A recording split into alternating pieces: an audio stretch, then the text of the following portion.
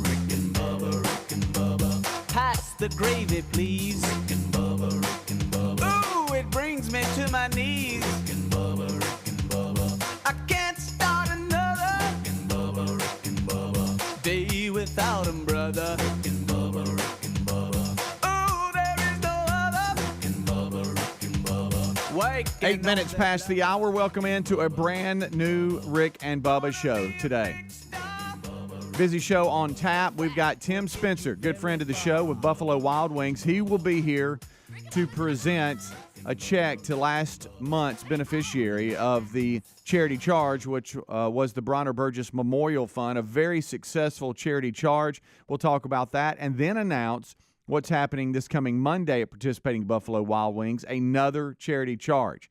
It's amazing how we're just clicking through these months. Before you know it, we're going to look up and it's going to be July again. Anyway, we thank you for being with us. Bible study live today, noon Central. Let's bring everybody in. To my left is Greg Burgess. To my right, it's Michael Helms. What's up, boys? What's up? What's happening? Oh, man. I'm glad today's here. Yeah. Today is here. Yesterday was a very long, weird day for me. A long, weird one. And Greg, don't make fun of this, okay? Because this is right up your make fun world. Well, okay? I ain't promising nothing. But we went to by the way, I was in your neck of the woods yesterday, so a lot of things you see every day. Yeah, my world. We went to Jacksonville State yesterday to play a tennis match. Ooh, I got a the map. UAB Blazers. And it was a weird experience for me. I bet it was. Because I've been back to Jacksonville many times, but I've never been back to Jacksonville wearing an opposing color and coaching against them. Mm-hmm. And that just set up for a strange So you day. hate the Gamecocks. Yeah. Not only Spit on 'em. well, so not only that, so there's so many different elements to this. The reason I'm even sitting in a full-time assistant position now at UAB is because the Trey Morris, who is currently the associate head coach at Jacksonville State, he left to go to Jacksonville. Mm-hmm. So that added an element to it.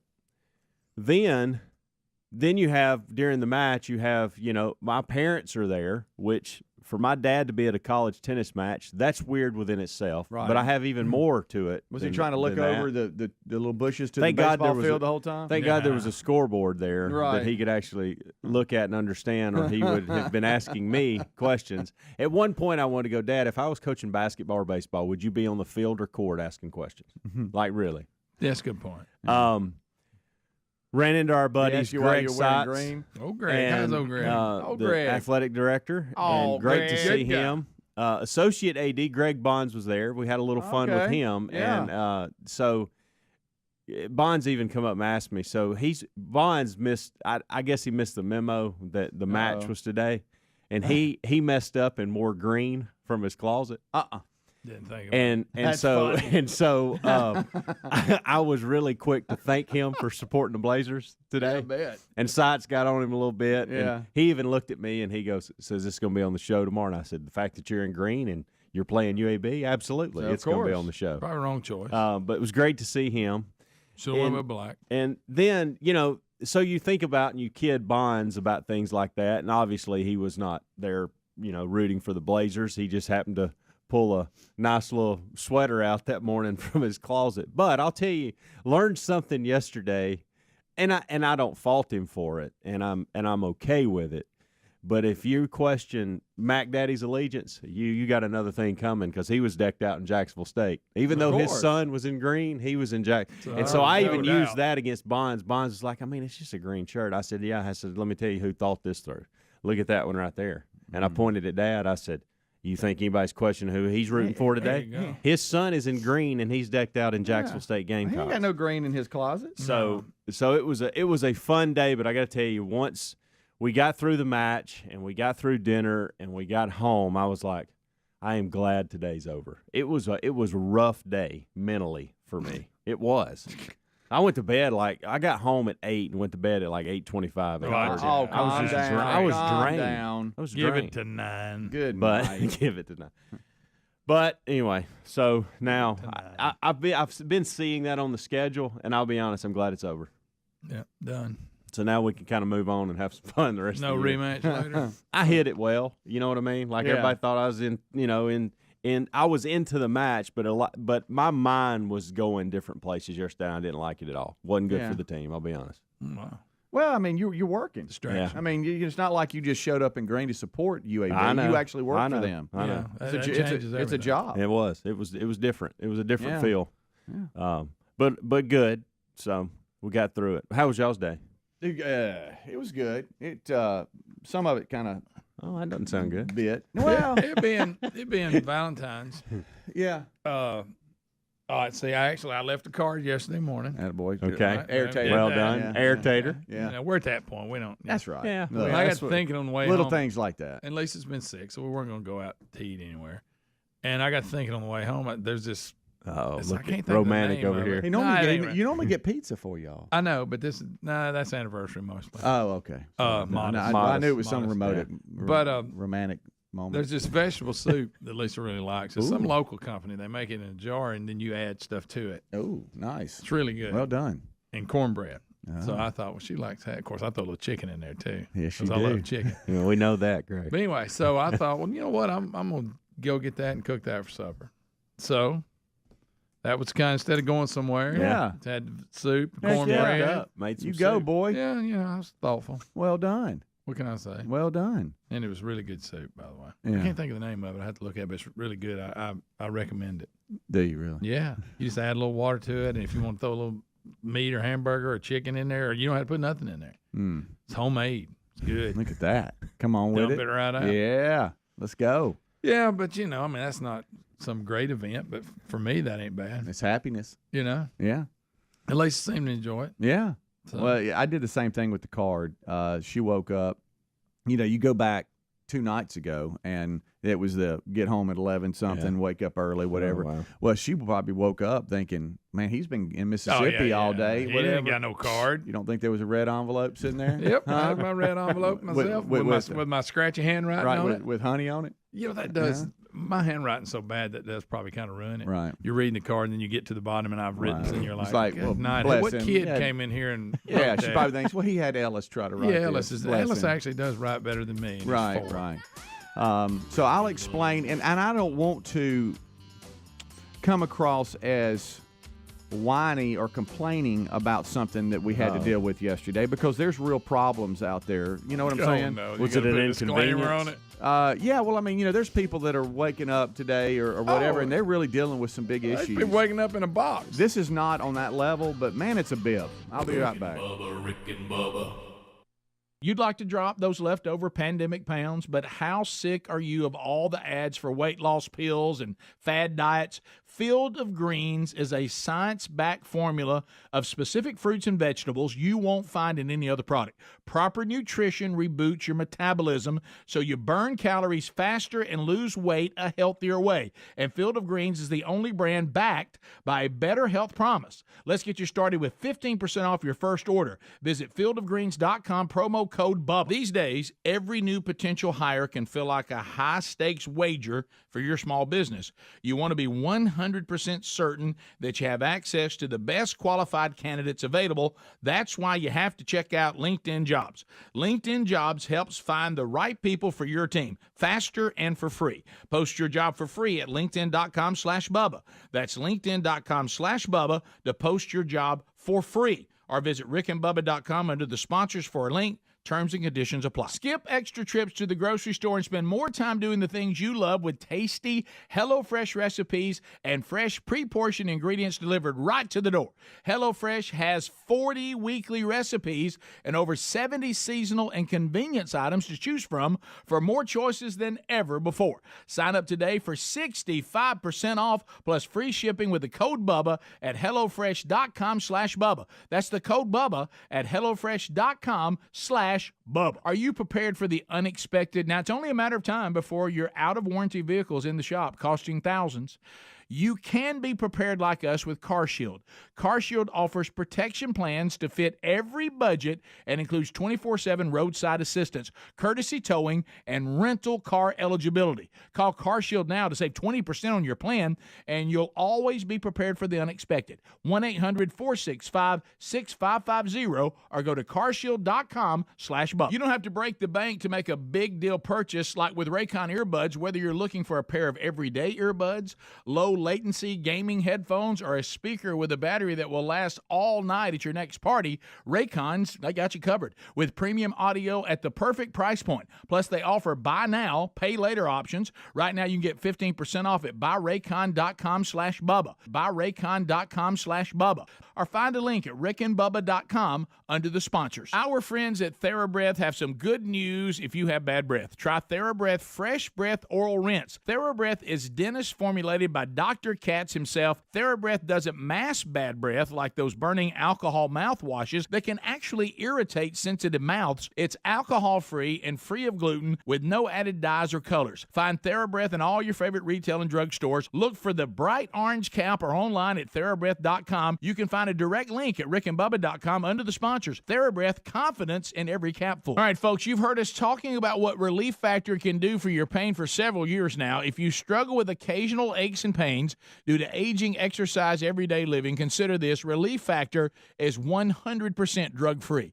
It's made up of ingredients that simply help your own body deal with its natural inflammatory response. And we kid you not, Relief Factor is for real. And the majority of people who order the 3-week quick start for just $19.95 go on to order more. Try it at relieffactor.com or rickandbubba.com under the sponsors. Helix Sleep does it again with an innovative kids mattress made to flip. Why? Well, the firmer side is great for younger kids when they need more spinal support to aid proper development of their growing bodies. You simply flip it over when they're a little older, around 8 to 12 years old, when they want the softer side for sleep. Handcrafted and assembled right here in the USA, Helix is offering 20% off all mattress orders, including the kids mattress.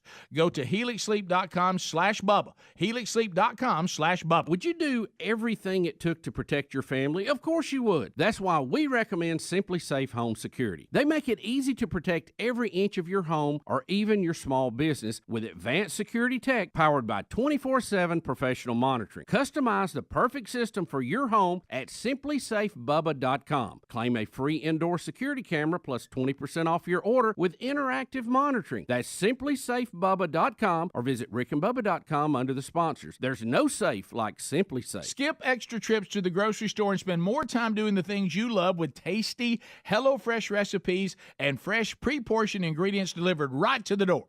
HelloFresh has 40 weekly recipes and over 70 seasonal and convenience items to choose from for more choices than ever before. Sign up today for 65% off plus free shipping with the code BUBBA at HelloFresh.com/Bubba. That's the code BUBBA at HelloFresh.com/Bubba. Rick and Bubba's in Ohio. Rick and Bubba, Rick and Bubba, Pass the gravy, please. Rick and Bubba, Rick and Bubba, Ooh, it brings me to my knees. 21 minutes past the hour. Thank you so much for tuning in to the Rick and Bubba Show.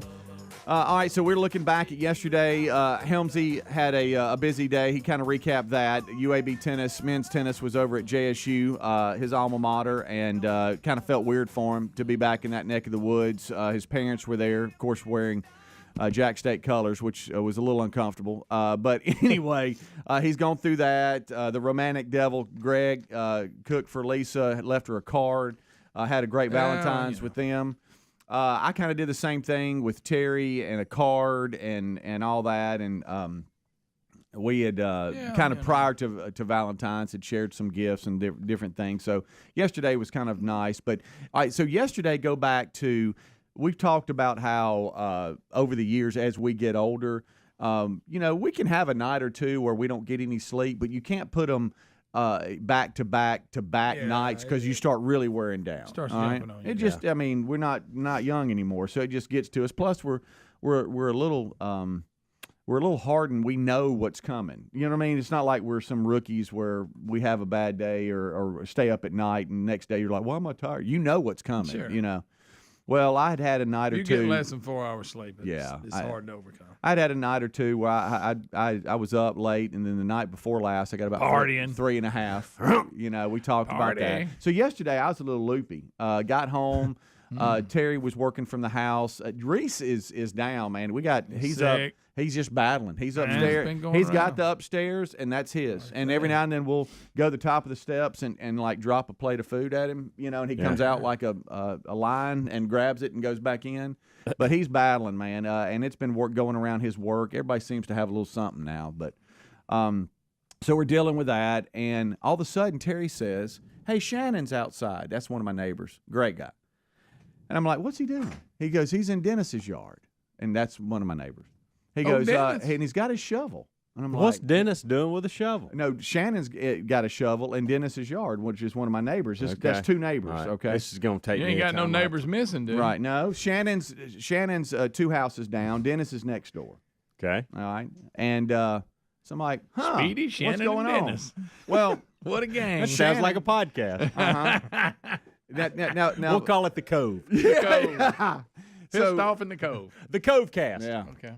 So, let's go back to last August and September. Okay, it All was right, hot. That's been a minute. Yeah. All right, the start of college football was season. hot then. That's Dennis is how sweating. long. All right.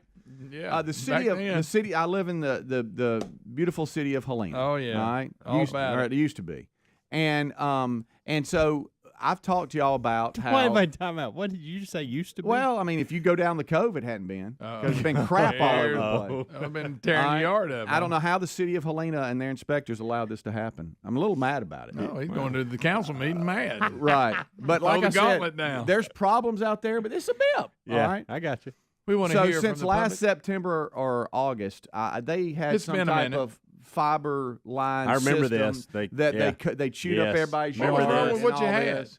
I don't know. I don't know what companies people are saying it was Spire or Spectrum. I don't know. Anyway, Fire's gas. It is. right. So no, it's not Spire. What's the other one? There's not a Spire. there's It's kind of like a. Spectrum. I don't know. Anyway, it was one of the. Uverse. Yeah, no, we got that. It's not that. I don't know. Anyway, they came through, and I guess got it was with an internet company. got with the city and said we want to provide a Spire service. probably to, came out and marked the gas lines. maybe that's So it. they wouldn't Yeah, pick that's them why I up. saw their car. All right. So anyway, they come through and then they bury the line, and what they do is they dig these rectangle squares, and then they push it through. Underground, underneath the driveways, and they Yeah. dig another hole, Yeah. and then they pull it through, and then they dig it again, and they push it all the way down the street. And so that company wanted to be able to provide services for our road, and apparently it wasn't wired for that. So that's what they were doing. Yeah. And that's what they'd been doing that since last August and September. So Tearing think up a lot back of to yards. last Halloween, last Thanksgiving, the Christmas. Our yards have all been chewed up. All right, so we've just learned to deal with it. Well, now they claimed, and the actual guys that were out there doing the work were nice guys. They were just doing their job. Sure. But they said, all right, hey, look, after we're done, I got a landscaper, and it's just part of the deal. And we're going to come back, and y'all's yards, you won't be able to tell we're here. Oh, It's sure. going to be That's what they all hey, say. hey, I love this one. It's going to be pre-construction. Yeah. I mean, you won't even know we're Now here. you exaggerate. All right. So so they wrapped up. All right, last holiday season. All right, they finished their job, and landscaper comes next. Well, we're just sitting there, we're waiting. Weeks go by. Is this Dennis or Shannon? Weeks go by, nothing. And then finally, I see a gentleman out by himself. He's got a By shovel himself? and a little pick, and By himself? and he's going to town by Sounds himself. like a big time group. Yeah. And he's got a trailer hooked up to an SUV. You know what you got there? That's your lowest bidder. Yep. And I go out and have some pleasantries with him and talk to him. And how you doing, buddy? You doing good? Yeah. Hey, it's me, and I might have some of my buddies come help me, but we're gonna dig all this out. I hope he has some help coming. Yeah, we're gonna dig all this out, level it out, and we're gonna bring sod in here. Hey, you won't be able to tell nothing that's even happened around here. Good. All right. Well, that was before Christmas. All right. Okay. So he'll come Christmas out. comes and goes. Yeah, he comes out, and again, nice You don't guy. expect him to work on Christmas. Nice guy, but basically he could put on the side of his SUV a man and a shovel. All right, because it's You're just telling me that's all. it's just him. That's it. There's It's no it. crew. It's it. See, that's my problem with Yeah. this bid system. Well, not only that, You got to but- be able to bring some people in there and yeah. get it done. And You I can't. just I let- honestly can't believe the city allowed this to happen. They didn't see the project through, making sure these folks were done, everything looked good, and everything was buttoned up. It's just like you just don't see anybody. That's city. That's know? any city. It's like crickets. I know. And so anyway, so he comes and he does like a yard or two, and you're thinking, okay, this guy, all right. And what he does looks good. Yeah, it All takes right? a minute. But yeah. I mean, it takes a little bit. And Well, he because comes, you know why? Because there's one guy. right. So he comes back about every fifth day and does about 2 more squares. Wait a minute. He don't come every day? No, because he's probably, and I'm thinking, a man in a shovel's probably got about 6 jobs going. But you would think, Yeah. though, Probably this so. job this size that he would concentrate on. Right. Yeah, we got about 13 houses or so. Again, back and to every my one original, of them, if you bid on this job, you need to be able to commit to it and finish it. every one of them chewed up. Okay, looks good. And How about when and it rains? I bet it looks Oh really yeah, you talking about the runoff? Yeah. The runoff of red Alabama We've clay. had a lot of that Yeah, lately. and hey, the rocks, the chewed up rocks, and there's just stuff Yeah. all over the driveways Beautiful. and all that. And so, so then all of a sudden we go to the next level. About I don't know 4 weeks ago, some sod was just dropped into the end of the cul-de-sac. Just good. On pallets. yeah, no. We're gonna throw it on the grass out right. there. Yeah, we're gonna, and it's just gonna sit there, and it's just gonna sit there, and it's gonna sit there, No. and it's gonna sit there. And it's slowly withering away. Oh yeah, and it's getting flat, and Yeah. it's like if the sod could like talk, it'd be like, Help me. Yeah. Throw me on the ground and plant me. Why won't anybody plant me? you know, if the sod could talk, okay, And that would be weird, but if it could. Yeah. turning all kinds of different color brown. You know what I mean? yeah. Hey, it's just, I'm sure it's going to take Yeah. real well now Right, when we right, put right. it in. Hey, It's not gonna pick not- right up. No color of green in any of Well, them. no. All right. No. And so finally, Well, it's been frosted on. Finally, some of the men there of the Cove said, "We're giving this about another week or two, and the sod is dying." Has anybody seen the landscaper? Oh, Where's taking the- matters in their own hands. Where's the man in the shovel? Where's Bubba.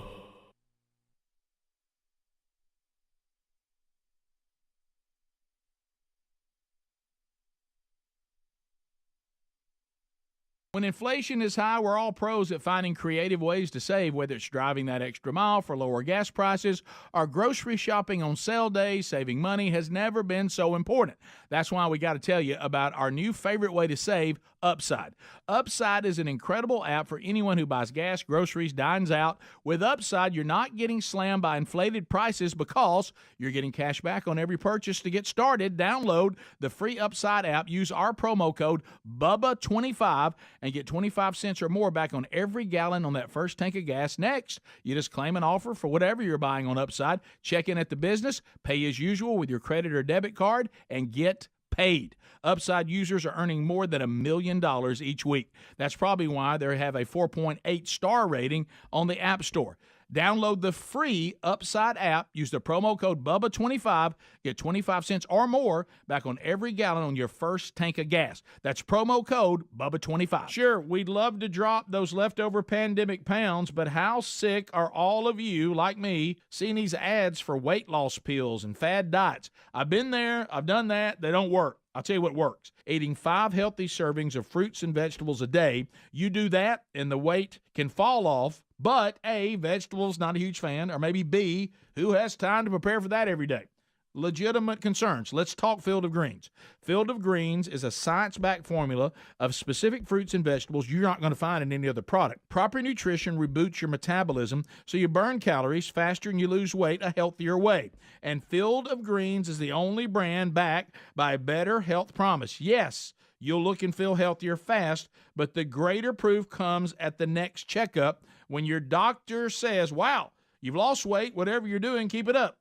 Let's get you started. 15% off your first order. Visit fieldofgreens.com. Use the promo code BUBBA. Fieldofgreens.com, promo code BUBBA. Have you tried the innovative Helix sleep mattress yet? Well, nothing beats a great night's sleep, the kind you get with Helix. So we love them, and Helix has over 12,000 five-star reviews with customized mattresses that fit your sleep needs because they know everyone is unique. They even have big and tall mattresses and mattresses for the kids. But how do you know which mattress is right for you? Well, Helix has you covered. Just take the Helix sleep quiz and find the perfect mattress in under 2 minutes. Place your order and your mattress will be delivered right to the door free of charge. And the best part, Helix knows there's no better way to try a mattress than by sleeping on it in your own home. That's why they offer a 100-night trial for you and a 10 to 15-year warranty. Right now, Helix is offering 20% off all mattress orders at helixsleep.com/Bubba. Best offer yet, by the way, and it won't last long. So if you've been waiting to try a Helix mattress, here it is. Now's the time. Head to helixsleep.com/Bubba for 20% off your mattress order. Folks, we've been talking about Relief Factor on our show for quite some time now. Do we guarantee Relief Factor is going to lower or eliminate your occasional aches and pains? No, we never make a claim like that. But what I can tell you is that the majority of folks who ordered the 3-week quick start pack for only $19.95 go on to order more. Now, what we really like about Relief Factor is it's 100% drug-free. It's a supplement that's made up of ingredients that simply help your own body deal with its natural inflammatory response. For a lot of us, that's very important. Getting older, working outside in the warm weather, even exercising can cause frustrating aches and pains, or maybe it's the occasional back, shoulder, or hip pain that's bothering you. Relief Factor has helped us and so many of our friends, so when you think of it this way, is $1 a day too much to see if you can get out of some of that frustrating pain? To order this 3-week quick start pack for $19.95 plus shipping and handling, just go to relieffactor.com. That's relieffactor.com. Let's see if we can get you out of some of that pain. Also, you can go to rickandbubba.com. Look under the sponsors button for a link. These days, every new potential hire can feel like a high-stakes wager for your small business. You want to be 100% certain that you have access to the best qualified candidates available, and that's why you have to check out LinkedIn Jobs. LinkedIn Jobs helps find the right people for your team faster and for free. Add your job to that purple hashtag hiring frame to your LinkedIn profile to spread the word that you're hiring. Simple tools like screening questions make it easy to focus on candidates with just the right skills and experience so you can quickly prioritize who you'd like to interview and then hire. It's why small businesses rate LinkedIn Jobs #1 in delivering quality hires versus leading competitors. LinkedIn Jobs help you find the candidates worth interviewing. Did you know that every week over 50 million job seekers check on LinkedIn? Yeah, post your job for free at linkedin.com/Bubba. That's linkedin.com/Bubba to post your job for free, or rickandbubba.com under the sponsors. Terms and conditions apply. Rick and Bubba's in Ohio. Rick and Bubba. Pass the gravy, please. All right, it's 25 minutes till top of the hour, recapping yesterday to bring you up to speed. And all of this isn't new to the city of Helena or the Oxbow Cove where we live. But the city allowed, I guess, a service provider last August, September to come in and, make the little rectangle squares and push fiber line or cable line, through everybody's yard. And, it tears it up a little bit, and homeowners aren't real pleased when the job's, not done completely. And so that's been going on since, again, think about the start of college football season last year. That's when it started. Yeah. And we've had orange cones out and half dug holes. For a while there, we just had mounds. It looked like big ant beds just all over everybody's yard. And then finally that got finished, and they left the holes there that were filled back up. But, rocks are still spread out all over in people's side and all this kind of stuff. Just poorly done. The guys that came and did the job, though, they were extremely nice, very cordial, and I can't complain there. But the promise was, when we're done, I know this looks bad. I really do. I get that. But we got us a landscaper coming behind, and he is going to make this look great. So don't worry about it. It's going to be pre-construction. That's what it's going to look like. So I set all that up, and I've talked about last segment, if you missed it, what's going on. Well, fast forward to yesterday.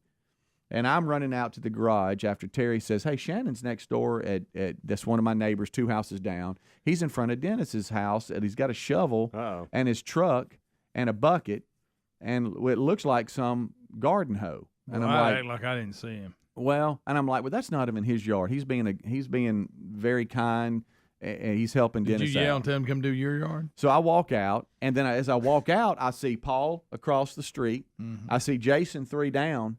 And I'm like, people, we're getting after it here because the sod. He couldn't stay out of it. Well, there was talk within. We have a men's prayer group within the Cove, and we try to meet like y'all pray once a for that month. dirt? Yeah, really. We have, and so in the group text message that we normally use to go, hey, is this day good to meet, that kind of thing. A couple of the guys said, I'm giving this till about midweek. Next week, and if not, this sod is dying. It's almost all dead. We've got to do something. Deliver the sod and let it just sit there.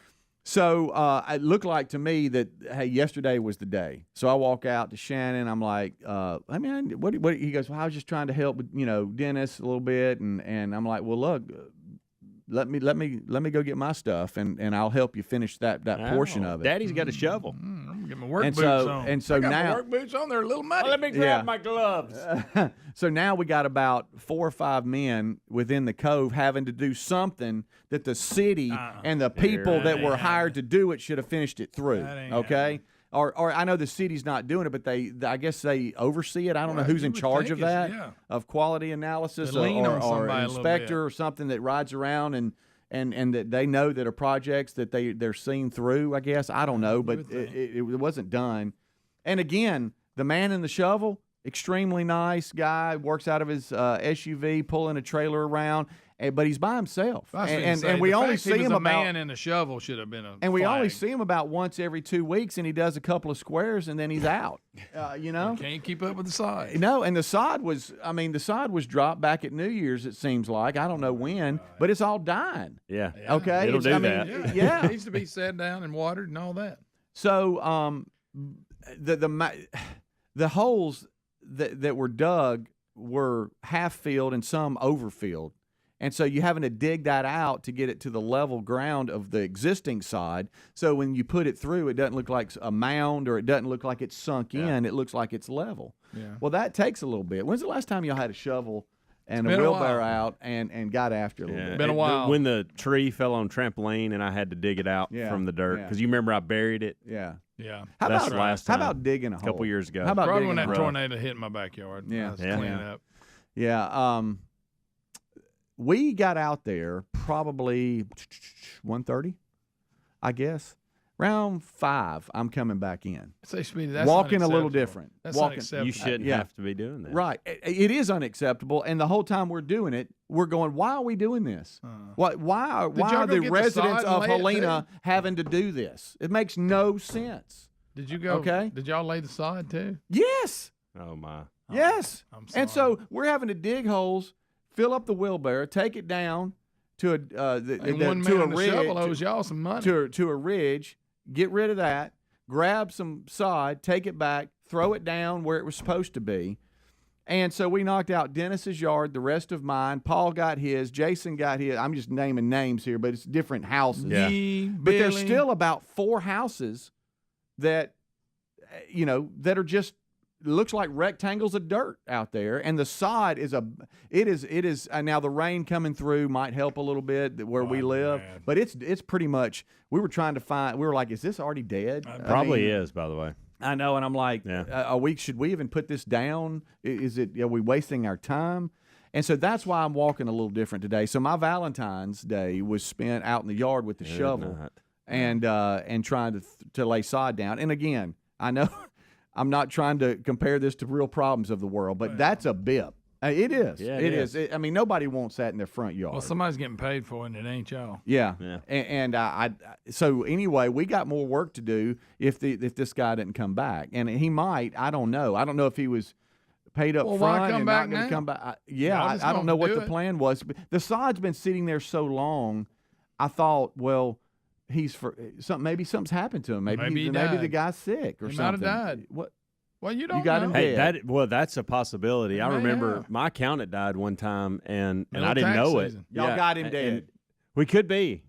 Seriously, I remember. It's been 10 years ago, but I had an accountant. I remember you telling me. Yeah, and I get a letter. I get a letter one day that says, "Hey, just heads up, your accountant has passed away, and I've taken over your business." And I'm like, "What in the world? I didn't know he passed away." Yeah. It was an awful story, but this has got to be in play. The only problem here, nobody's taking his place. Right. I'm gonna make sure You I haven't don't. got that letter I'm gonna yet. make sure I don't exaggerate. 2 weeks ago, 2 Sundays ago, is the last time I saw him, and I was I was coming out to the truck, about to leave for church, and he was out there manning a shovel. And he is the nicest guy. Hey, how you doing, sir? You need? I'm like, do you need anything? You need anything to drink or whatever? No, I'm good. I should have some help tomorrow, and we're going to try to speed up a little bit. And I was thinking, well, that would be nice. And then that's the last. Work that in. That's the last time I saw him. And so I don't know. I have no idea what's going on. But the residents. Well, he's going to be surprised when he shows back up. Well, wow, look at here. Who's doing this? He'll probably call the city. Of course, they don't have enough sod, too. Well, they probably by the way. won't. They don't have enough sod. Well, sure they don't. And they don't have enough Especially sod. the dead side. Yeah, what they have is yeah. dead. Hey, it's flat. It's flat. The sod is flat as this piece of paper. I bet it turns out well. Yeah. But that guy's it's going to be beautiful in the spring. So this is what a bip. So It's going to be just as brown and dead. As a homeowner, didn't ask for this. It was forced on you. Everything's chewed up, and then nobody came back to fix it. So we were like, well, I guess we need to go ahead and try to fix it. And so we're gonna work on some other homes when we can. But Shannon was off yesterday, and he was like, I'm just getting at, seeing if I can knock some stuff out. So it was a productive day. But you hated it because you had to get involved. Hey, I can't remember the last time. I don't want to sound like a pud. But just when you do different things that you're not used to, like in your body's doing different movements that you normally do. I mean, we're out there trying to do better and work out and run, but I ain't got a shovel. I don't have a shovel in a hole. Okay, you're right. And I kept my hands were getting chewed up with blisters. And did you not have any gloves? No, and Shannon didn't either. So I was like, goodness. man, I don't want to go get gloves. He didn't have gloves. You got to have gloves. Wait a minute. You got to have cared gloves. whether you let that influence you. No, I Go finally get your gloves. I finally got gloves, but I felt like a pud because You he get didn't a have any. shovel Work or smart. a hoe or You gotta work smart. what's the Post things hole you diggers. post hole diggers? You got to have gloves. I went. It was a little late. I mean, you can see that there was a little late. I'm chewed up a little bit, but yeah. But I came back in, and guess what Terry had done? She made chicken pot pie. She looked out there and saw her man working. Said, "Boy, you working hard out there." Well, the good news is you get to finish it. You got Well, more to do. and look, you and Dennis and Shannon, y'all got to spend Billy a little time. and together. Tommy Yeah, and Jason Paul. and Steven and Did other And people, David. as you moved to other people's yards, did they come out? well, yeah. One say of my that? other neighbors came out. What Speedy? Why? Hey, honey, why has Speedy got a shovel in Yeah. our yard? Well, you know I which think one. once you got yours done, Or should did you just give a said, head- y'all get y'all? Did you give a heads up to people, like knock on the door? And No. Well, like I say, hey, said, Superman's here. We're going to fix the yard. yeah, We're like I doing said, the this. men's prayer group. We had already been Yeah. texting, so we knew this was starting. But it was out of necessity because the sod.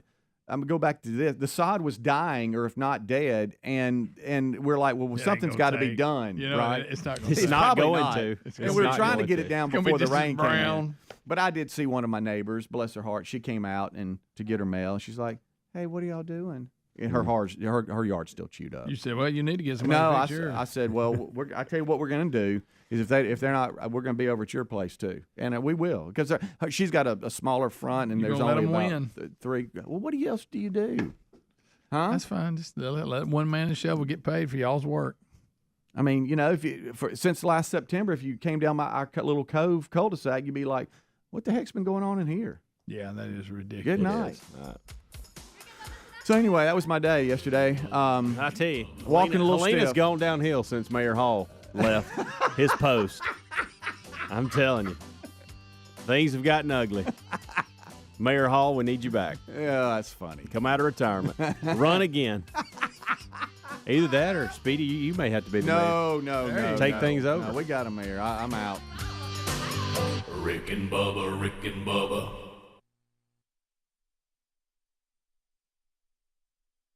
I'll second guest dinners with friends because they can be interrupted by diarrhea, gas, bloating, stomach pain, or oily stools. It turns out I have EPI, or exocrine pancreatic insufficiency, which means I'm missing the enzymes needed to digest food. My doctor prescribed Creon, pancrelipase, an oral prescription medication that replaces pancreatic digestive enzymes. Creon treats EPI due to cystic fibrosis, chronic pancreatitis, pancreatectomy, or other conditions. Creon may increase your chance of fibrosing colonopathy, a rare bowel disorder. Tell your doctor if you have a history of intestinal blockage or scarring or thickening of your bowel wall, if you're allergic to pork, or if you have gout, kidney problems, or worsening of painful swollen joints. Call your doctor if you have any unusual or severe gastrointestinal symptoms or allergic reactions. Take Creon as directed by your doctor and always with food. Do not chew capsules as this may cause mouth irritation. Other side effects may include blood sugar changes, gas, dizziness, sore throat, and cough. These are not all the side effects of Creon. Creon is the #1 prescribed EPI treatment. Ask your doctor about Creon for EPI and visit creoninfo.com or call 800-633-9110 to learn more. That's CREONinfo.com. Attention! This is a special alert for all Americans who own a vehicle with less than 200,000 miles with an overpriced auto warranty or no warranty coverage at all. Due to the increase of new and used car prices, repair costs, and the price of gas,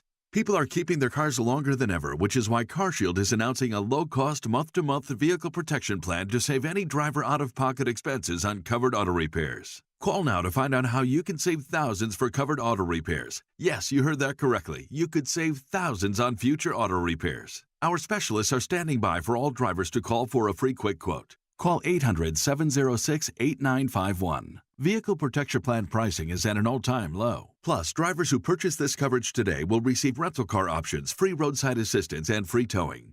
Call 800-706-8951 now for your free quick quote. That's 800-706-8951. What do you have to lose? Call 800-706-8951. Again, 800-706-8951.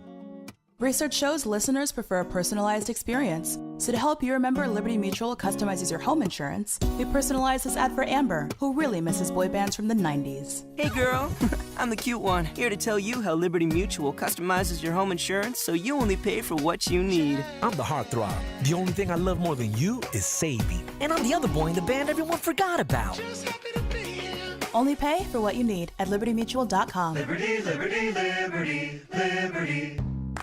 It's time to think about your tax refund. And Jackson Hewitt wants you to think biggest. As in, we guarantee you'll get your biggest refund or your money back plus $100. Who offers that? Come to think of it, nobody. It's one of the biggest guarantees out there and why you can't just file with anybody. For your guaranteed biggest refund, go to Jackson Hewitt today. Your wallet will thank you. When every dollar matters, it matters who does your taxes.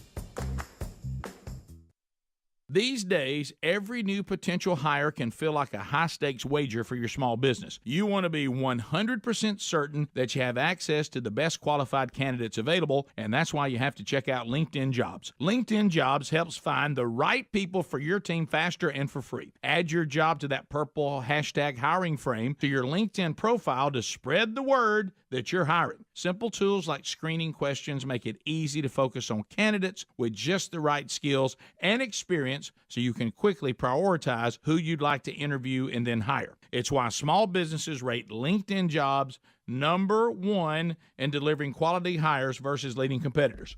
LinkedIn Jobs help you find the candidates worth interviewing. Did you know that every week over 50 million job seekers check on LinkedIn? Yeah, post your job for free at linkedin.com/Bubba. That's linkedin.com/Bubba to post your job for free, or rickandbubba.com under the sponsors. Terms and conditions apply. Sure, we'd love to drop those leftover pandemic pounds, but how sick are all of you, like me, seeing these ads for weight loss pills and fad diets? I've been there, I've done that, they don't work. I'll tell you what works. Eating 5 healthy servings of fruits and vegetables a day. You do that, and the weight can fall off. But A, vegetables, not a huge fan, or maybe B, who has time to prepare for that every day?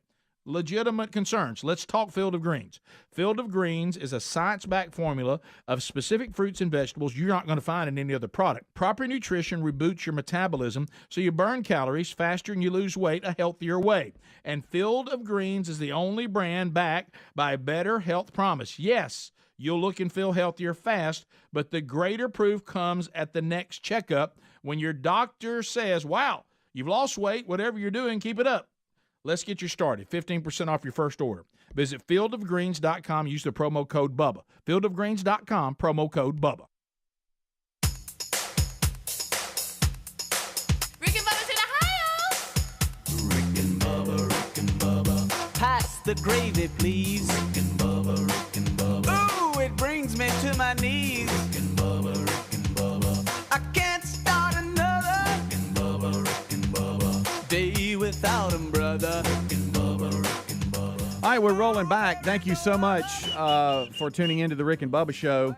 You know, Greg, after getting out with the shovel yesterday, I did sleep good, but some might not be sleeping good, and they might need a Helix Sleep mattress. And HelixSleep.com/Bubba is bringing you this portion of the show.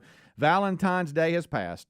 but your opportunity to make today the day that you take care of your good night's sleep. Maybe you're not sleeping well, or you need a mattress. You're in the market of trying to upgrade what you have. Let us suggest Helix Sleep. That's right. Tell them how you like to sleep, what the firmness of your mattress, if you sleep on your back, on your stomach. Custom made just for you. They'll tell you which one fits it. 100 days. If you don't like it, send it back. That's but you're going to like it. And right now you can save 20%. We all need our sleep and the ability to relax comfortably, and they've got you covered. You can personalize your mattress as well. It's shipped straight to your you save 20% right now. HelixSleep.com/Bubba. Your mattress, as I said, is shipped right to your door. You'll be saving 20% in the process. HelixSleep.com/Bubba and get a truly amazing night's sleep. You can also check them out at rickandbubba.com under the sponsors button. Also, I've gotten a number of emails since our last few segments. Hey, man, how come so many dudes were home in the middle of the day? Well, you got one that was off, as I mentioned. You got one that's retired, and a couple that work from their house and are blessed enough to be in the IT world and work from the house. And so they found themselves home. And then, of course, our schedule. Must have been caught up on all the work. They got out in the yard and got to digging. Yeah. That's the beauty of working at home. I guess you can. Make your own hours. Take a long lunch break or something. But I know, Helmsy, yesterday, going back to men's UAB tennis, going over to Jacksonville State and playing, and y'all cleaned the court and came on home. But I know that you've got international students. Oh, yeah. And so introducing them to rural Alabama is probably a treat. Yeah. Is that fun for you? It is. I have to do a lot of explaining on the way. And then we made a wrong turn, Greg. Oh, no. Yeah, back Listen, there. you get back in that little winding road. Yeah. You got to know where you're going. Yep. Well, I could only imagine. We went by the deer farm. Yeah, oh yeah. Okay, and it's just a fenced-in area with a lot of deer in it. I didn't realize it. I was trying to get back to where because you was over in Wildwood by Wildwood Grocery, and I was trying to get back on the main drag so I could. We were like a couple minutes out. Yeah, and I hear, "What's this? What's this?" And I didn't know what was going on, and saw pointing, and I see him pointing at deer. Yeah, and I thought, well, there's the deer farm that Greg always talks about. Yeah, I see it every day.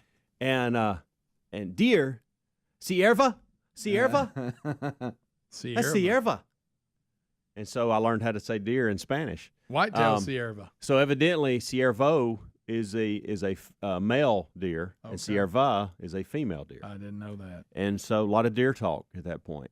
Yeah, but to your point, I can't imagine and they explaining that. They were what is this? They knew they had seen a deer before. Right. It's not a big pen. Now they weren't ready for a fenced in. Yeah. Why fence? And a lot why of fence? Them. Why are they there? It's like they're cows. I mean, I thought y'all did this with goats. Yeah. Stuff like that. And I was they did that. So I'm gonna be honest. I'm not sure why I used to have deer. I didn't really know how to explain it. I really because, don't know why I used to have them. I don't. It was a very he's got a good moment. many. Yeah. Very interesting moment. The other moment, and it took a weird turn. So we were obviously very serious yesterday before the match, and we had talked to the players, and I could tell the stress level of Coach DeSanto and me were a little higher yesterday than normal. Okay, just to be honest. Mm-hmm.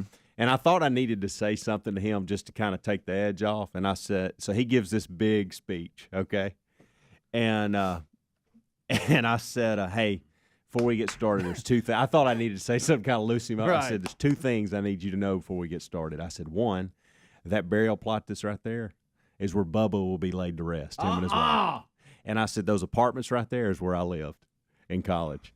And he just started laughing. He started, yes, right before the match. I felt like I needed to lighten up the mood. And I said, hey, just so you know, Justin, that's where Bubba will be laid to rest. And I said, I used to live right there. I know the apartments you're talking about. That's funny. Yeah. And I didn't know that about the you barial actually said plot. Lay to rest and all that. I even went that far. Well, Bubba told me yesterday. Oh, okay. And so, because Bubba invests in some tennis stuff, and so I think they're on him a good bit about trying to build Bubba Bussy upgraded tennis complex in Jacksonville. Oh, wow. And I said, well, what if you pulled up next year and like his face was on a sign and it was just called The Face? And it was his face. Well, and so so sponsored by the face of tennis. We were talking about this yesterday because he and Betty were talking about coming to this match so they could go visit some family and do some things like that. Didn't work out for them, and that's fine. They're going to come to another one. But he told me, he said, by the way, you do realize our my family is buried right there. My burial plot is right there. Wow. And so I thought, well, that does look weird. What if one day, many years from now, I hope, there is the Bill Bubba Bussey tennis complex, fully just the top of the line, and right there he is laid to rest, overlooking everything. You got him I gone. said many years. You got him gone. I said many years away. Many years away. Good gracious. Well, I just thought that was a cool story. Kind of sad thought, though. Didn't know. So every time I would that as a landmark. Yeah, why not? I mean, that's where Bubba's going to be buried. yeah, it's almost excited. Hey, that right there is where Bubba's going to be buried. Look right there. Hey, do y'all have a burial plot? No, I don't. See, We were I talking don't about either. that the other day. This was the second half. We of had it. this conversation. This is the second part because Amanda, we don't have burial I need plots. to get all that taken. I keep saying that, and I ain't done it. I was talking to my dad the last time I was up there, and Yep. they're on in their 80s, and you just have talks, and I was like, Dad, it's just hard to just talk because it's life, son. We got to talk, and it just when you're dealing with aging parents that just need help from time to time. They're efficient and they can take care of themselves. It's just there's times that you have to go up and help. You know what I'm talking about. If you have parents at that age, it does make you start thinking about, wow, I need to get my act together here because they got things handled and I need to as well. 2 Christmases ago, my parents sat me and Jay down and basically walked through everything. And it's until a tough conversation. It is, and until yesterday when I was throwing out terms like burial plots, I'm like, I don't even have one. Like, if something happened to me today, what would they do with me? Maybe they just cremate me. You got a living will? Be done with it. I do have a living will. Took care of that many, many years ago. Yeah. But, yeah. Wow. So I don't know. So like you really Bubba's, brought us down here by saying that's where Bubba's going to be buried. But he knows that Probably he's going to be buried. I don't know where I'm going to be buried. Players, it kind of bothered me Players yesterday. probably didn't need to know about it. Well, they didn't. They just Coach DeSanto. I just told him. They probably heard. And I told Greg Seiss and Greg Bonds, and, of course, that made them more excited to ask Bubba. Like, this makes perfect sense now. Wow. I need a burial plot. How do you go about getting a burial plot? Hey, they're expensive, too. They are expensive. You got Bubba dead. I'm just going to get cremated. There it is. What? Rick and Bubba, Rick and Bubba.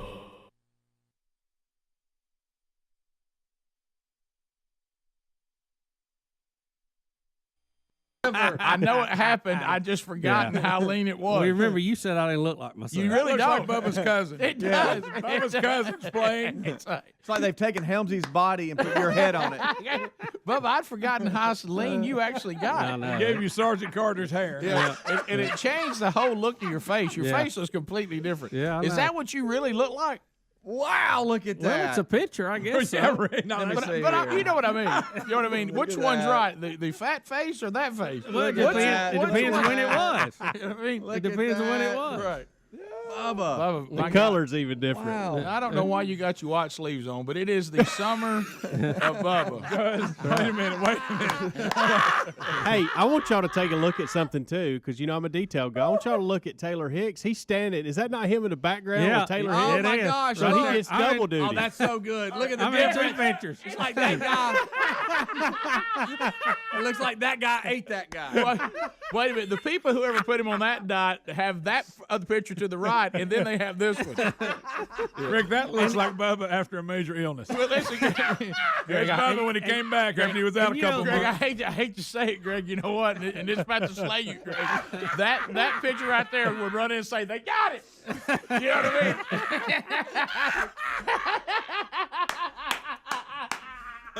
Rick, Bubba's first day back after a big health scare.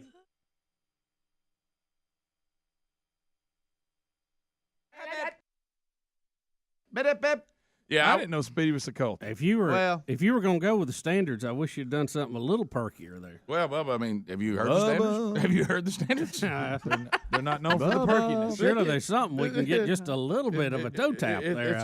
It's about being cool and hip. It's not about toe tapping. Yeah. They have some where they ding, ding, ding, ding. Maybe that'll give you a little bit. We got a little bit of that. How about this one, Bubba? You might like this one better. This is for Speedy. Oh, bring it. See, they all kind of have that. I've got the world on a string. I'm picturing Speedy Sitting singing on a it. Me too. rainbow. Walking around the house in his smoking jacket. I really can only see that to be used comedically in a movie. What a world, what a life, I'm in love. Now you really do it. I got a song that I sing. I can make the rain go anytime I move my finger. Come on, Frankie. Lucky me, can't you see I'm in love? Do you know that every now and then I'll hear the boys, they got these little speakers and they'll be playing music while they're in the shower. And we've talked about this before, but the boss, he'll play some Frank Sinatra if you don't watch him. Oh, that's fun. Well, he got it from his dad. You'll hear that blaring from the bathroom, and I just get to laugh. He got it from his dad, who likes the American Standard. I just don't know why Greg hates him. I mean, hate's a strong. Hates. strong. I didn't mean hate. I just don't. I mean, if he'd have never recorded a record, I would be okay. Well, here's what I was telling Greg. The American Standards for me kind of land in this zone. If someone said, Rick, your only choices today are death metal, okay, that kind of. They call it hip hop, but I used to think hip hop was kind of like Will Smith. It's supposed to be fun. Yeah, but that hip hop that screams at you and all that kind of, it doesn't really have a groove to it. It's just a bunch of shouting and hollering and cussing and nastiness. If somebody said you got death metal, you got that what is it called, gangster type stuff, you got that, or you got the American Standards. Now then I'll listen to the American Standards. Then I'm like, well, bring that on. I certainly can't tolerate the other thing. Well, it would have to be, elevator music and turned down low so I couldn't hear it too much. Bap, bap.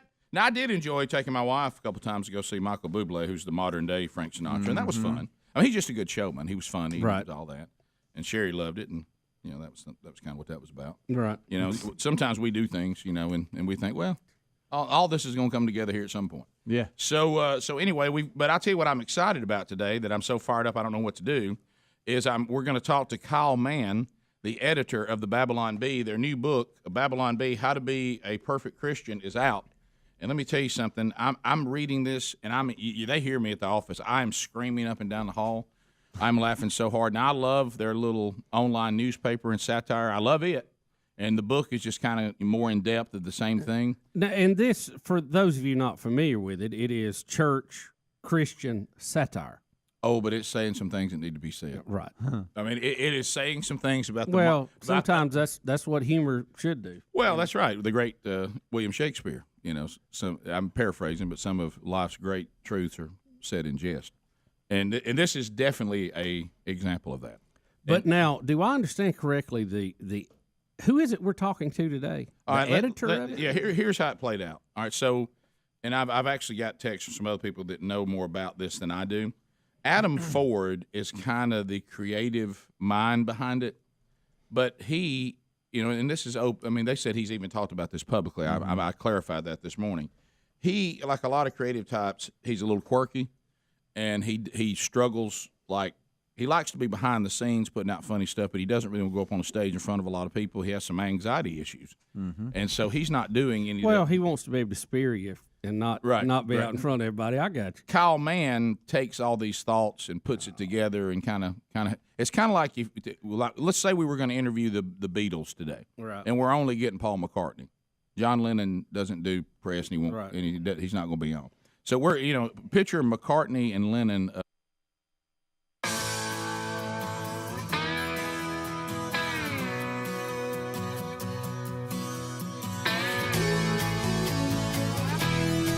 6 minutes past the hour, the Rick and Bubba Show. Thank you for being with us. Well, we'll look back over how your Valentines went. Heard some of that in the kickoff hour. We'll unpack some of that. Stories of the day. This hour, though, starts with the national anthem. Here we go.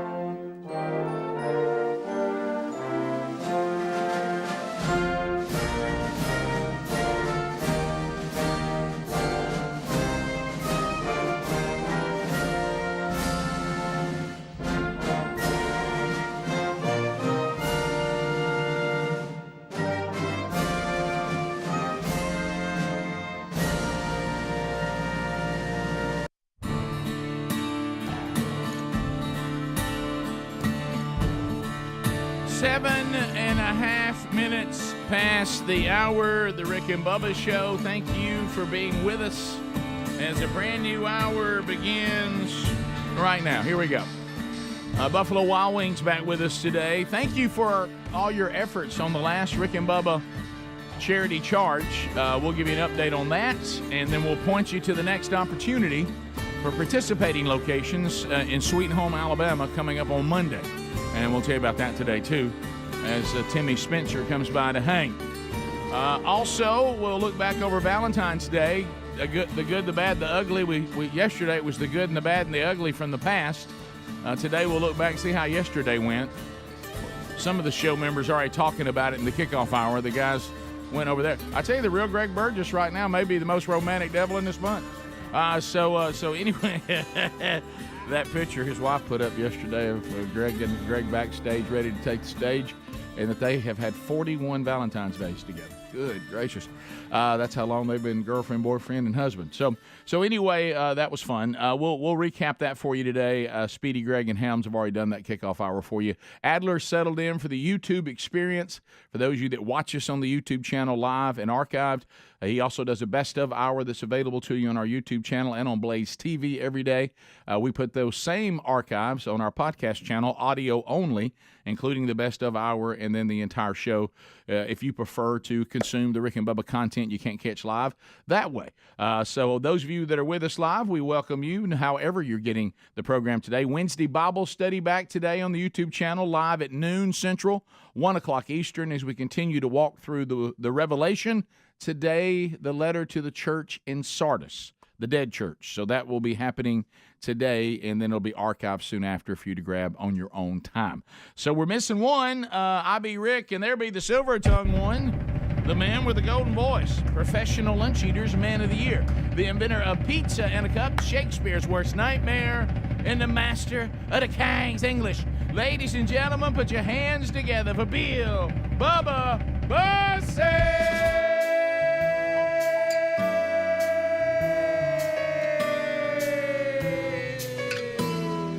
Howdy, Bubba. How about it, Rick Burgess? Friends, neighbors, associates everywhere. Time to get it into gear. It is the Rick and Bubba Show. Time to have a little fun. Come on in and stay a while, won't you? Let's go. Somebody say.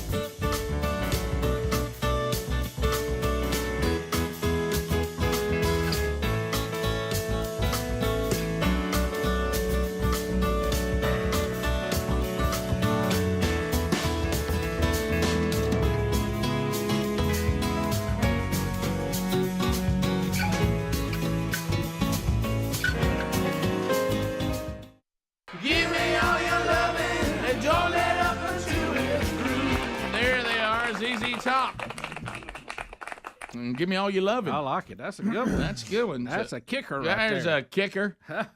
So Valentine's Day is behind us. It was, I will tell you, you and I were talking in the break a little bit, and I heard the guys talking in the kickoff hour.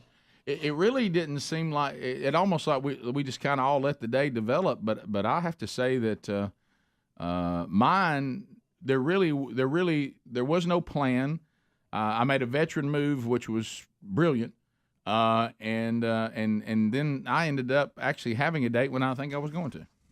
So we'll unpack that a little bit today. Yeah, well, we want to hear how your Valentine's Day went. I'll tell you how mine went and kind of the general plan on that. I feel like I probably need to address the last segment of the kickoff hour. yeah, I didn't just hear briefly. Yeah, I didn't. I'm sorry about that. Really? Yeah, I didn't hear that. Helmsy's got you dead. Yeah, I don't know. That's not true. That is not true at all. was like Go excited. take a left down there where Bubba's going to be. Did he knock it on wood and make it good? I mean, Rick, I we simply gotta pointed update out you, a buddy. fact. Well, That's all I was y'all doing. saw what happened to me because You were I excited was, about it, though. Because I hear the kickoff hour on the way in, but once I get to the office, I don't hear it anymore. And I walk through the hall and see it up on the screen. So I come in here and I have to, the way this studio is designed for me to put a CD in, I actually literally have to take a knee over here, or may not physically be able to do the show. So I was taking a knee, and all of a sudden I hear Bubba talking about burial plots, and I had no reference point. So I was I looked at him, I said, what's going on? Is there something I need to know? I mean, in a strange irony, let me put it that way, not because of my good planning or anything, but because of my father, World War II vet, by the way, who believed in crossing T's and dotting I's and self-sacrificing to be sure that was done. Yep. He was the member of a church that was trying to put a graveyard together, and was on the committee to do so. And they purchased. They were a member of West Side Baptist in Jacksonville at the time. This is long before Little Bill came along, and was as part of that committee. And in doing that, bought a burial plot for like 10 people. Wow. And most everybody on the committee did that, in my understanding. And it was way out in the country. Yeah. There was no Coliseum. There was no apartments. There were no. What's the fraternity houses? Yeah. There was no practice field for the band. There was no library, and it was way out in the country. Yeah. And as a kid, I went and I had to work there. I had to weed eat and mow grass and do all that kind of stuff, which I was used to a lot during those days for that. And so, I mean, it was so far out in the country, it was almost scary. Yeah, because I thought, we could be attacked by wolves out here on the Great Western Front, and look at it now. And as it turns out, now it's next to an apartment building, the Coliseum. Right. You're right in the middle of everything. It is a prime piece of real estate right in the middle of the campus of Jacksonville State University. And Rick, a lot of activity goes on right there. I know 10 feet from the tennis courts. Well, the reason why I know where it is because of what y'all just described. I just didn't realize that was the one that your dad and his church started. Oh, yeah. Because it's right in the middle of everything. It is. So, it is. So, and Helmsy was excited about where it was. I simply pointed out the fact to several people yesterday that Bubba will be buried at some point right there, and it makes sense for him to get involved with Jack State tennis because he would overlook for the rest of his life. Well, y'all give me some kind of heads up before we. I mean, look, and it owned the room. Hey, look, it is funny. It's funny. Factual. It's funny to me too. It's factual. It just shows you how things change over time. Listen, when I told Greg Seitz yesterday, he added 2 zeros to what he's expecting out of you. That's good. That's really good. Yeah. That's 2 zeros worth right there. We may need to spend a little money to upgrade that fence around it. But the graveyard, not the tennis courts. Right. So. It sounds like Sykes really should have been dealing with your dad. Dealing with you's not going to be quite as pleasant. Yeah. Well, back to doing what had to be done, not the frill stuff. Right. Bodie wasn't big on blowing a lot of money. I'll tell you that. No. I wish I was more like him. I was about to say, I'd probably be much better off today, and I would really be happy and crazy. I was about to say maybe Hunter and Caitlin will be that way. It skips a generation. Well, not so much. Yeah. Not so much. I think it's been a different world for them. Yeah. I used to cut grass like I was a John Deere, and I don't think they've ever pushed a mower in their life. I didn't even know that you could get them that you could ride on or they would pull themselves. First time I saw that, I thought, well, we're headed right into the space age here. 16 minutes past. We'll be back. More of the Rick and Bubba Show coming up right after this. Rick and Bubba. Of Satire, and we're getting one of them today. Kyle Mann, who will talk to us. And I can't wait to talk to him because keep in mind, some people, and we always talk about this, take themselves so serious, I bet they don't find any of this to be funny at all. Oh, I bet. I bet. Now, to me, what's funny, and Helmsy said that they talked about it, is sometimes you'll read through it and you'll stop and go, wait a minute, is that a joke on our church? Oh, yeah. Is that on me? Hey, that's kind of a joke on. Yeah. Is that on me? I will be reading excerpts from the book today. Oh, until he's on. Greg can't wait. Amanda took offense to it at first because she thought that it was a book about our church. Well, there are some things I know because she's heard us read certain things. But here's the thing: if you're in an American mega church, you are made fun of in this book and by any of them. Yeah. And some of it needs to be made fun of. Frankly. Absolutely. Yeah. So I mean, it doesn't hurt to laugh at you. No, it doesn't. Not at all. And sadly, some of us got, as always, any great humor always has some truth in it. That's what makes it funny. And so we'll have some fun with that today. I can't wait to talk to him. The book's out and available everywhere. If you have a sense of humor, about how people seem to pick churches in America, especially the mega churches. It'll be a blast for you. We'll be right back. More Rick and Bubba next. Rick and Bubba, Rick and Bubba. Can I read one excerpt before we move Yeah, forward? Rick, look, you're free to fire at will on those babies Bubba, today. thank you for understanding my love of this. Greg, Well, and I do too. I love it too. Greg gives me a little pushback, and my wife does a little bit. 'Cause she says I overdo it. You know, if Greg sees you and enjoying anything, he'll Right. get on it. Well, I want you to do this as much as possible today because I just want to look at Greg while you're doing it. Okay. All right, stare at me while he does it, Greg. Okay, I'm good. Here we go. So there's the whole thing in the book is supposed to be taking you through and letting you pick out the perfect church. Okay, of course, it's making fun of all the things people look for in a church, all the wrong things. But anyway, so it gets to this and says, now it's time to size up the pastor. Now, they've already talked about the worship leader and all that. If he's any good at ministry at all, he'll be hiding in the green room throughout the service. So this may be your first glimpse of the man himself. What he looks like, I have no idea. What kind of vibe will he be giving off? A good pastor is first and foremost a great dresser. He should look like a fashion model straight off the cover of a catalog. He'll be sporting a super trendy outfit, much like the worship leader. They'll be very similar. But his wardrobe will be slightly more dignified and refined so everyone knows he's the boss. The main thing is that he looks 100% on point, signifying to all he's the most important person in the room. Now, the pastor gets bonus street cred if he sports a tattoo. Interesting. Preferably in Hebrew or Greek. Oh, That's wow. when you know he's legit. And how about this? And you know he's edgy and has had a past. Usually the inscription will just be a single word like shalom, doulos, or agape. Sadly, this is probably the only word the pastor remembers from seminary. Oh, that's funny. He said that the tat should be very subtly placed on an upper arm where it just kind of teases you with its presence every time he makes a gesture with his hands. Bask in his holiness, and maybe some of it will rub off on you. How you doing, Greg? That's good. Street cred, and he's had a past. Street cred. I love the term street cred. Yeah. I love the I need to use it more. I love the fact that he says he'll be coming out of the green rooms. This may be your first glimpse at it.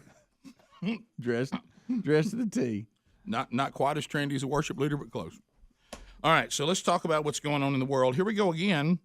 President Trump, apparently, and I heard Michael Berry talking about this a couple days ago, and we've said it on the air too. I think it's true. You know, this is something, in my opinion, that Obama didn't understand. Obama thought that you went out, apologized for America, made friends with people, and then they would like you and wouldn't attack you. That's probably okay in a children's book, but it doesn't really work in the real world because it's kind of like when we made fun of Sheryl Crow that time. She said our foreign policy should be the best way not to have war is not to have enemies. Right. That's a great idea. And it's phenomenal if you can get everybody to go along with it. The problem is you can't get the rest of the world and make them be nice. And as we've said, most of our enemies around the world, when we do the stuff that Obama did, they don't see it as anything other than weak. Rick, think about this. That's how. I'm not saying that's right. I'm just saying that's the way it is. Mm-hmm. Especially if you got to power being a dictator. Right. You didn't get there by being cordial to people. You got there by killing people in the middle of the night, dragging your political opponents out, torturing them. They don't respect somebody coming in there trying to be nice to them. Right. They will appreciate it, but they need to fear you first. Right. And they need to know that you're very dangerous and could be deadly to them. And then they will pay attention to you. Yeah, Ronald Reagan understood this. Yep. Peace through strength. And that is what works in the fallen real world. Ooh, it brings me to my knees. I can't start another day without him, brother. Ooh, there is no other waking on their blubber. 22 minutes now, past the hour. Rick and Bubba Show, 866-WE-BE-BIG, and we thank you for being with us as we unpack another one today. All right, so Helmsy basically worked his second job yesterday looking at where Bubba will be buried.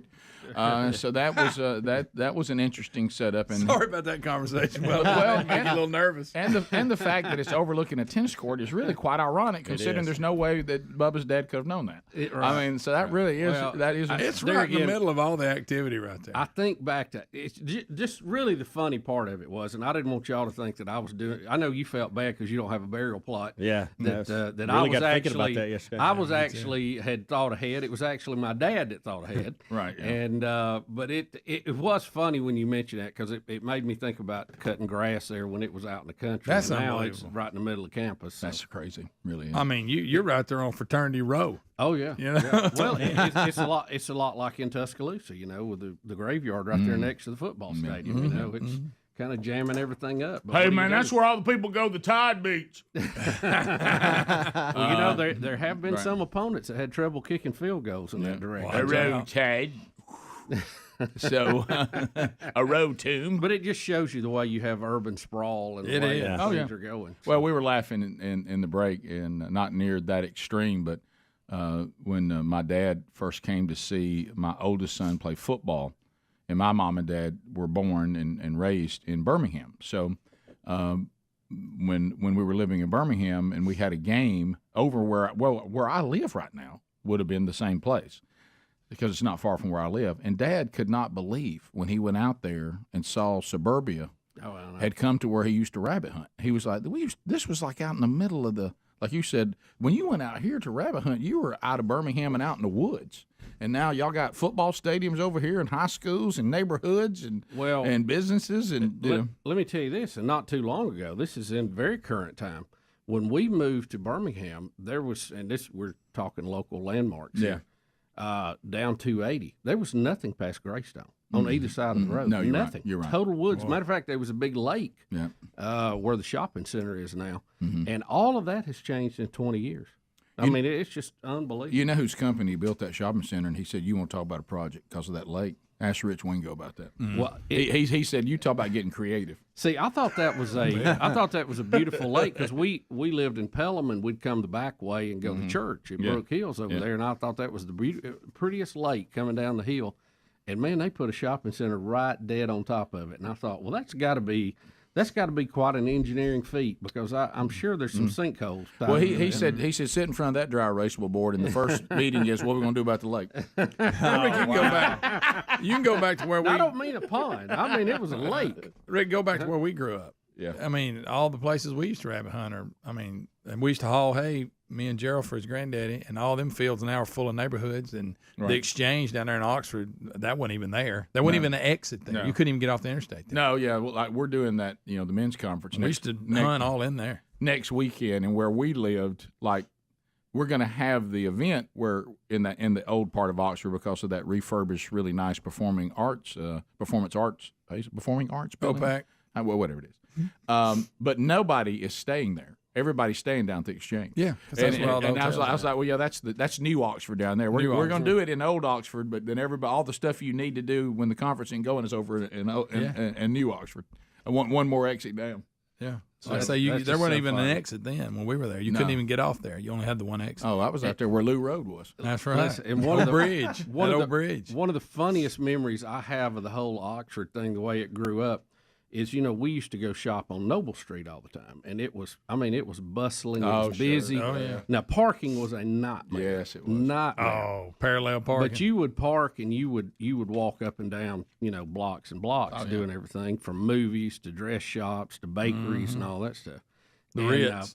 And when they said they were building a mall in Oxford, I remember me and my Aunt Bessie trying to understand what this was going to be. Yeah. And then she was trying to explain it to me. Right. And I said, she said, it'll be just like you going down Noble Street, but with a roof over it. And you just couldn't wrap your mind around. Yeah, as a little kid, a dumb little kid, I was like, what? Stupid little kid. I can't even believe. What are you talking about? I know. A building? They don't make buildings that big. No, I know. They only play football in those. Right. The old Main Street shopping was done with. That was the end of it. The old Main Street started struggling. And now the outdoor malls have replaced the indoor malls. Yeah. Yeah. The open front. The downtown areas, and we saw this fade away in a lot of places. They kill themselves with parking because you just could not park. You couldn't find a spot. Right. And then they started trying to make it decorative, and they took up more parking spots trying to put planters in everywhere. Yeah. And I'm like, oh, my gosh. I mean, I was a dumb little kid, and I could see we're going the wrong way. All right, y'all need to level a lot and make a parking lot. We need a parking deck or something. Here's an email of parking's terrible. Here's an email of concern of us talking about where Bubba will be buried. Oh, no. We have been too specific, men, about where Bubba's going to be buried. It's going to end up like Jim Morrison's grave in France. Oh, no. People will be making pilgrimage to Bubba's grave, leaving peanut M&Ms and cheeseburgers on it. That's so good. and spray painting, stay in it. Over. No, let's not spray paint. Don't be spray painting. That's good. That is hilarious. Well, you know, that's. And I assure you, if that day comes before the Lord returns, Bubba's not going to care what's going on. I ain't going to be there anyway. No. And I'm just going back to pick up later on. Yeah, and he will not stay in. You know, so anyway, we'll come back and then we'll unpack some stuff. You want to talk a little bit about Valentine's Day? Oh, absolutely. I want to hear how everybody's Valentine's Day went. One here on the show. And then from the listeners, because we got to do based that too. on the good and bad ones we heard yesterday from years gone past, I was kind of blown away how many of them not were kind of bad. I mean, I thought bad was, well, we went to the restaurant and couldn't get in, so we had to go through a drive-through. Right. Boy, the number of people yesterday who bags were packed and came home with somebody else there and all that. Good night. Yeah, I'll tell you one thing. There were thousands of men yesterday that said, if my wife ever needs a ride, I'll just take care of it. I know. You know, I know. I'll get her wherever she needs to go if her car's broke down. How about your best friend running off with your wife? That's bad. You use the term best friend loosely right there. Yeah. Well, former best friend. Eyeball Smiley. Yeah, I mean. Got to keep an eye on Jody. You don't. Bottom of the hour, 866 We Be Big is the number. Man. More of the Rick and Bubba Show coming up right after this. Rick and Bubba, Rick and Bubba. So every time we have a new president, every time the Israelis elect a new, what do they call theirs, president too? Prime Minister. Yeah, then the to a certain degree, but they usually don't do as well with it. Your European countries, the West and Israel, they're always tested to see, are they going to be the kind that are scared of us, or the kind that not just threatens us but actually will act. Mm-hmm. Well, you know, today we see that they've tested Netanyahu and they've tested Trump. And they've come to the conclusion that both of those people mean business. So when that happens, things start changing. Yep. Because it's always the test to see, will you even declare that you won't tolerate it? And then when you declare it and we break the rule, will you act? They always do this. And I know that this breaks some hearts out there of those of you that want this utopia. When we act and don't just threat, and we don't apologize, and we say these things are not tolerated, or there'll be a price to pay, it works. It always has. History says that. Right. For sure. And it's worked again. So now Kim Jong-un has released 3 American prisoners early, and Trump is praising the fact that he is doing this. And you said in here there's a history of what these 3 have kind of been through. Yeah. I think the longest has been almost 3 years. Right. Well, one of them sentenced to 10 years hard labor.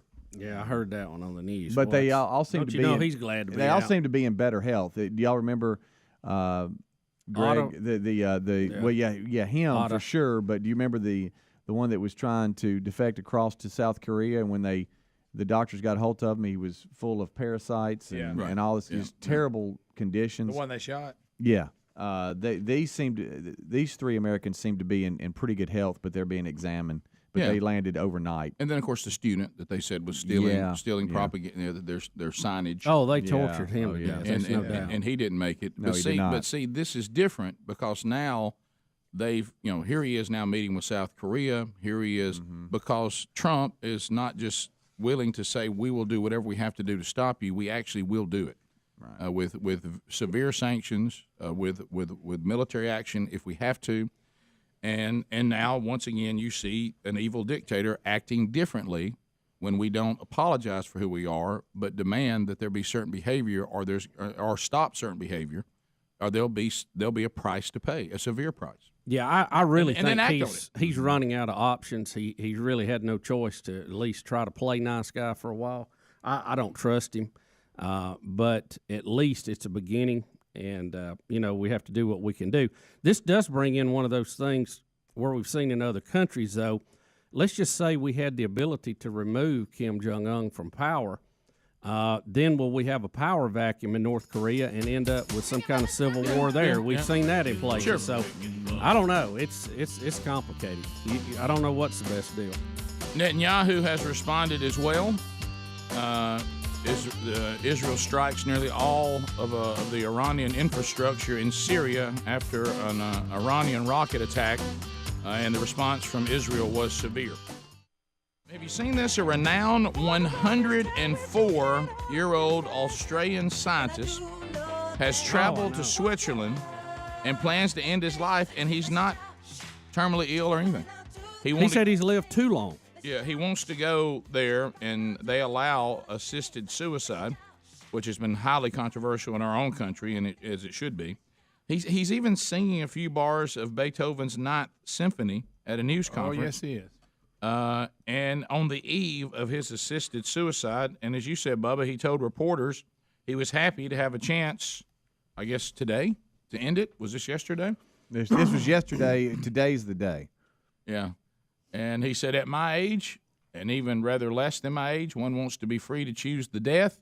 And when the death is the appropriate time, or when the death will be at appropriate time, my abilities have been declining over the past year or two, my eyesight for the past 5 or 6 years, and I no longer want to continue life. God, you made it 104, and then you're yeah, and hearing him talk and everything, you can see. I think he's got a lot more to offer. I don't know why. He's not sick. He is very energetic. He moves around his apartment, fixes his own food. You ought to see him blow out the candles on his 104th cake. Really? Oh, yeah. I mean, he got after it. He does. He's got more hair than me. And I got to tell you, he seems like he's in really good spirits.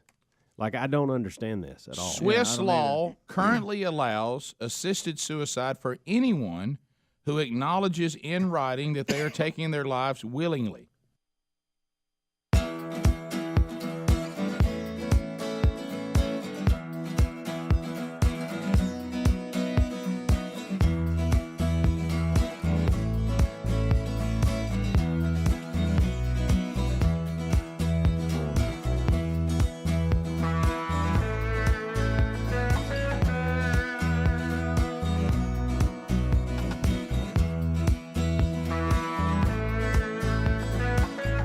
"35 minutes past the hour. Let's go." It don't really matter to me, baby. All right, so as we come back, HelloFresh.com/Bubba. HelloFresh's chef-created recipes delivered right to the door. I mean, raise your hand. How many of you right now love to have to go to the grocery store, stand in a long line, and pay too much for food?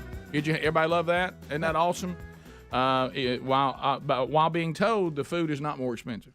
That's all in your head. Yeah. So anyway, there's a better way to do it if you want to save on your total food bill. What about meal planning with HelloFresh.com/Bubba? So what happens here is you look 40 weekly recipes to choose from. More choices, by the way, than ever before.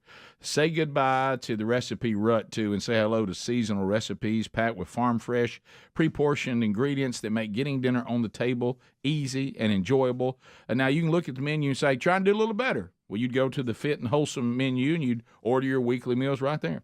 Maybe you just have a family that loves great food and you want to have some great meals, you'd go to Family Friendly. Maybe you said, on the move, got a lot going on, need something quick, need something easy. They've got that for you every week, too. So whatever your lifestyle calls for, HelloFresh.com/Bubba is ready to go, even to the pickiest eaters.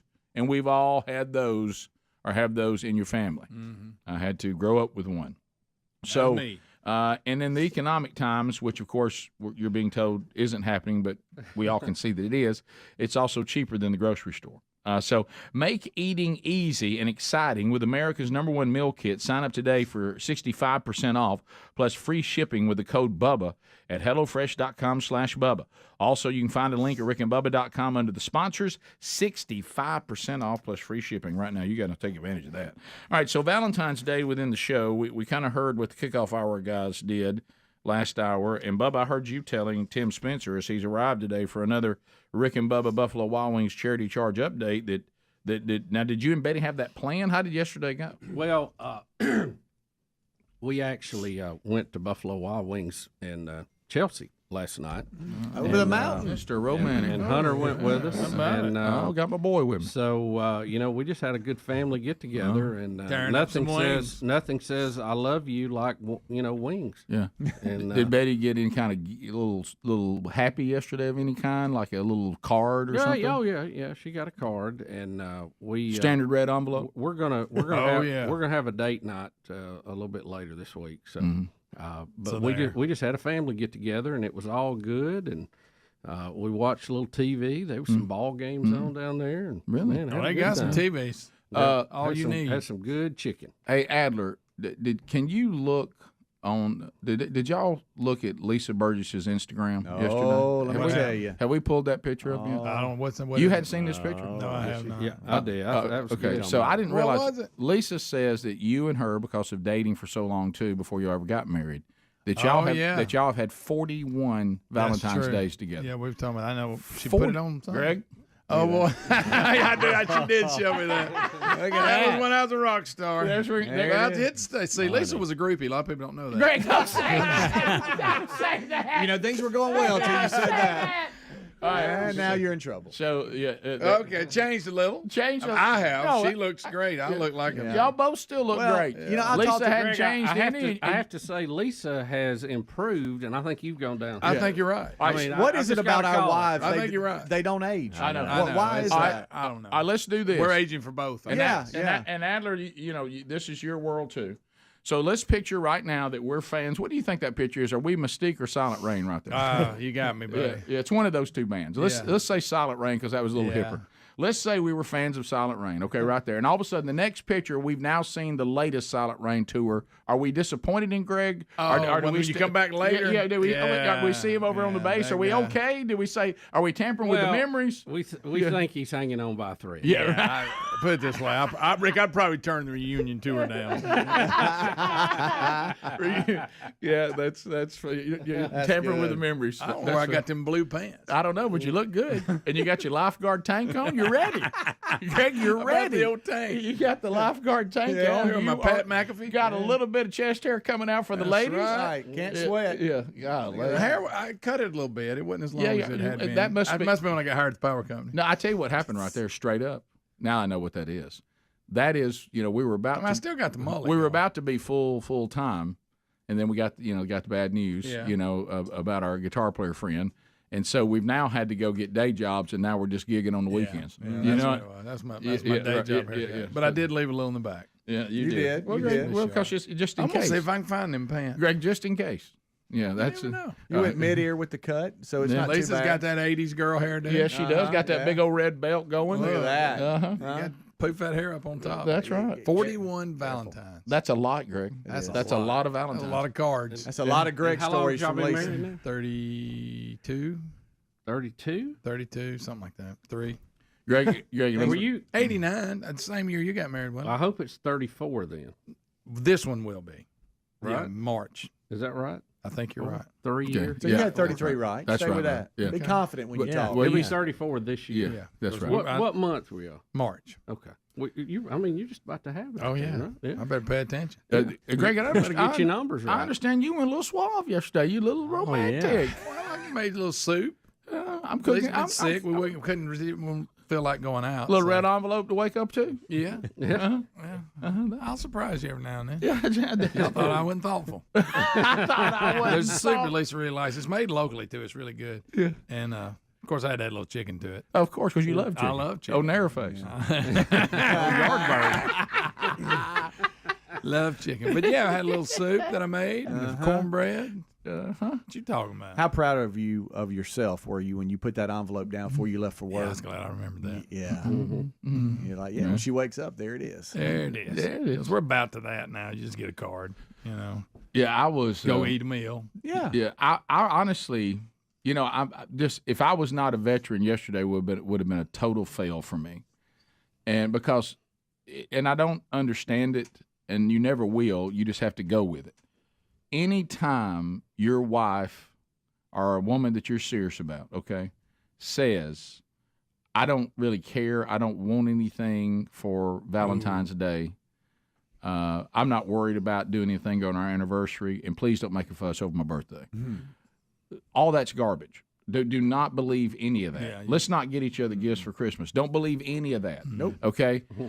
And so yesterday, because of our anniversary being on the 10th, Valentine's Day can be in flux a little bit because it's like it all gets tied together sometimes on a date. And we did go on a date on our anniversary on Friday night and all that. But I wasn't going to fall victim to it because I'm not a rookie, okay? and there was no indication of anything for Valentine's, none whatsoever. But I knew better because I'm a veteran, okay? And so there's this place. Sherry loves fresh flowers, loves them, okay? So, and she's got a place that she really, really loves. And so she never said anything, okay? So I called the guy there, and I said, first of all, I texted him. I said, I realize that what I'm asking, because I had another plan, and I was going to be like somebody, and I saw all of you yesterday, the poor grabbing flowers from the grocery store guys, and I saw them too. Walking yeah, across they were. While I was in there getting sick. They were everywhere, and so I went to this place that she really, really likes, and they do really beautiful arrangements like she likes. Okay, and I said, I realize right now. You all you have to text back is NO, period, no. And it's all totally on me. I haven't talked to you. I haven't given you a heads up, and I know you're covered up. And he sends back, what time can you come by? Oh, you were like, yes. And I said, I'm going to come by around this time on my way home. He so said, you waited last minute and it worked out? It did. He said, I got it handled. I said, okay, man, that is awesome. So then I realized that my card, the only hope for me on the card is going to be the grocery store. So I must go in with the sad sacks at the grocery store for that. But I realized they're all standing there staring. And I realized there's no card in here that's even remotely good enough for this situation because they're all gone. Yeah. Okay. Oh, yeah. There's a lot of empty spots. And all of a sudden, I picked up a card for just a minute, and I went, that's so hokey. And I put it back, and all of a sudden, as if a supernatural power just said, Rick, look up. Just go to 11 o'clock, okay? And I looked at 11 o'clock, and Sherry, and we're planning on going back hopefully this summer. She's learning French. She's done a lot of work in France. We're probably going back in the summer again now that everything's kind of settled down with travel and all that. And I look, and there is a card with a red umbrella on it, and it's in France. Okay, and it's got a couple behind this red umbrella, and the umbrella is almost 3D, comes off the card. And then you see, what is it, the tower that everybody wants to see? The Eiffel Tower. The Eiffel Tower. You couldn't grab it? I couldn't remember. Eiffel Tower's in the it's background. a little known tower. Eiffel Tower's in the background. One of the 8 wonders of the world. But and you open it up, and it says, my favorite place to be on earth is anywhere with you. Oh, Rick. And I grabbed that, and I said, grab that, pull that off the card. Calais, boom, boom. Wrote I love you in French on the inside. All this happens in about a half hour. Can you go okay? I think that's the card. Why'd you Google that? Did you say one? Seriously? Does it spread out like that? No, no. So anyway, so I come into the house, and here comes the test. Here comes the test. Hey, baby, how you doing? We're about to work out. I mean, I'm going here. She's actually going to do this? Yeah. She's not going to strand me on this one. Counting reps on Valentine. Yeah, and so I said, hey, baby, I'm going to run here and change real quick. Okay. Well, I've been looking out the door today. I guess I won't get any flowers. I said, I don't know. Baby, I'm sorry. I thought we weren't going to worry about that. Oh, okay. Well, yeah, it's all right. I said, I said, you might want to go in the kitchen now. And she looked at me, she goes, and she goes in the kitchen, and she sees that, and she goes, and she just went crazy. Oh, yeah. And then she saw the card. Where did you find this card? Oh, I searched. Yeah. Rick, how do you write? You ain't gonna believe how many places I love you in French? It's J'aime. It's J-E that little whatever that thing is. I'll and then never spell it. TAIME. I barely spell it in English. Yeah, well, there's a little thing Bubba, above it. Bubba, you just Google it. So I love it. Does all the work. Right. Yeah. That's all I did. I did that in the truck. You hold up Google Translate. And hey, you talking about? I said, what would you say about this presentation right there? She said, I'd call that a home run. There it is. And yeah, that's it. And I think Sherry may have put it. Well, I think it was on her story though. Adler. Yeah, I saw it. A picture of it. Nice little setup there. Yeah, thank you, boy, buddy. Rick. Yeah. Oh, but we're not done. We're not done. Young Blue, what happened next? Oh, really? Well, I'll tell you some of what happened next. Rick and Bubba, Rick and Bubba.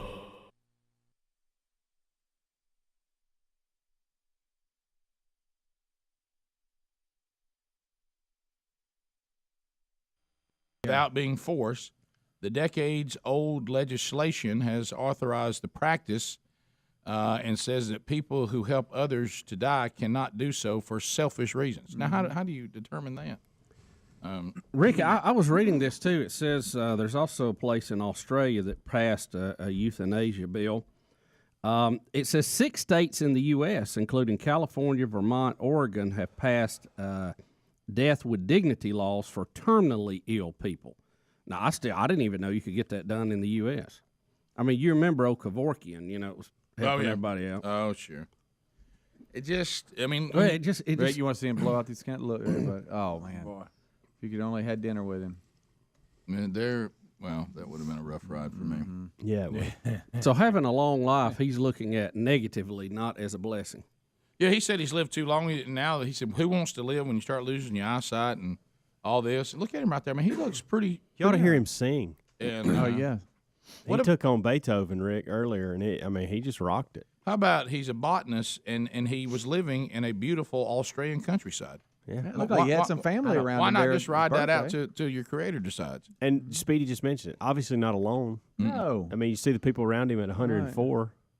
Yeah, this See, is. I love his just, shirt, by the way. Did you see it? It's a basic, belief of ours that, God chooses your birth and your death date, that you don't interfere with that. Yep, Psalms 139.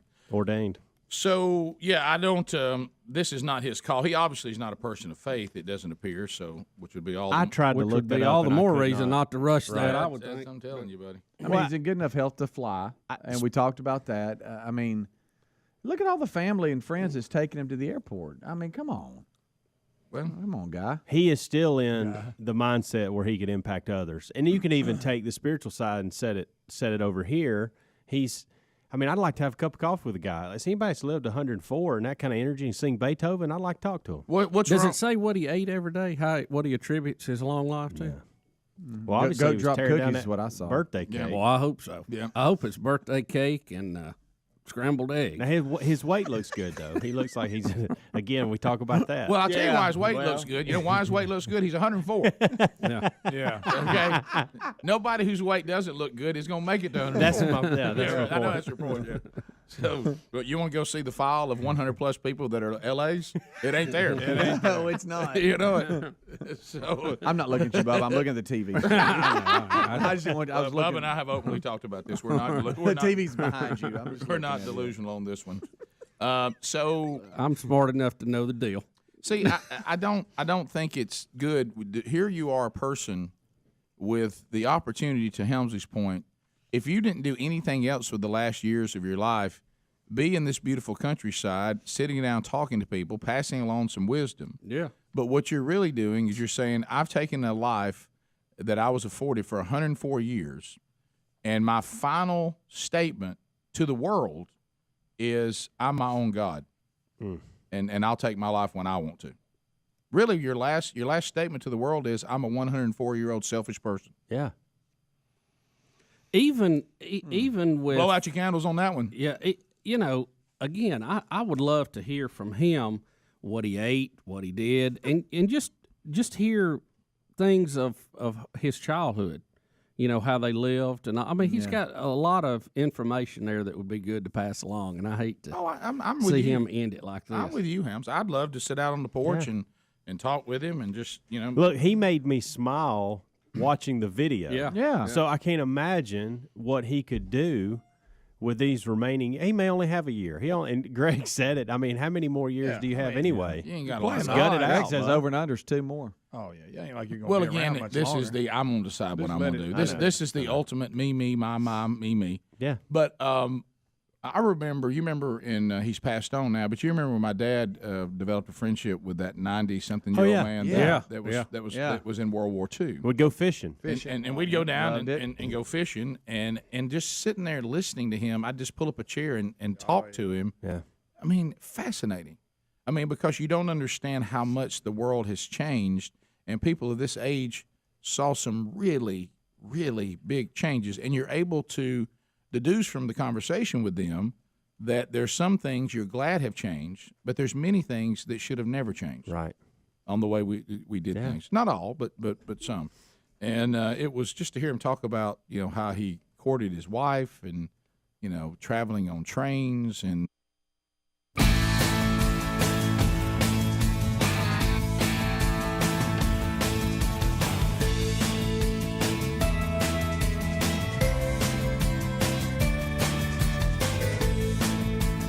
Seven minutes to the top. Greg, get over here and listen to this. I want you to hear this. Hurry up. Put the headphones on. I want you to hear this. Put your headphones on. You can eat later.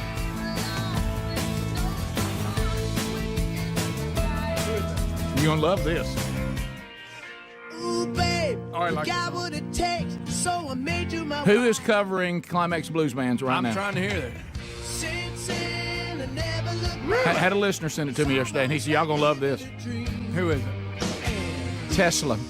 No. Tesla doing I Wait a Love You. minute. Whoa. Tesla. That doesn't sound like That's that. Tesla right there. Was this done a long time ago? Mm-hmm. Oh, that's awesome. Tesla may be my favorite 80s band, though. Oh, yeah. They really are. How you like that?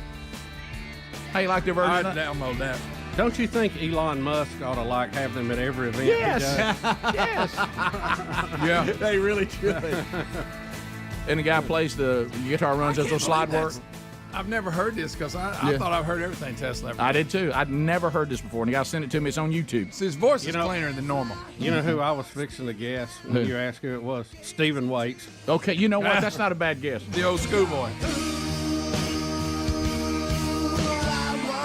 There's parts in here the drummer gets bored and overplays it a little bit. Well, you,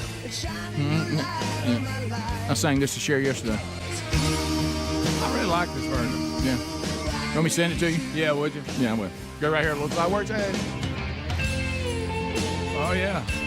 You know, they obviously remember when they covered Signs acoustically. Yeah. That was good. And then they also, I know y'all going to back off, but it was good. War Pigs by Black Sabbath. They got a version of that. That's really good. Thanks for taking. They do have thanks a for good taking version of it. Valentine's Welcome to- recaps and ruining it Welcome to Rick and Bubba Deep Cut. with War Pigs. I'm just saying they did a good So this is where Speedy's about to be proud of me on Valentine's Day.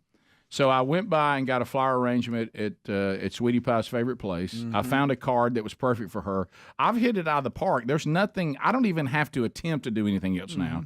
We're going to go, do a little bit better, have a little workout together, like little Sweetie I'll Pies. just skip that. Yeah, and then, Valentine's and then we're workout. going to come in and we're going to relax, have a nice evening at home. And so we're sitting there getting close to the end of the workout, and all of a sudden she goes, we have a gift card. And I thought, gift card? Oh. And then I thought, oh, buddy, Speedy just he came alive. Oh, Let's go. And I said, what do you mean? She goes, we got a gift card to, a steak place. And I said, baby, we're not going to eat on Valentine's at this point.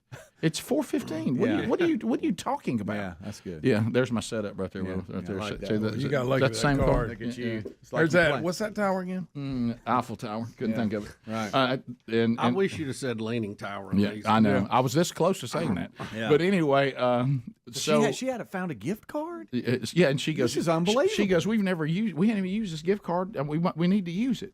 And she goes, and and then of course, like the trainer was like, yeah, steak, that'd be great, guys. Get y'all some steak, get you a vegetable, that'd be great. And I was like, I said, Sherry, there's no hope, baby. That's over. And I think to myself, but I felt like I was on a roll. Yeah. And I felt like I could do anything. Yeah. I felt like I was the king of Valentine's. And I said, tell you what, I'll make a call. So I call over. making calls. I call over there. You're not gonna believe this. I call over there, and I said, "Look, this is how I started with everybody yesterday. Yeah. I realize that you're going to think I've lost my mind." I know that I appear to be crazy. She goes, "What is that?" Starts laughing. I said, "I'm about to ask you if there's a reservation for dinner tonight on Valentine's at 4:15. I'm telling you." Mm-hmm. And she starts laughing. She goes, "Well, let me look." And I said, "It's fine. I'm already thinking I'll just tell you." She goes, "You know what? I've got a cancellation." I said, "Okay." I said, I can't believe she even answered the phone. Listen to this. To start with. Bubba, you're going to love this, especially with this new era of our life. And I thought to myself, it's going to be like 8:45, something like that. And I said, "So when is it?" She goes, "Could y'all get here at 5:30?" Wow. I said, 5:30. Perfect. That's late for us. That's about 30 minutes later than we normally eat. I had to hold out. I said, if we can stay awake, we're in. Yeah. And Let's go. So then I do the West Coast strut up the steps. "Hey, baby, we're going out on a date. Get the gift card." and You so, had to feel like you were going to walk out and there'd be a flat tire or something on you. I Too know. many things are going good. Listen, guys, I'm not making this up. Within about an hour and a half, I had the flowers she likes, a card that she loved, and a dinner reservation on the day of Valentine's. Unbelievable. With a gift card. I thought to myself, I started flapping my arms. I thought I could fly. That's something. I was just like, Speedy used a gift card. He went to Papa Murphy's. yeah. Hey, we dressed up too. We decided we was gonna dress up. Oh, wow. Really? We're dressing up? Oh, we dressed up, baby. I was laying inside. She was as beautiful. I mean, so beautiful that you can't even hardly look at her. She's so beautiful. Yeah. You know what I mean? It's all doll. Yeah, and I went in there and put on my dress pants and put a little towel, a little button down. You did? Oh yeah, we looked great. We went out on the town, baby. We stayed up to 7:45. Watch out, you party animal. Rick, calm down. Right. One time I said, "It's crazy. It's 8:15. Woo, I'm yawning. Crazy up in here. It's getting crazy. We gotta." So I had probably a top 10 Valentine. Yeah, you Rick, did. I got to ask a question. How much did the gift card cover? All right, the gift card, I appreciate people who gave us the gift card, but I like to see y'all cover the whole meal. It was a little. Was it for 50?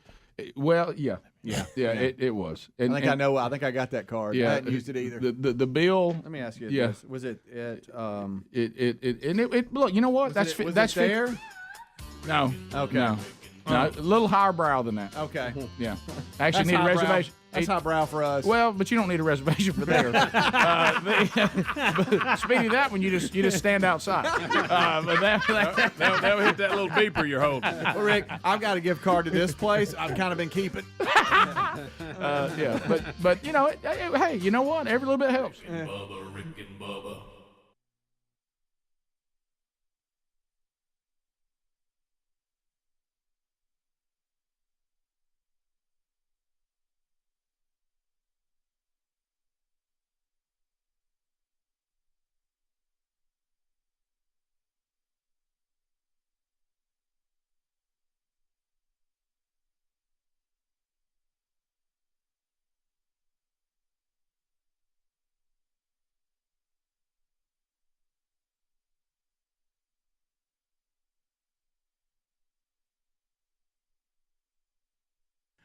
All right, so we were just talking about eating delicious meat.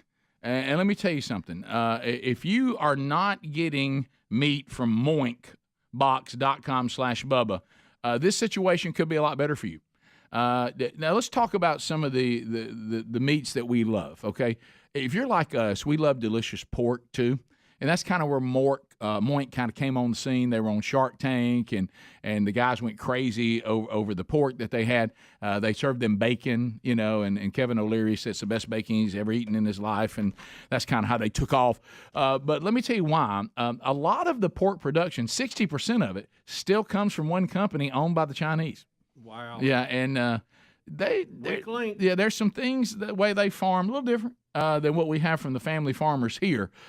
So Moink delivers grass-fed and grass-finished beef and lamb, pastured pork and chicken, and sustainable wild-caught Alaskan salmon straight to the door. The Moink farmers, they farm, Bubba, you were just talking about it earlier, like our grandparents did. Oh, yeah. I mean, it's a family farm. And Moink meat, Moink's meat tastes like it should. That's funny when you say Moink meat. Moink meat. Hey, let me tell you, the Moink meat is fantastic, and that's why, because it's farmed the way traditional farmers have done it for generations.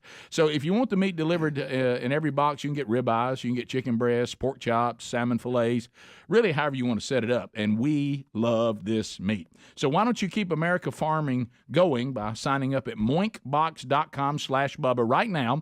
Listeners of our show get free filet mignon in every order for an entire year. That's moinkbox.com/Bubba. moinkbox.com/Bubba.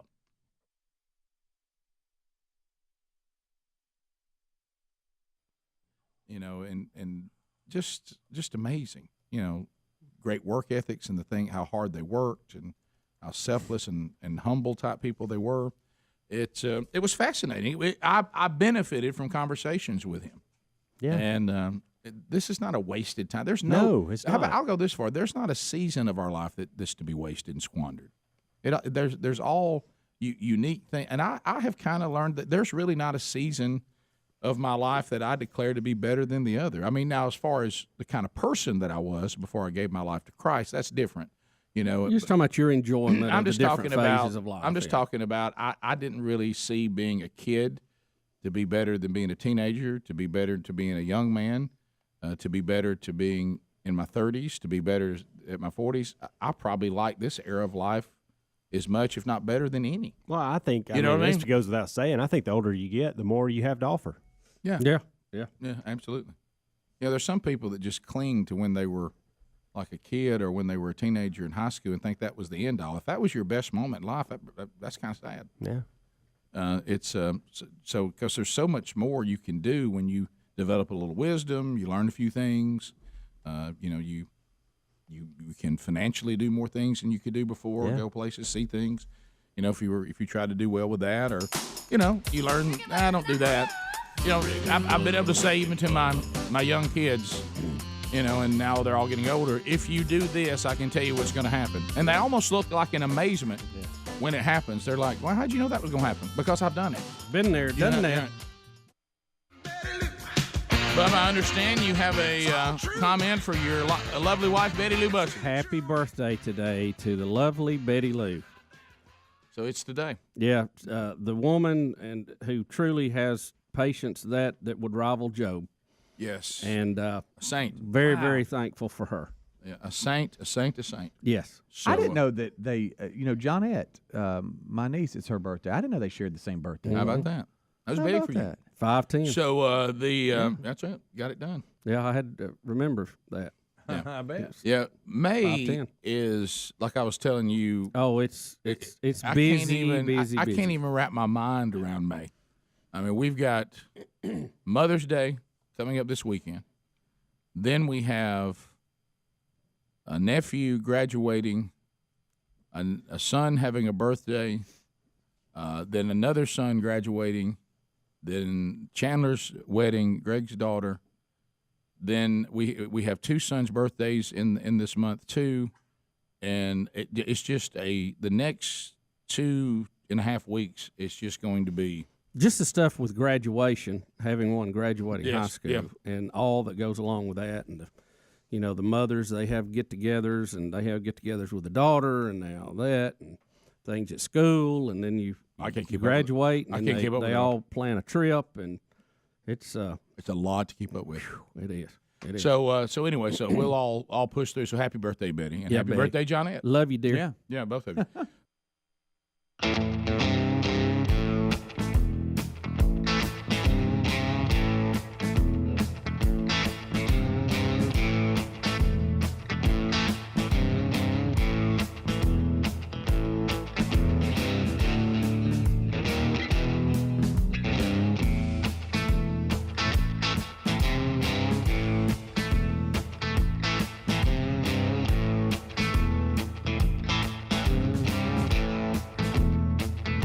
Here we are in the No Name studio. It's Rick and Bubba.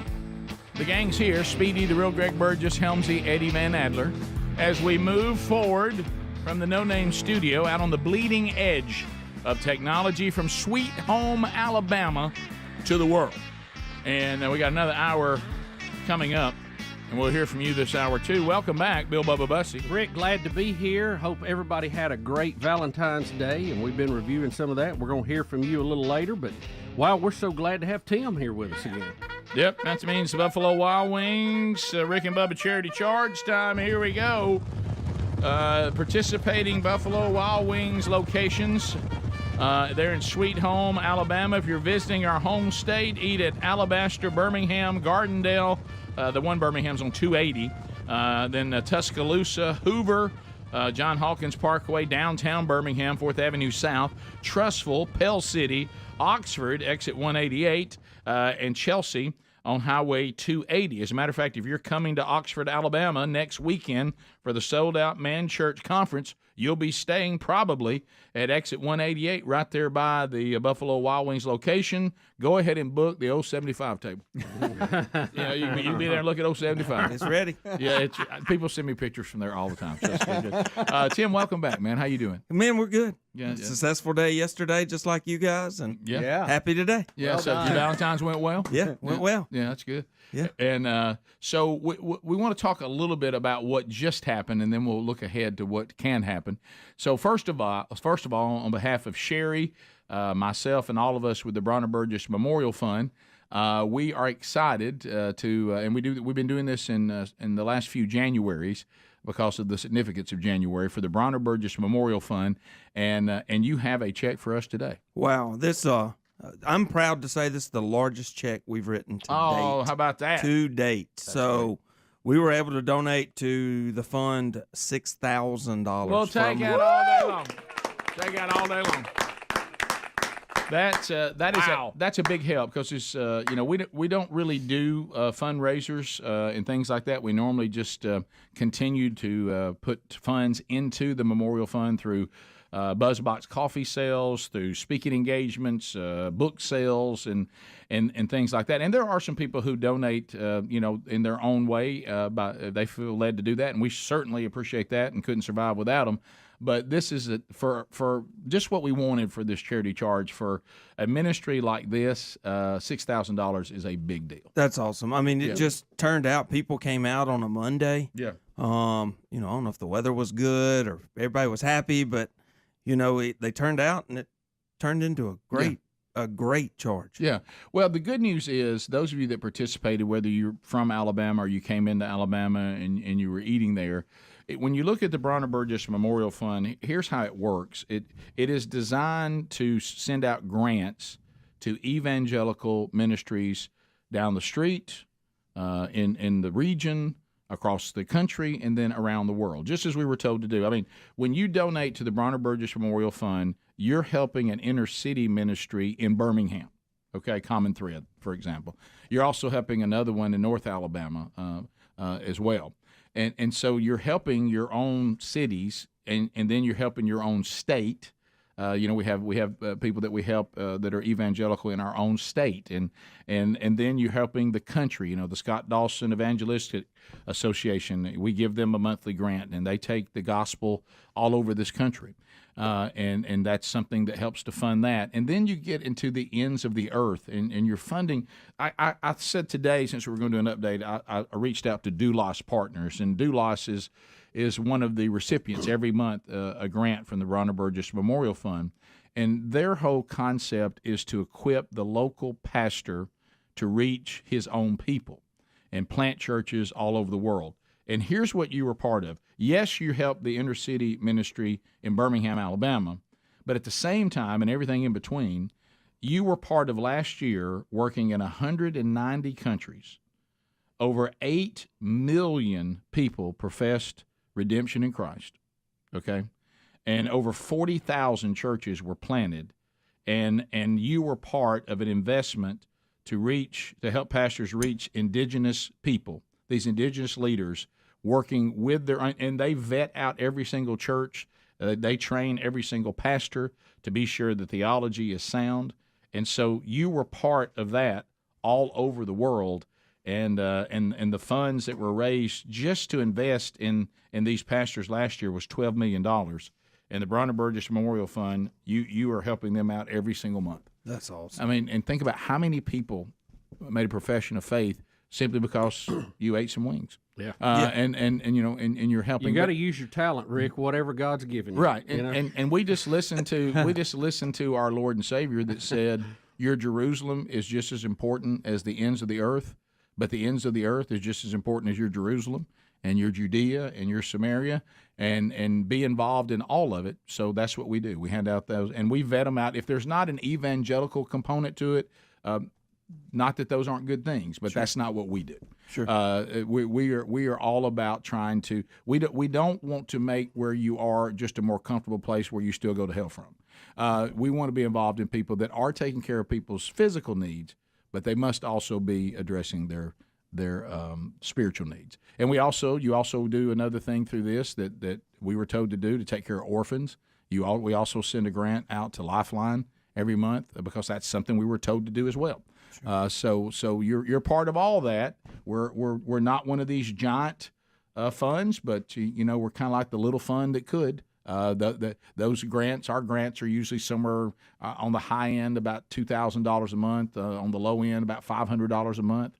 But those we invest in those ministries that to them that's a really big deal. Well, that's what we wanted to do with this thing was help the little guy per se. Yeah. And the local person that's trying to just do the right thing. So I think this is right down the alley of what we were looking for, and our plan is to continue it, for as long as we can. Yeah, for sure. So thank you for that. And Absolutely. if you want to find out about that, you can just go to burgessministries.com, and you'll see the Bronner Burgess Memorial Fund link there. And you can also reach out to me if you'd like to be considered. If your ministry meets the criteria, and we can find the funding, we'll help you if we can. But you can find out everything about that. Now, next Monday, we're ready to go again. This is a great one too, because Bubba, you know how much we love the outdoors, and believe it or not, there's a lot of kids out there that never get to experience the great outdoors, and we're going to work with a great ministry called Kids Outdoors, founded by Rick and Carol Clark in 2013. They have chapters in 6 states in Rick and Bubba land. The national chapter is in our home state. And what they do is they make special needs children's hunting, fishing, and outdoor dreams come true at no expense to the family. That's great. And we found out years ago, the Make-A-Wishes and all that, they stopped doing hunting because what became where it wasn't politically correct or something. So they provide these trips for 100 kids a year. Several hundred, it says. So you can check out the dream hunts and trips on their website, which is kids with a Z, kidsoutdoors.org, and we'll put that in show notes today too.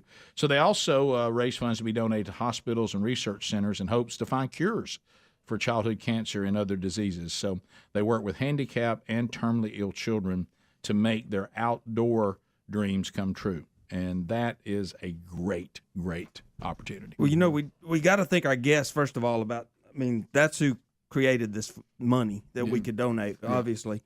And it's good to see they're in more states. We're just talking about our 10 stores here in Alabama. Right. But Buffalo Wild Wings is a national it is. chain that if somebody in another area that's listening to the show, they can easily do donations by going to the website and directly that way. I know we've had people contact us all over the country before on some of these. No doubt. Mm-hmm. So, but right now we're just focused on Birmingham. You guys come out and eat with us. Mm-hmm. Yeah, and these are locations, all in the Birmingham metro area, and even really beyond that when you get to Oxford and Tuscaloosa and some of that. So Rick and Carol, they live here locally, and this is where their main hub is. So.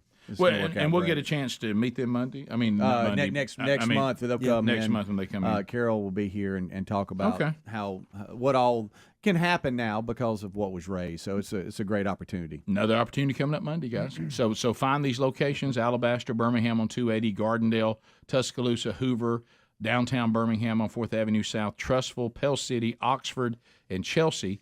And Monday, when you go out and eat, we're going to take a percentage of the food sales, and we'll give it to Kids Outdoors. Directly. We write the check directly to them. That's so awesome. Nothing comes off the top. Nope. Yep. Not at all. Bubba, we may not all have. It's a win-win-win-win. We may not have, you may not feel like you have a gift, but you've got the gift of eating Buffalo Wild Wings. That's right. Look, I can do that. Ate it last night, didn't you, buddy?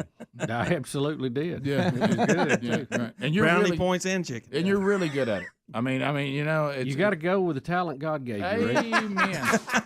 You know, he said, "Don't let me come back, and you just put it in the ground. I want you to give me some return on that." That's right. That's awesome. Valentine's Day at B-Dubs. Yeah, that's right. Yeah. Tim Spencer with Buffalo Wild Wings, thanks again. And thanks to all of you out there that participate in the charity charges. On behalf of Sherry and me, thank you for what you did for the Bronner Burgess Memorial Fund on the last one. And it will go to good use. We'll be right back. Thank you, Tim. Rick and Bubba, Rick and Bubba. We all know this. Peter's updating us, but if he wants to, the man we just talked about, they said because of Switzerland being, 8 hours ahead of us? Right. That they have already euthanized him, so he has passed. Sad. Peter, is that what you were going to tell us? Yes, sir. I heard on radio station that he did die this morning. Said that it was illegal in Austria. That's the reason he went to Switzerland. Right, yeah. He had to go to a country that openly allows this, and Switzerland does. So, right. And said he was listening to Beethoven when he passed away. Well, there you go. Sadly, I'm not sure it's Beethoven waiting on him on the other side. But anyway, so thank you for that. But I hope maybe he's, I don't know. I'm not his judge. But I can say that behavior I disagree with. Yep. That I can say. Yep. All right, so some things to discuss, and I'm a little surprised by this. Plans appear to be moving forward for a Miami-Dade mega mall. Would any of you invest in a mall, modern day? With all a mall? E-commerce? Does it, I mean, I've had a hard. I discussed the other day, and I'm not anti-mall. I enjoy a mall, but who don't love a mall? Rick, nobody loves a mall better than me. But I mean, malls to me are looking kind of like there's something from our past. They're not exactly our future. I don't know, because are they trying to make this something everybody should be fired up about because it's really going to be a giant entertainment district? Pretty much, more than just retail. Yeah. I will say this, though. Being in Miami earlier this year, the Dolphin Mall, I was surprised how packed it was. This thing, have you ever been there to the Dolphin Mall? Never been to the It just keeps going and going and going and going and going and going and going. Dolphins there? And it was packed the entire. Where is that at? In Miami. And they call it the Dolphin Mall? Yeah, Dolphin I've never Mall. heard of it. Well, they don't need another mall then. They got the Dolphin Mall. This one would be the largest mall in the world. Now, it's going to have everything from it's going to have all kinds of stuff in what I was reading. I've seen pictures of the one in Minneapolis, the mall. What do they call it? The Mall of America, with the roller coaster in it. Yeah, it's got a roller coaster and all kind of Ferris, circus rides and Ferris wheels and stuff. I mean, it's crazy. Y'all remember when we thought the Century Plaza was a big deal? Now it's sitting over there empty. Empty as a wedge. Listen, I remember when the Quintard Mall was a big deal. Hey, buddy, still is. I remember when the Galleria. Country Boy Eddie was a big there deal. live one time. I remember when the Galleria was a big deal. Oh yeah. Listen, I remember my aunt trying to explain when we first heard about a mall when I was a kid. Mm-hmm. Because remember now, we saw things on Main Street. That's where we shopped, or on a square. And You talking about when you go to town? Yeah, when we went to town. And when my aunt was trying to That describe, was you Jacksonville people. We had the mall. Well, We had a when mall they all were the time. building that. See, this is pre-building that. I don't remember. And she was trying to explain to me you can go from store to store and be inside. I mean, I couldn't you believe it. couldn't comprehend what they were talking about. You go, that doesn't make sense. To go to the mall was huge. I don't hear that being talked about a lot, even with teenagers anymore. I don't think I've been inside a mall in 3 years. I like a good food court. Maybe 4. I don't recall the last time I was in a mall. I've been to the Summit with the outdoor Do a deal, lot of but that. I've not been inside a mall in at least I I would like say 3, maybe 4 years. When they give samples at the food court, you make 3 rounds through there and have a meal. Yeah, but you can do that at Costco too, and really do well. I've noticed at Publix they feed you through out there now. It's fantastic. You know who really is? Let's have more of that. Yeah. You know what one of Terry's favorite things to do is, and if I'd have known this, I'd take her out there. She loves to go to Sam's Club and eat pizza there. That's good pizza. Yeah. It's a big old I'm slice. like, well, if I'd have known that, it's a decent slice. So do they have a place you order it and Yes. sit down? Yeah, they're not giving it. They got to hot you. dogs too. She'll text me, It's "I'm not at my free. favorite place." The hot dogs are not bad either. Sam's eating pizza. We got some pretty good Italian restaurants here. Yeah. I mean, It's typical though. of him. The pizzas are gigantic. Oh, it must be I'm cheap. kind of like Loves them. James Must be Greger, cheap. though. I always worry about in one store eating food at the same place they sell motor oil. You know, it just seems like we need to have some separation. It's all right to be specialized. It's all right to be specialized. So that's a good point. I do. It says in this mall, it's going to be the largest mall in the world. See, I thought we were in a time where people were getting away from malls. They're not investing in malls. Roy Moore won't even go to a mall now. Greg, you're awful. Greg, That's that is terrible. awful. You need to leave and go home. Good, Greg. Have a good day, buddy. Talk to you tomorrow. Take buddy. Frank Sinatra with you. Yeah. Hey, Greg. You know, my favorite one was Able Mall. The great Able Mall. But anyway, that's an inside joke. But anyway, so they say it will have retail shops, which that seems to be going great right now. Indoor pool, a beach, water slides, ski slopes, and it will provide 14,000 jobs. Pass the gravy, please. Ooh, it brings me to my knees. I can't start another day without him, brother. 22 minutes past the hour of the Rick and Bubba Show, 866 We Be Big. All right, so we've talked a lot on the show about Valentine's Day yesterday, and we kind of prepped it yesterday on some of the historic Valentine stories of all of you out there, your past. Some good ones yesterday. So now we're going to get specific about how did yesterday go. We told you how ours went. How did your Valentine's go yesterday? Would you say good, bad, or ugly? And so your phone calls at 866-WE-BE-BIG right now, and we'll start the process of walking through those stories. So we and you know, we'll hear from you and just kind of, you know what I would say, because just kind of get right to it. We just, because we want to be able to, celebrate with you, be able to maybe counsel you if you need that. Hopefully not. So 866-WE-BE-BIG, how your Valentine's Day went yesterday. Good, bad, and ugly. Let's see if we can throw a little dirt in that hole. But we have the Wednesday Bible study back today. Look for it on the YouTube channel live at noon Central, 1 o'clock Eastern. And then it'll be archived soon after, and we continue to walk through the Revelation today, the church in Sardis today. So that'll be our focus. 866-WE-BE-BIG, good, bad, and ugly from yesterday's Valentine's. So it'll be hard to beat. I know, Bubba, you and Betty at Buffalo Wild Wings, but I mean, I'm gonna tell people we party, baby, to give it a shot. And of course, I stayed up, like you said, to almost 8:15. Yeah. So it was party on. Yeah. Let's go to Roman in Sweet Home, Alabama. Roman, welcome to the Rick and Bubba Show. How are you today? Good, buddy. How about y'all? Well, we're good. Tell us how it went. It was horrible. Sadly, my cat has been sick the past week or two, and my wife. Your wife loves the sick cat. Yes. Talk radio's dead. Yep. Well, Rick, sir, not only sounds like you're. I think preaching. I know why the cat's sick. He may have been chewing on your phone. Right. It's Come on, Roman. I can't. Any hope? I like that name. Put him on hold. Yes, Rick. sir. Okay. I really want. This was like that Zoom call was the same thing. Yeah.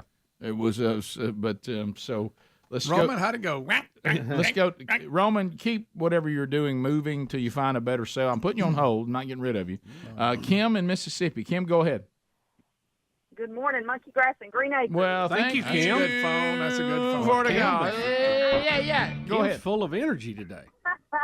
I would just like to tell y'all all about my most wonderful, most memorable Valentine's yesterday. Oh, good. Let's hear it. Oh, it was. It was very exciting.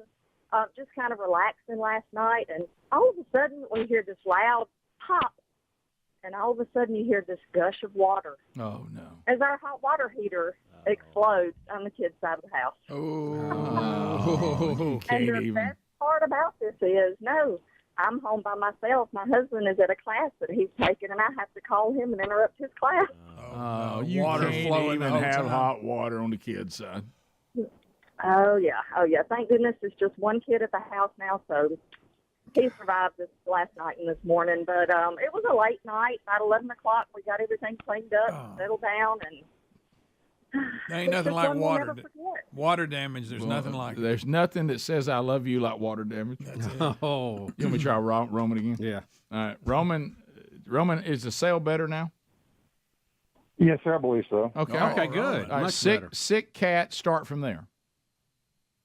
It's my wife's favorite cat. She's allergic to animals, but she's been attached to this one for over the past year. It's a Time little out. baby, carries it around like a baby. Time out. She's allergic to the cat, but still carries it around like a baby.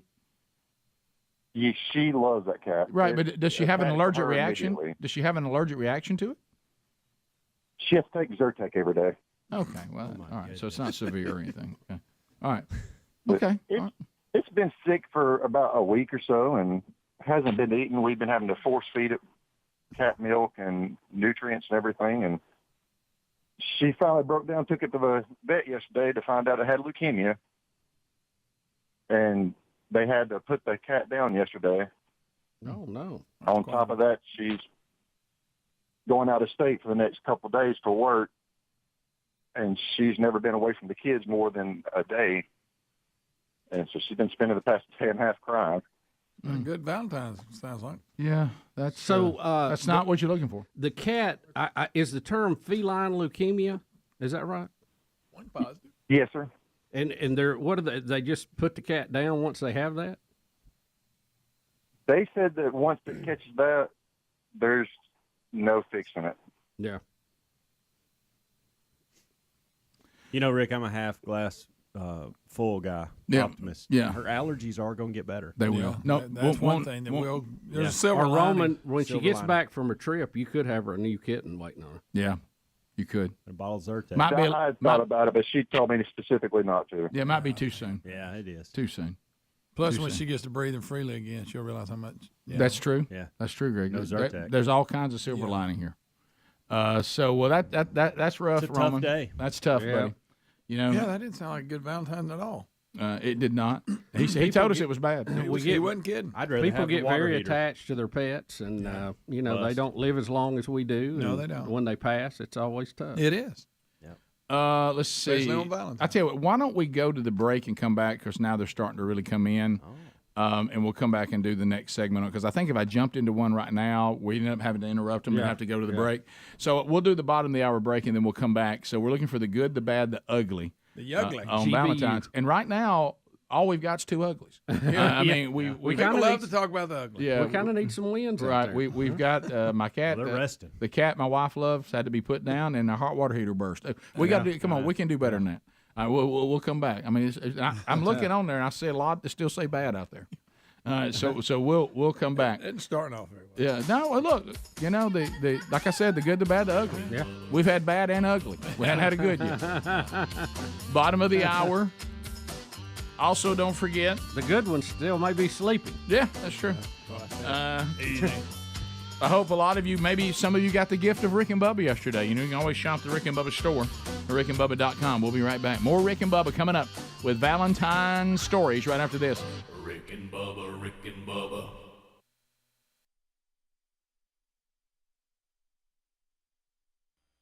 It's just an amusement park, and you have some stores around it. That's what it is. Entertainment With a area. pool. Yes, it With a said. what? A pool. Did you say a ski slope, Rick? That's what it says. Wow. In No, Miami. I've seen that. a big mall. The big one in, what was it, Dubai or wherever they've got that indoor. Oh, yeah. They got some stuff over there. Yeah. I think this is along those They lines. really do. They do. I'm just picturing myself in there trying to get the revenue raised. Yeah. And I've got a lot of businessmen, and I said, no, what I'd like to propose is a mall. And I don't.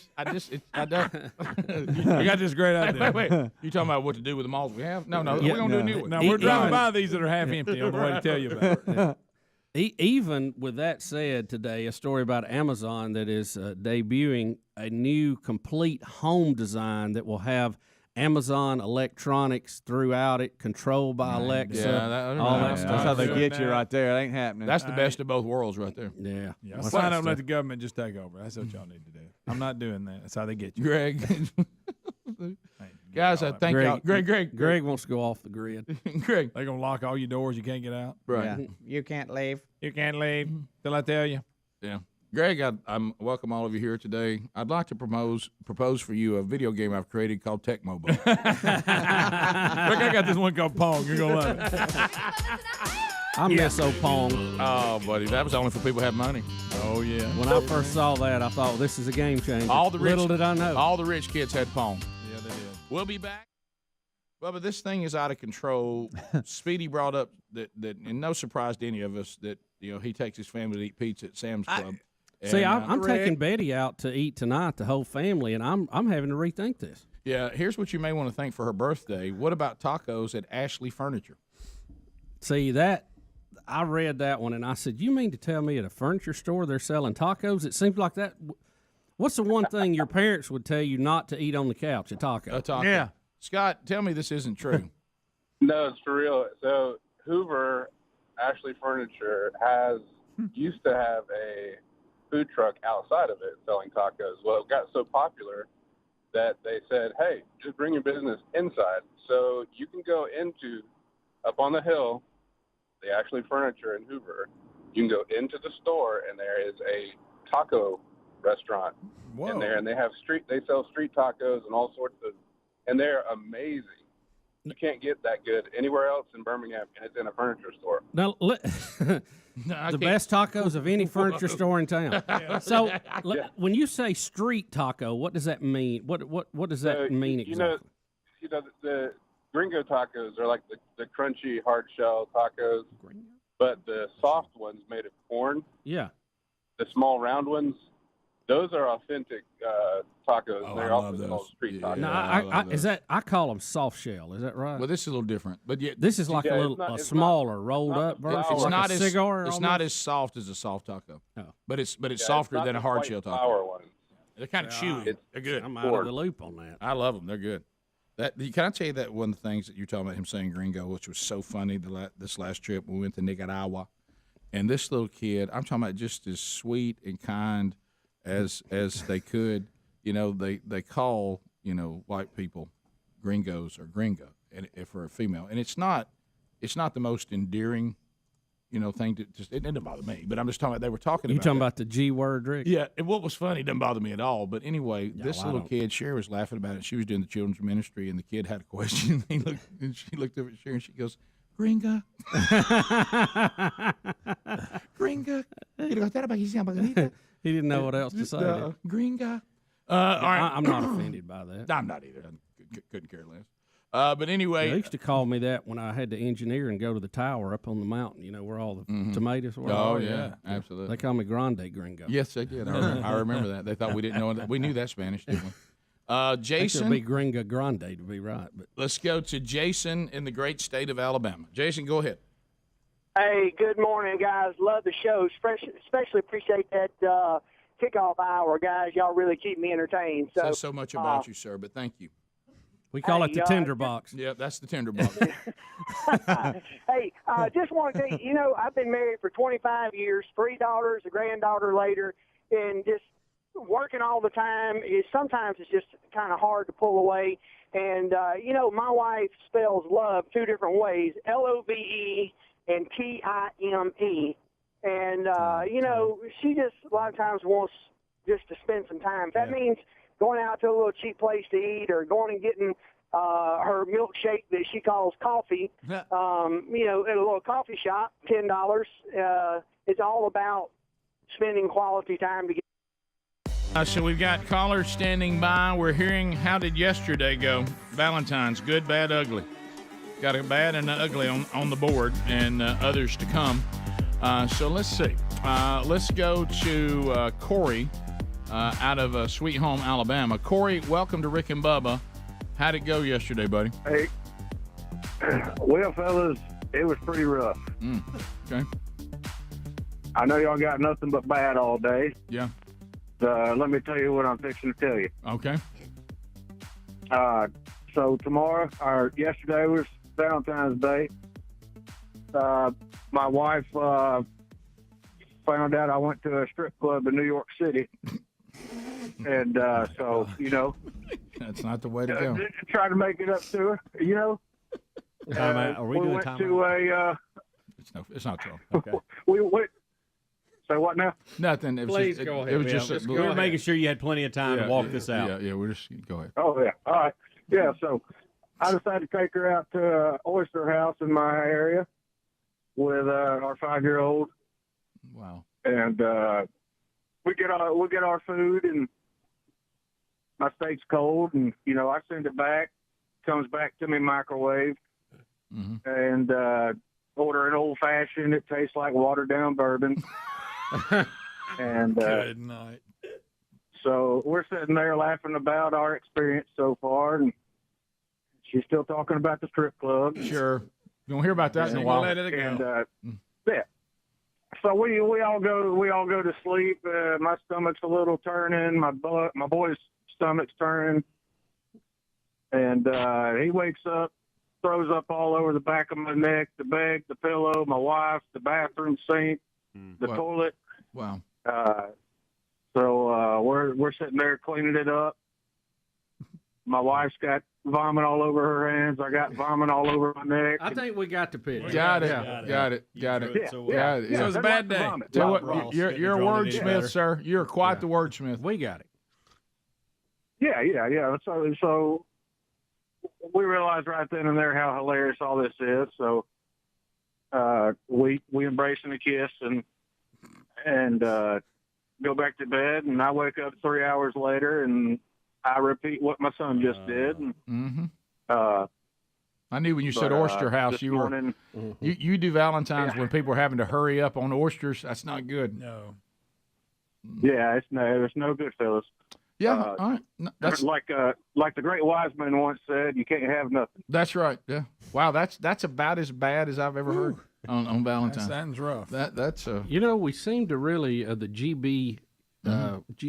It seems like the B is really standing out. It really here is bad. I might call that one ugly. That might be under the U. Yeah. Let's go to Pamela out of Alabama. Pamela, go ahead.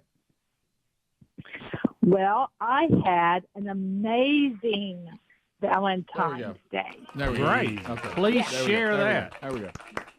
Thank you. So I'm one of the directors at a women's recovery and rehab for drugs and alcohol. Mm-hmm. And my husband asked me what I wanted to do for Valentine's Day. And I said I wanted the two of us to serve together by going and surprising the ladies and grilling steak dinner for them. So last night, when everybody else was out standing in line waiting for their tables, my sweet hub and I were over at the facility, and we were grilling for about 25 ladies, serving them steaks and potatoes and salad and letting them feel like they were just the top of the world and the priority for the night. And that, my friends, is how sexy serving can be on Valentine's Day. And there you go, Pamela. You go, girl. That's it right there.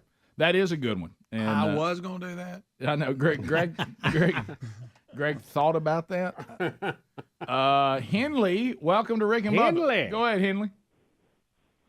Hi, yeah. My name's Henley. I'm from Gadsden, and me and my husband are 23, and our story starts out a little sad. He got diagnosed with cancer in September, and he had a huge surgery in January that's left him homebound with his leg. But he still made me a priority and texted his mama and went to Walmart and got me flowers and a card and everything because he still wanted me to feel important. How about that? Right? You know what he says? Not about me today. That's right. Not about me today. I'll tell you what. How is he doing, Henley? He is good. His chemo is working, and he starts his next round with 4 more to come next week. If you don't mind me asking, what kind of cancer did he have? He has a osteosarcoma bone cancer. There's a lot of pain with that. So we'll be praying along with you, but good news, it seems to be working, and what a sweet story from Valentine's Day. Sounds like he's got a good wife to walk through it with him. Amen. Betty in Mississippi. Betty, go ahead. Betty. Hey, yesterday I started my day by going to the doctor. The doctor had to come out to the car. He sent me straight to the emergency room. I was very dehydrated. My husband came to rescue me and drive me home. But he had an all-day, no-eat, solid liquid. But I had to bring him for a colonoscopy this morning. Betty, good night. All right. Is anybody trying to make us feel horrible? Greg, it sounded like a good idea when we brought it up. Actually, I'm actually going in the other direction. I'm feeling better about my Valentine's Day the whole time. Rick, that's a good way to look at it. You know, Rick, if you don't go to if you have a negative number, a low positive number looks pretty high. That's yeah, right. All right, let's try Robin. Robin, welcome to Rick and Bubba. Go ahead. Hi. So not only is my birthday on Valentine's Day, can you hear me? Yeah, sure. You're fine. Okay. My birthday's on Valentine's Day, but I was also 50 yesterday. 50. I'm fit. I can stretch. I am 50 years old. That is so good. But my husband, we never go out to eat because, everybody goes out to eat on Valentine's Day, and I wasn't expecting anything. And Monday night, he's like, hey, why don't you just meet me after work? We'll go eat. And I got there, and he had me a surprise party playing with my friends there, and we got a cake and everything. So it's great. Well, that was good. See, a big celebration. Let's go to Chuck in Cincinnati. Chuck, go ahead. Coleman, how are you doing? Good, Chuck. How are you? Good. Okay, so I told the wife I would make her catfish for dinner. She likes catfish. Okay. She comes home from the grocery store and said, I just about got into a fight in the parking lot. Oh, no. An EV driver was going after an old man who parked in the EV parking, screaming at him, yelling at him, getting in his face. She couldn't take it. She said, I screamed as loud as I could to leave him alone. He waited, called security in the grocery store. They came out. The old man came out again. The guy got in his face again and went after him again. She was afraid the old man was going to back over him, so she got out of the car and went after the bald EV driver and said, and then he got in her face and said, this old lady's screaming at me, trying to take her picture. She's putting her hand in front of the camera so he couldn't take her picture. Then the old man drove away and security handled the rest of it. I said, now how would I have been if I'd had to bail you out on Valentine's Day? That's not a good thing. No, but what a great story for Valentine's Days to come. Been a good one. Hey, EV people, okay, get over yourself. We continue. Let's go to Christy in North Carolina. Christy, go ahead. Hey, so I have the sweetest husband on the planet who doesn't ever want anything, and he is good to me every single day of the year. Well, this is what it's like to be Sherry. Yeah, go ahead. Yeah. So, and also our first son was born 28 years ago on Valentine's Day. Well, how about that? Nothing can ever top that, right? So anyway, we're high school sweethearts and married 30 years. Don't want to go out to dinner. We're in our 50s. We're like y'all. We go to bed with the chickens. Yeah.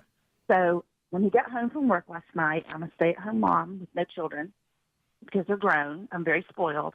But I made him his favorite meal, and he didn't have to walk the dogs or do anything like that when he got home. Awesome. And I gave him his favorite treats because he's trying to do better. He got Dr. Pepper and peanut M&Ms. Oh, that's a somewhat healthy snack. That's somewhat healthy. Yeah. Let me tell you, we had a very sweet Valentine's Day. That sounds. And that's what matters, the little things. No doubt about it. Me every day. Nothing says love like peanut M&Ms. I'll tell you that. Nothing says somewhat healthy snack. All right. Well, we got a lot of stories in there.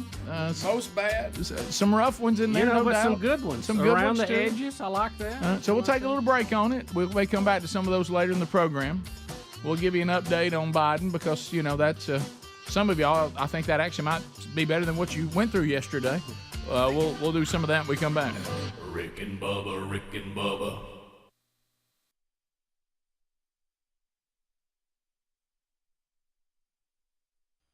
Where we can sit down and just communicate and talk and just have a good time. So pizza at Sam's, hey, it's all good. Well, until you've had the Philly steak over at Haverty's, you really, that is good, Rick.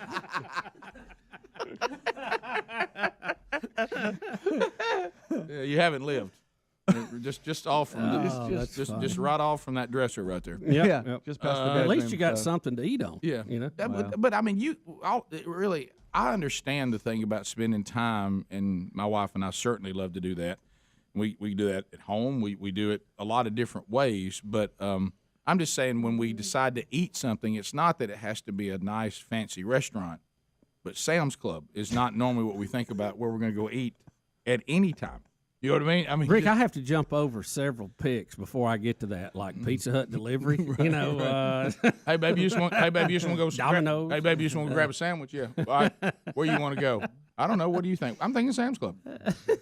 What'd you say? Done. Yeah.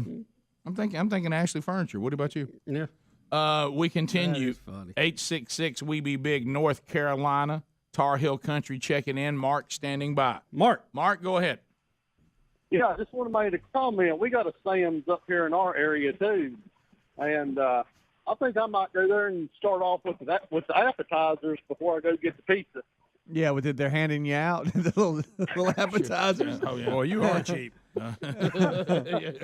Speedy, none of this is weird to Speedy. No, but I mean, He's taking notes. I haven't taken Terry on a date. I know that's funny. She's just like when she goes, she'll sit down and have the pizza. I haven't actually taken her on a date there. But these are some great ideas. You're loving these ideas. These are some really good ideas. I saw you write down. I'm writing it down here. Rick, you won't believe the plate of spaghetti we had at Lowe's the other night. Right over by the lawn. You talking the one with meatballs, right? Yeah. But let me go back to this, Speedy. And this is going to scare you off of this, okay? I'm about to take you and run you right out of the green field. Okay. The dangerous thing is that you put them in a place where expensive things are located around the cheap food. That could come back to burn you. And everybody gets in a good mood from the food, and before you know it, you're redecorating the porch. My plate of spaghetti is pretty. Hey, my Philly steak and cheese is pretty good at Harrody's, but it's a pretty expensive couch. Yeah. You know what I mean? They're gonna have people come to their furniture store today asking. All right, well, let's go tacos then, because that guy did say that. the tacos at Ashley Furniture, aren't these tacos good and cheap and delicious? They are fantastic. Honey, look over there. That would be perfect in our living room. That's what you got to watch out for. You're paying for the taco then when you buy the furniture. Which is why Ashley Furniture said, get out of your van out here in our parking lot because people aren't coming in and sell them inside so we can sell them furniture. Which I applaud them for that. I think it's a great idea, great marketing idea. Yeah. What's the Give strangest, people what they want. What's the strangest place you have ever seen that does serve food and you like it? I got to say, I've never heard tacos at Ashley Furniture. That may be that. Oh, you mean and I like it? I mean that you've gone in and said, hey, wow, they serve food here and I like this. This is good. I can think of nowhere that is not out of the ordinary. Right. No. The first one I remember, they're kind of common now, but y'all remember on Noble Street there was a Spur gas station, the Spur, and they had a deli in it. That's it. Great. Because now but this was just looked like a regular gas station. All of a sudden you go in there and they got more. Okay. Yeah, these gas stations that have like a meat and three in them and stuff, they're becoming more common. But it used to be but that at there the time weren't when any. this was around, it was very surprising. Thank you, because now you reminded me. Well, I got food poisoning. A lot of the from there, little country ones will have that. I mean, I know several. It will be JJ's Grocery then.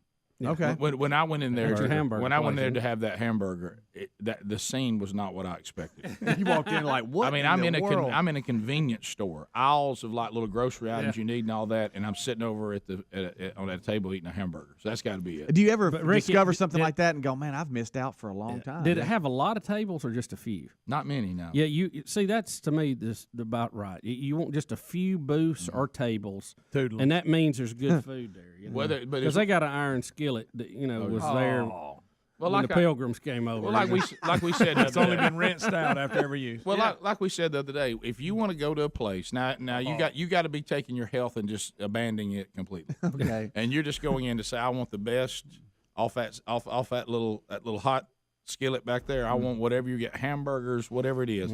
When you're in business, if the person cooking is smoking, you're in. Yeah, I mean, it's going to be a really good. Going to be great. You're saying you're taking your health and putting it over here? Yeah, well, you know why? Like I said, I've said often I wish my doctor would come to the farm when I'm down there relaxing and then do my physical. Oh, yeah. This is the other end of that spectrum. Yeah. I don't want him to see me for a long time after I've.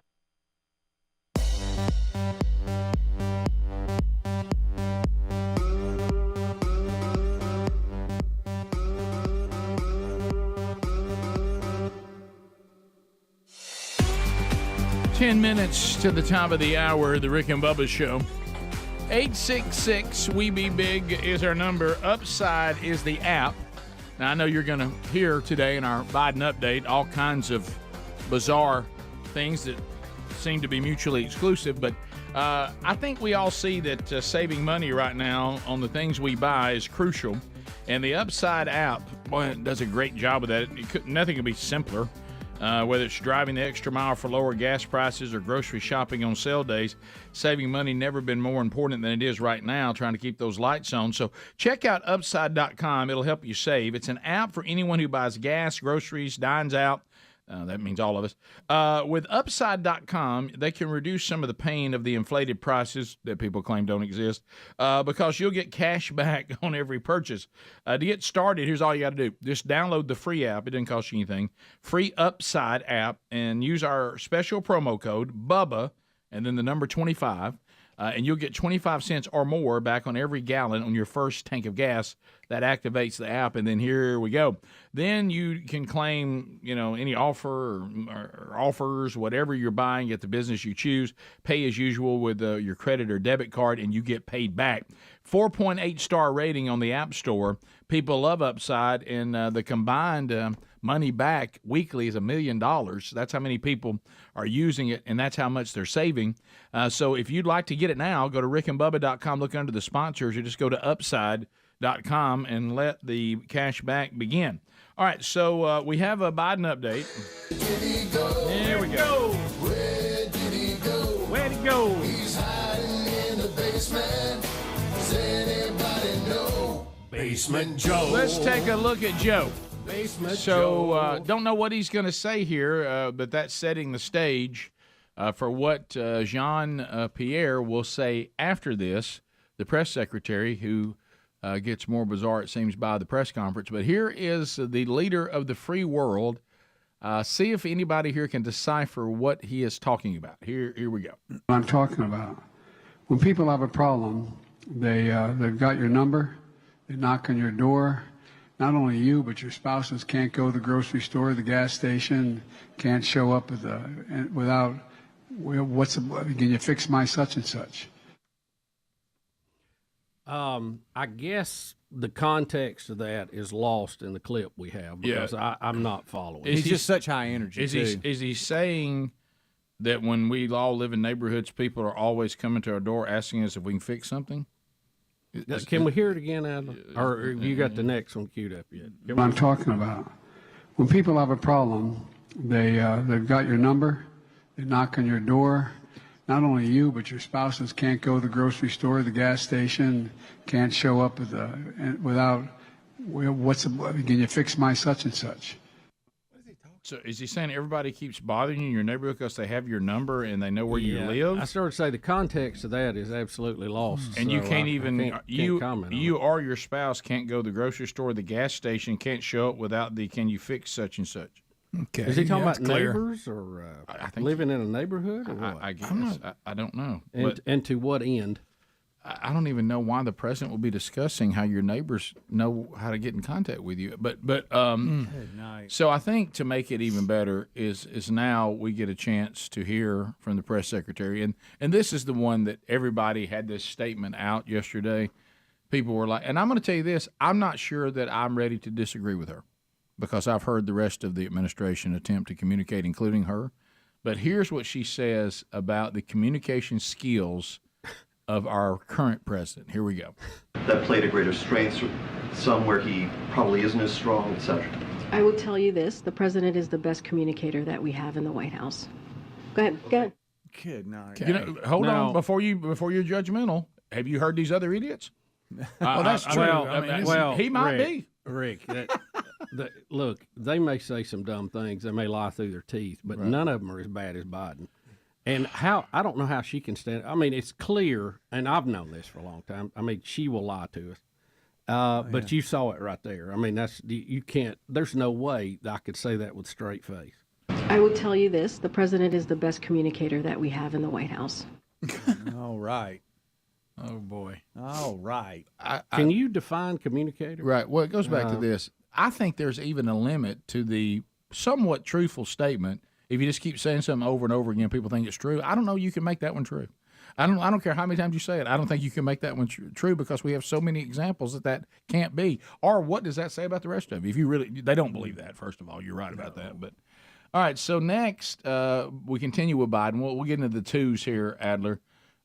So here comes the best communicator in the White House again, and he's going to talk to us about the revenues and budgets and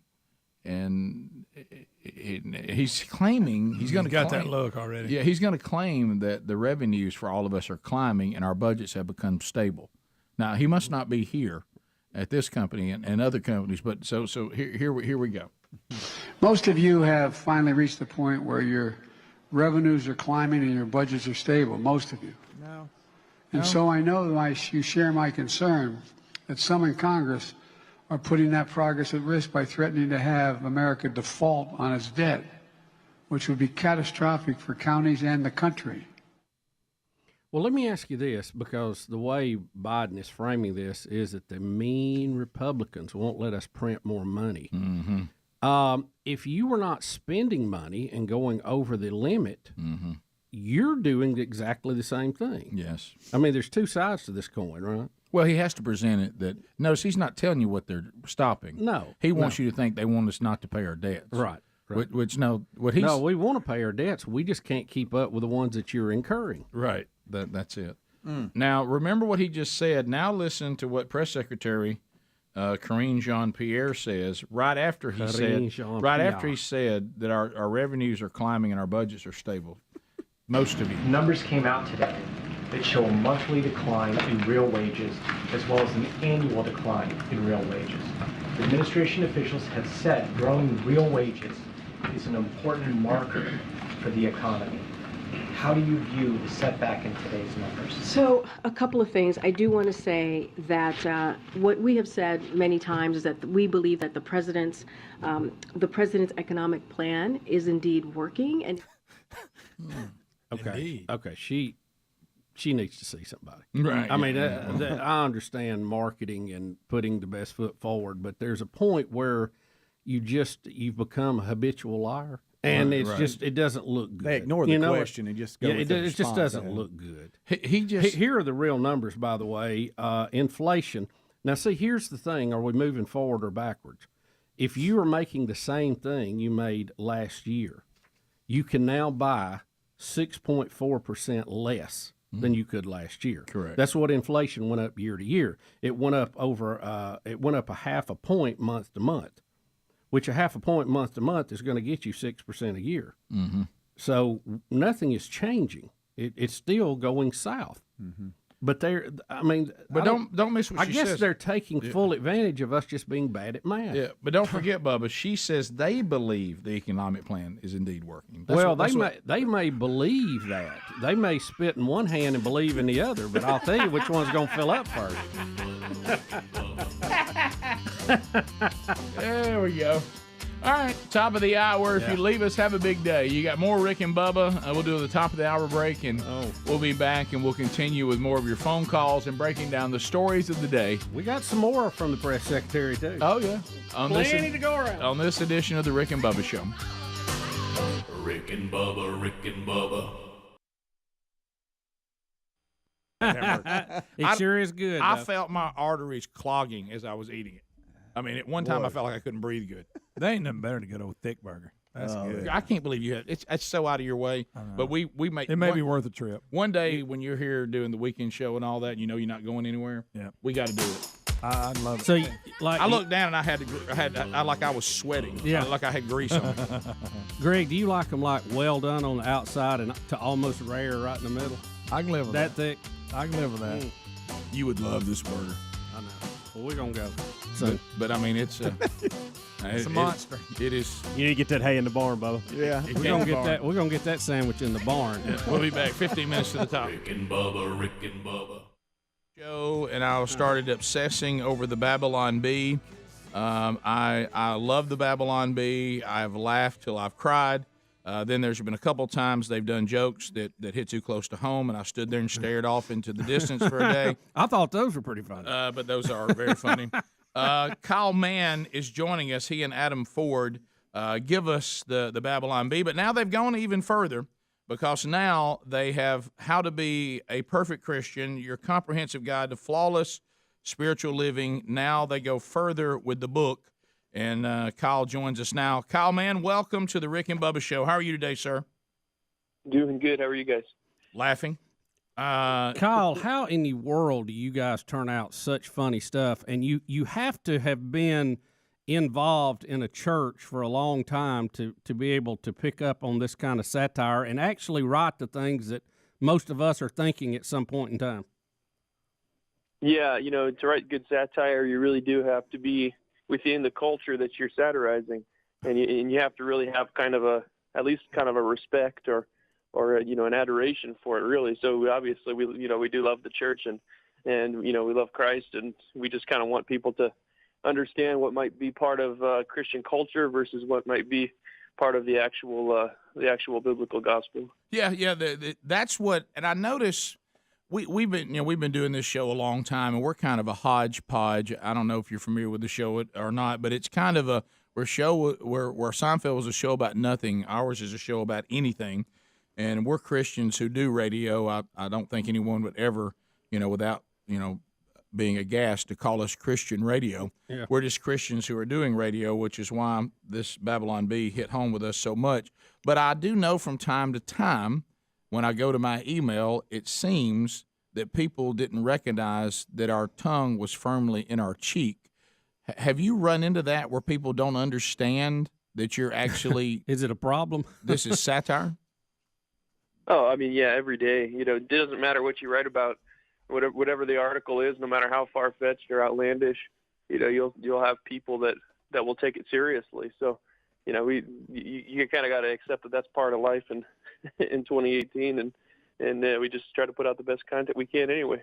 Kyle, I'll tell you, I'll be honest with you. We've been very fortunate on this show. We've been on a lot of national platforms, but I don't think we've made it until you guys make fun of us. Will you do that in the future at some point? Please. Just please make fun of us one time.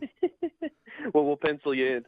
Yeah. Because we know a lot of the folks that do get made fun of. David Platt was my pastor for many years, and a lot of the other people we know, and we just don't feel like we've made it till you make fun of us at least once. Well, we want to make you guys feel loved and accepted and affirmed. So, well, whatever we can do to make that happen. What's so funny now, because I've been noticing, and I guess you guys have noticed this too. Like I do a good number of conferences every year, as much as I can with my day job. And so I'm with a lot of the people that end up being part of the satire. And I wish you could be backstage and watching them. I'll come in and go, by the way, I laughed my head off at what Babylon Bee said about you today. And they're like, what? And you can see them. They'll run over and start looking and pull it up. J.D. Greer is really trying to be friends with y'all, so y'all won't make fun of him much more. But anyway, do any of the people that get put in the satire, have they gotten angry with you at all?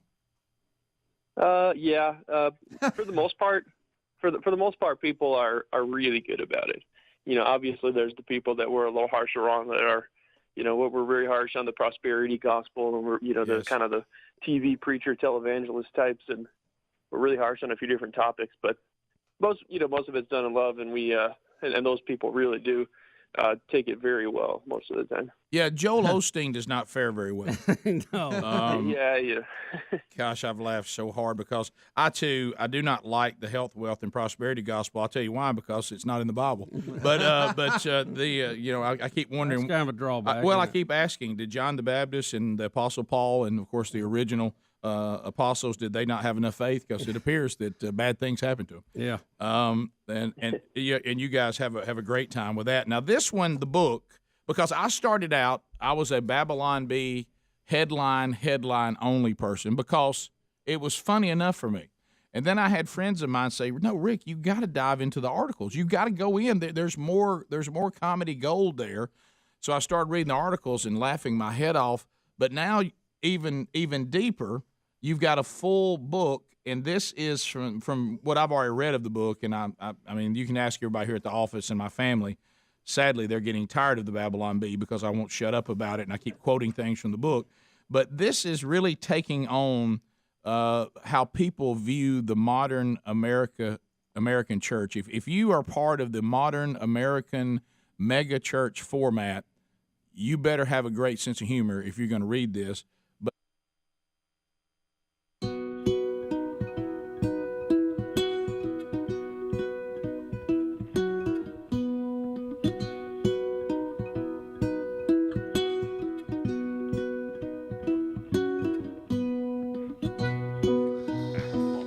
Yep. It's 6 minutes past the hour. We're glad you are here for another one. Speedy, the real Greg Burgess, Helmsy, Eddie Van Adler, gang all here. Welcome back, Mr. Bill Bubba Bussey. Rick, glad to be here, and thank all of you for letting us do what we do. So we've done the good, the bad, the ugly from Valentine's Day. We'll get to some more of those before the day is done. And now we have been updating you on the latest nonsense from the Biden administration. One thing that they love to try to convince you is that there is no inflation. The economic plan is indeed working. They believe it is. That's the key. They believe it is. And but the great communicator. But even CNN, y'all, how can you stand up there in front of a microphone and say he's the best communicator in the White House? Well, you can't. You can't. Not and be honest. No. I'm just going to say this. You can't. I mean, I would just say if I was in that. How do you look at yourself in the mirror and say that? Well, Bubba, if I was in that press conference, I would say, look, no disrespect to you. We wish you the best. Okay, you can't say that. We're just not going to let you say that. Well, the press secretary has problems with a lot of issues. But now you're a statement like that. You're coming across as being deranged now. Yeah, like you need counseling or something. Are you traumatized? And this thing where they're always quoting that the economy is better, and again, I don't know how they can. And at least some of the media is holding their holding them to it. And now even CNN, it's going, guys, we can't just keep flat out lying. I think if they feel like if they keep repeating the same thing enough and just ignore the questions and just keep saying enough, it's real. But I know that CNN has changed a little, but they haven't changed to the point that what they're about to do now. Now even they're not, even CNN's not listening to something that is so easily disputed. I mean, and so here comes CNN talking about inflation. Here we go. Gasoline prices up again. They had fallen in December. They were up in January.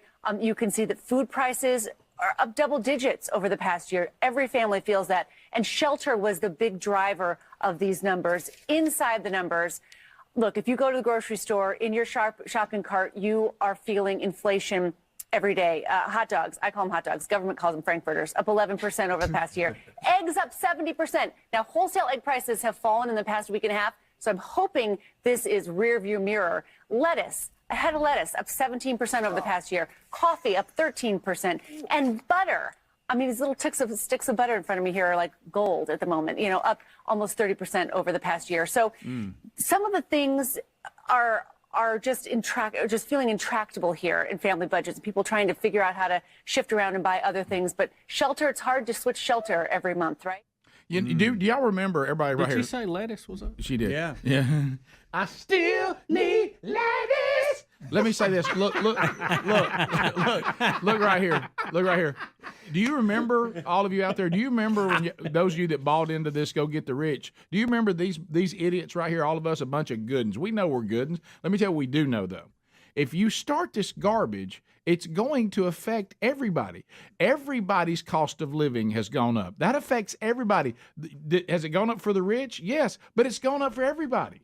So this thing of Go Get the Rich, doing all these ridiculous plans, and they tell you, hey, what we just did, it may sound bad, but only the rich is going to be affected by this. And you buy that garbage, and you look around when your utilities cost more, when your food costs more, when gasoline costs more, it's not just affecting the rich. They're just not as bothered by it, okay, because of their financial situation. You got to quit being chumps on this. All right. So Rick, to quote the great Lemmy from Motorhead, "Come on, baby, eat the rich." Thank you. Bite down on that. Greg. Well, you ain't never heard that song? No, I haven't, Greg. You've thrown up two songs today that I don't have. You and I thought we tracked pretty good. It rhymes. Come on, baby. All right, so here we go. Now, listen what CNN just said, okay, including gasoline, what they just said. Now listening to the now deranged Karine Jean-Pierre. Here's what she says about it.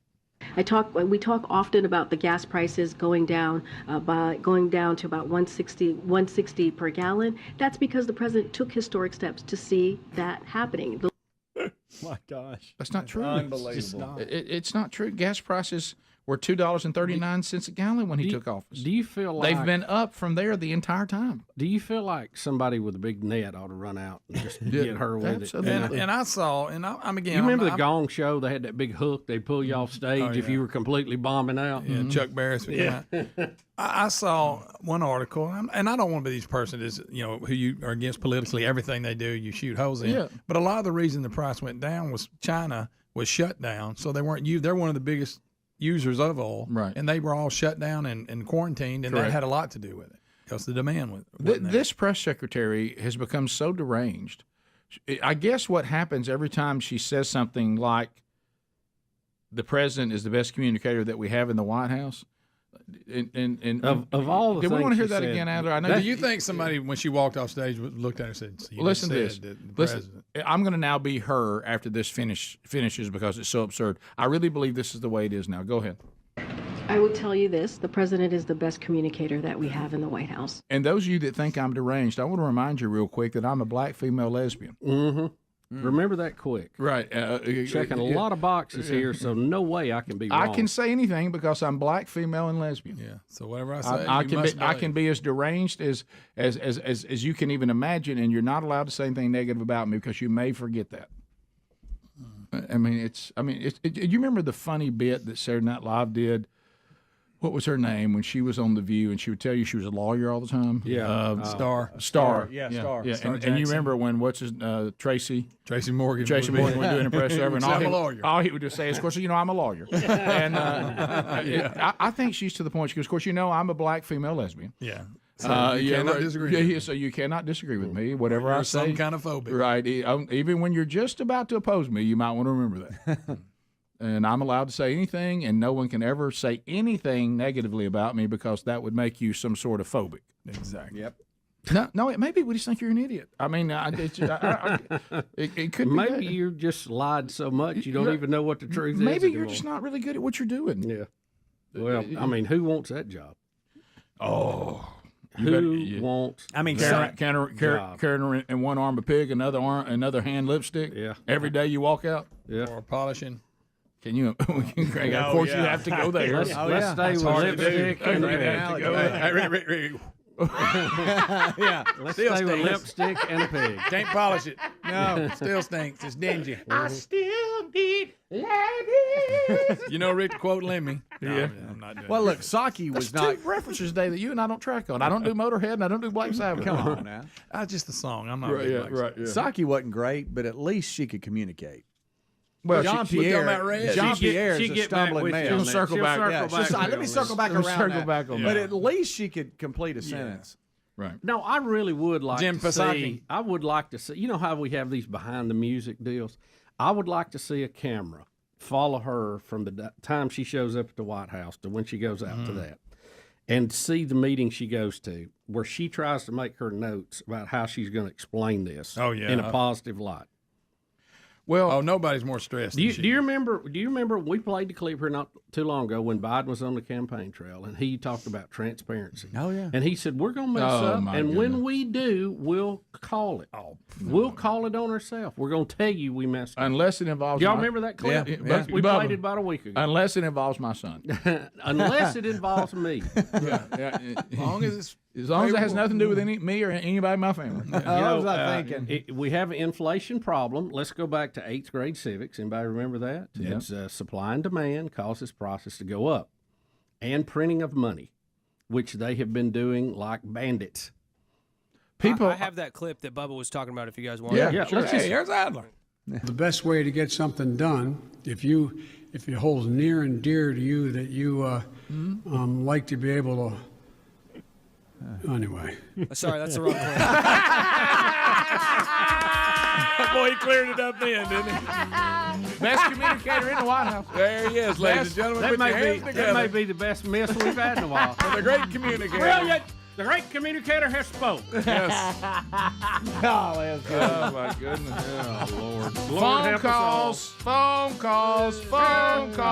Look at me. I'm Greg getting up. On anything you want to talk about at 866-WE-BE-BIG. Rick and Bubba.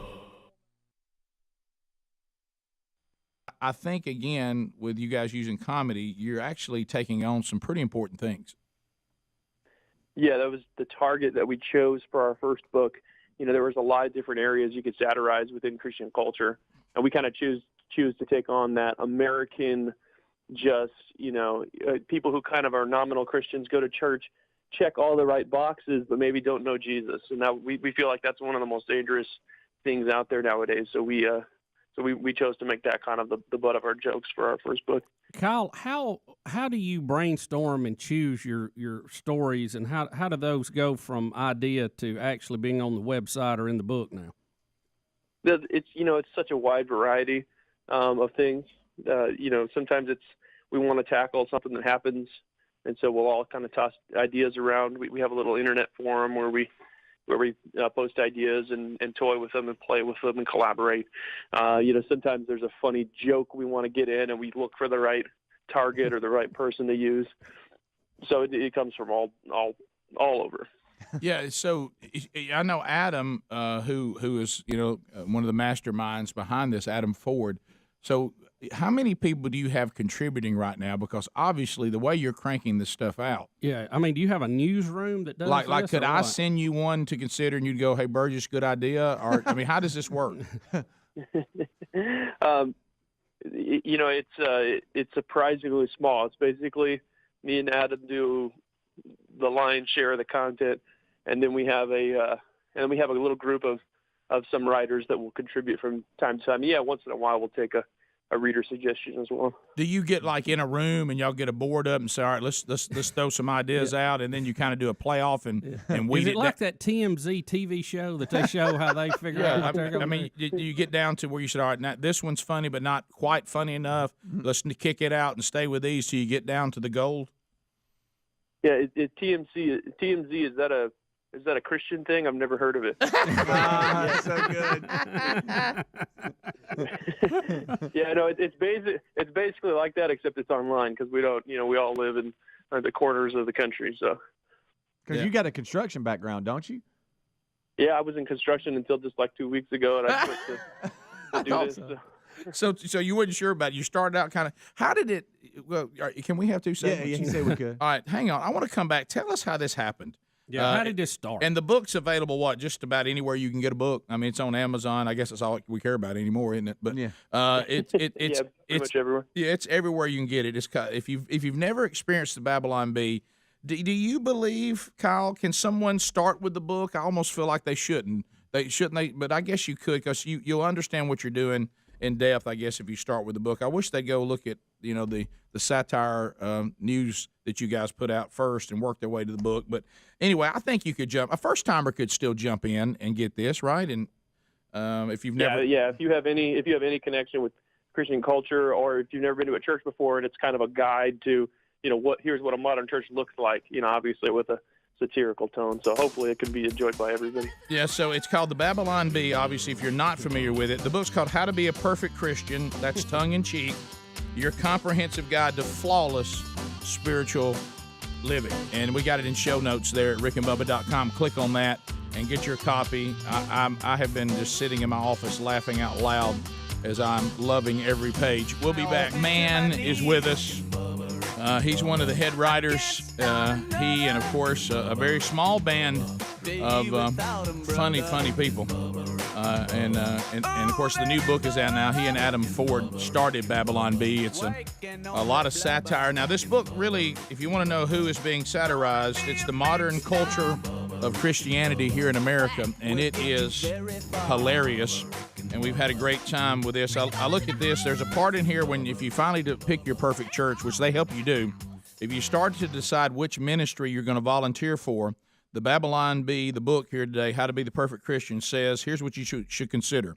How much of your free time will it suck up, and how much glory will you get for the work? So, and how much does it pay? So you're having a lot of fun, Kyle, but tell us, But you're trying to make some great points. It is designed to make us laugh, but also, as anything that's ever helped me, to make you uncomfortable. Yeah, satire is an interesting form of comedy because what satire does is it uses comedy, to make a point or to make you think or to make you uncomfortable, to poke some fun at your tendencies and your idiosyncrasies. And hopefully afterwards you sit back a little bit and you think, maybe I do treat the church this way. Maybe I 866 We Be Big. Now, the troll a little different. I mean, you kind of need to get your thoughts together in a little 30-second package as we go to the phones. You can make a comment, ask a question, bring information to the table. We're not doing meaningless shout-outs, shameless plugs right here. That's the instant buzzer. This is a new phone segment that we started. Well, it's not new now, but we started a long time ago. It was new, meaning a different way to approach phone calls. So we got 10 lines, so we get a bigger sample. You get into line, and then you go through the callers quicker because we got 30 seconds. And that way you probably want to drop all the things that are small talk and all that and get right to what you want to talk about. But it's designed for you to really program the show. You're taking us in whatever direction you want to go, asking questions, making comments, and then we move through these calls briskly. So if you want to get in line, you want to make a move, you can now at 866 We Be Big. We'll start with David at Lake Martin. David, you got 30 seconds on the Rick and Bubba Show. Go right ahead. Guys, y'all have completely missed on the press secretary. I am very disappointed. Oh, no. So sorry. On the who? On the press secretary. Oh. This woman has never been filmed outside the compounds of the White House. She's held hostage. She's got some fluorescent paint on the back of her eyelids, and every time she looks down, she is doing Morse code. Somebody decode the message and help this woman. She's doing the old Jeremiah Denton. Huh? Yeah. Try to counter blinks. Let's go to Cody. Cody, you got 30 seconds. Go ahead. Cody. Oh, sorry. I was going back to the Valentine's Day story. Yes. Actually, yesterday I was in Trustful having kidney stone surgery. And what's best to tell your wife Happy Valentine's Day by sitting in surgery? Yeah, that's back over there in the bad list again. I just who schedules surgery on Valentine's Day? John. Well, if it's kidney stones, he may have had. Yeah, you're right. John, 30 seconds. Go ahead. Hey, boys. Hey, buddy. So all my friends have been making Helen Keller jokes recently, and I'm getting tired of it. That's not the point. Have y'all heard of? Oh man. I'm sorry, you were breaking up. I've heard them all. Yeah. You were breaking up, and I'm kind of glad. Yeah, with this, it looked like you were calling out of Alabama, which means storms are coming through different parts of Alabama late today and tomorrow afternoon. I probably wouldn't be around those people telling those jokes while this lightning's coming through. Yeah. Let's go to Corn Pop. Corn Pop, 30 seconds. Go ahead. Hey, I have a situation scenario for you guys. Okay. Would you rather keep Karine Jean-Pierre as press secretary continues to speak untruth, or would you rather have Sergio Dip be the press secretary and he always tells the truth? I'd love to have Sergio Dip. Yeah. I mean, I think Sergio Dip, you talk about somebody that was removed from the landscape of broadcasting. Yeah. Over one really awkward attempt. I mean, he vanished. He did. I'll take Dip back. He can't get a job calling a goat roping. No. Somewhere he and Billy Bush are sitting somewhere going, what happened? Yeah. Isn't Billy Bush back on something now? Didn't I see him the other day on something? You're the Billy Bush guy. guy. He may be. Look, he'll be back before Pete Rose gets in the Hall of Fame. It always goes back to Pete Rose. Yeah, him or Pee Wee. Michael in Kentucky. Some of the people convicted at the Nuremberg trials are going to get out before Pete Rose gets in the Hall of Fame. Yeah. Michael, go ahead. Hey, Rick. I was wondering about the Asbury revival. Have you guys touched on that any other than Monday? Well, I talked yesterday with someone that I have great respect for, and there's been others that actually went there, and they had people who had been there.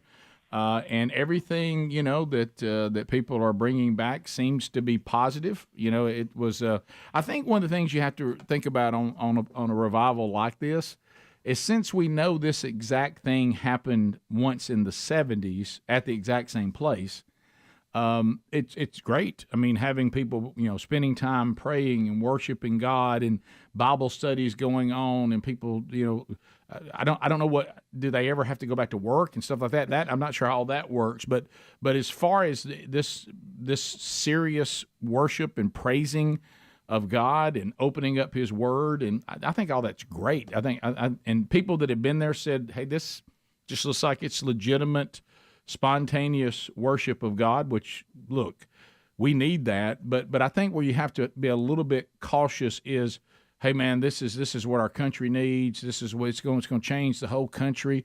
Well, the last one didn't either. And if you're focusing on, which I think is very positive, and really what you see in Scripture, is that this is about individuals. There's individuals that are being sanctified. There's individuals that are repenting. There's individuals that are being redeemed. So, which is what we're told to do by Christ when He ascended. So that's really, in my opinion, the legitimate focus of this, and that is a good thing. That's a great thing. But if you're taking it to the point that this is some kind of big awakening for America, I probably wouldn't get too hopeful about that. It always helps. I mean, the remnant always throughout Scripture, you see the remnant always being part of taking God's wrath and pushing it back off of a nation. But as far as like all of a sudden this is going to radically change the moral road we're on as a country, I would probably not. But the beautiful thing is you've got a group of people that are growing, that are devoted to worship right now, and there's people that are repenting, and there's some destruction of cultural Christianity going on, people taking their faith serious, and then there's people that are lost that are being redeemed, and that alone is a positive. Yeah. Because if one life's changed, then two, then three, and then over time more. Yeah, and I'd be careful about being on either end of the spectrum. No one's allowed to question it and investigate it. But then on the other end of the spectrum, I don't like it because it's not being done the way I think it ought to be done. Right. I don't think you need to be in either one of those camps. Let's go to Claire. Claire, welcome to Rick and Bubba. 30 seconds. Go ahead.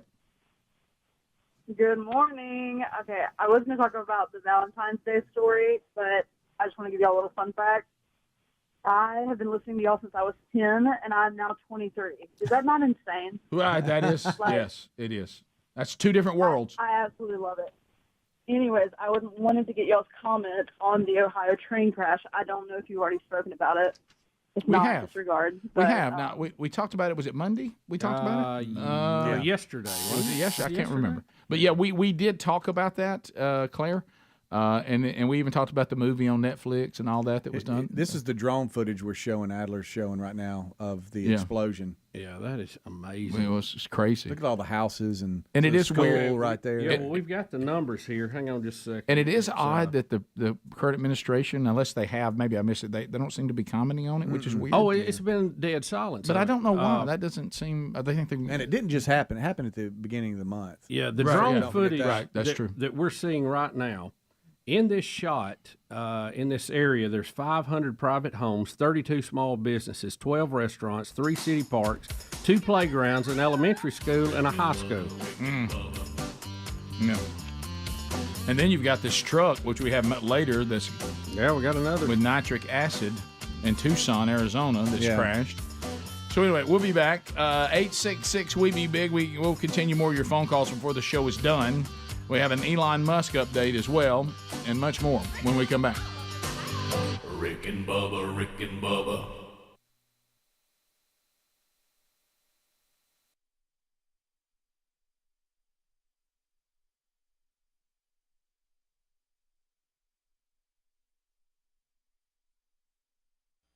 Treat the church like it's all about me sometimes. Even if you wouldn't say that explicitly, sometimes satire and comedy can help you, pull your guard down and help you see maybe where some of your blind spots are. Are you getting any grief with? It's obvious you're using heroes of the faith, and you're putting modern day quotes that would make them more desirable to the modern church today. Are you getting any flack that you're using these people's names and you're putting obviously satirical quotes with them that aren't real quotes? No, I thought they were real. I don't know what you're talking about. But, well, when I go into the one about serving in the church without even lifting a finger, chapter 4, ask not what you can do for the church. Ask what the church can do for you, Dietrich Bonhoeffer. Yeah. I mean, that's funny. That's fun. I think, once in a while we've posted some of those quotes online and stuff, and once in a while you'll see someone like, C.S. Lewis never said that, or, Bonhoeffer never said that, and they're getting upset about it. But yeah, I know for the most part, I think people seem to get what we're doing with those. Well, you guys have done a masterful job even on those. The people you're picking, the quote, you're trying to come up with what would be the most opposite of what they would say. Right. And you've done a really good job of that. So.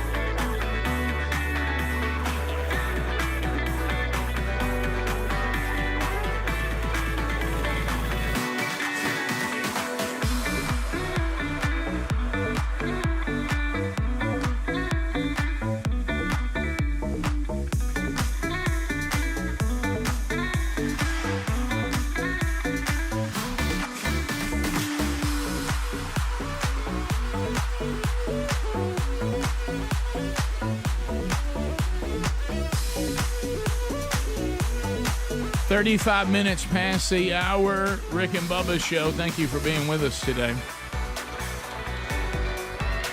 The gang is all here, and we'll get to more of your phone calls coming up shortly before the show's done.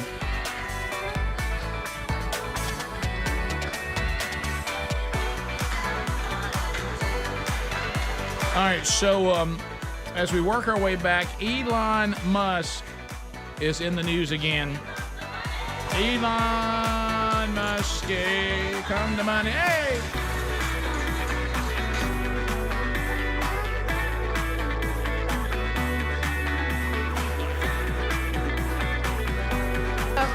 All right, so Elon Musk is addressing, who is he addressing here? Okay. The World Government Summit. We actually have three things with Elon. Okay. First off, let's hear this. He's addressing, Rick, as you said, now listen to the name, World Government Summit. Mm-hmm. And he is going to basically tell them probably not what they wanted to hear at the World Government Summit, but as we know, Elon doesn't really care. Let's hear him in his own words. Right, here he is. One thing I should say, and I know this is called the World Government Summit, but I think we should be maybe a little bit concerned about actually becoming too much of a single world government. If I may say that we want to avoid creating a civilizational risk by having, frankly, this may sound a little odd, too much cooperation between governments. If you look at, say, at history and the rise and fall of civilizations, that really all throughout history, civilizations have risen and fallen, but it hasn't meant the doom of humanity as a whole, because there've been all these separate civilizations that were separated by great distances. And so, say like while Rome was falling, Islam was rising, and so you had like the sort of caliphate doing incredibly well while Rome was doing terribly. And that actually ended up being a source of preservation of knowledge and many scientific advancements. And so, so I think we want to be a little bit cautious about being too much of a single civilization, because if we are too much of a single civilization, then if the whole thing may collapse. I'm obviously not suggesting war or anything like that, but I think we want to be a little bit wary of actually cooperating too much. It sounds a little odd, but we want to have some amount of civilizational diversity, such that if something does go wrong with some part of civilization, that the whole thing doesn't collapse, and humanity keeps moving forward. If I can paraphrase for Elon here, you don't want to have all of your eggs in one basket when it comes to people on the planet. Oh, and when you're talking about tyranny, the last thing the people of the world need is all the tyrannical governments working together for their benefit and our demise. Yeah. And I agree. basically I our enslavement. Right. And if you look at Scripture and prophecy, this one world government thing is not a positive. No, it is going to be the end as we know it. It comes across as a positive, and it's marketed and sold as a positive. And the warnings of what Elon Musk just said need to be remembered when that PR campaign starts, because it will start. And it's already started, really. I want to give Adler a heads up if he can find it. Elon had put out a tweet showing the new CEO of Twitter, and I'll let him hunt for that while we do this second story here. The SEC, the Security and Exchange Commission, has showed that Elon Musk donated Tesla shares worth $1.95 billion to charity in 2022. Billion, billion, almost $2 billion. That's 1,000 millions times two. Mm-hmm. And not to be outdone, always still with a funny edge on him, Rick, Elon has tweeted out the new CEO that will replace him. That is funny. I saw that today, as a matter of fact. So, I love the fact he doesn't take himself too serious. Oh, yeah. I do love that. I wish I was Mr. Buddy. Is that just a dog or a fox, or what is that? I'm not sure. Because I was going to looks ask like a dog. Yeah, is it just a dog? Okay, yeah. Looks like a dog. Yeah, there you go. Yeah, that's a dog. We got any dog? Mm-hmm. I'm sorry. Yeah, sure. So he's having a lot of fun with his new little Twitter toy. I mean, he really is. Yeah. They mention in this story that Elon is now the second richest person in the world. He still owns 13% of Tesla. Who did he get bypassed because of the Twitter purchase? Was that it? I mean, But he bought it. It still has a value. I wouldn't think that would knock him down too far down. Yeah, I don't know how they score Who that. is number one? I don't know how they score that. And why is he not still number one? I think Clay Aiken.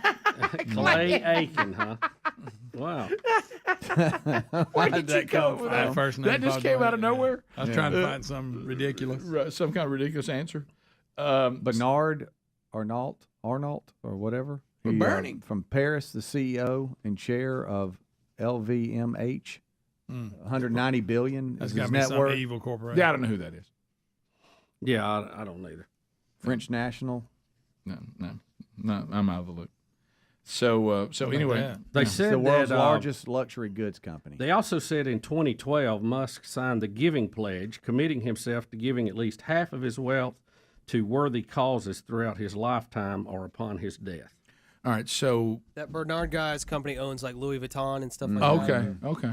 I guess.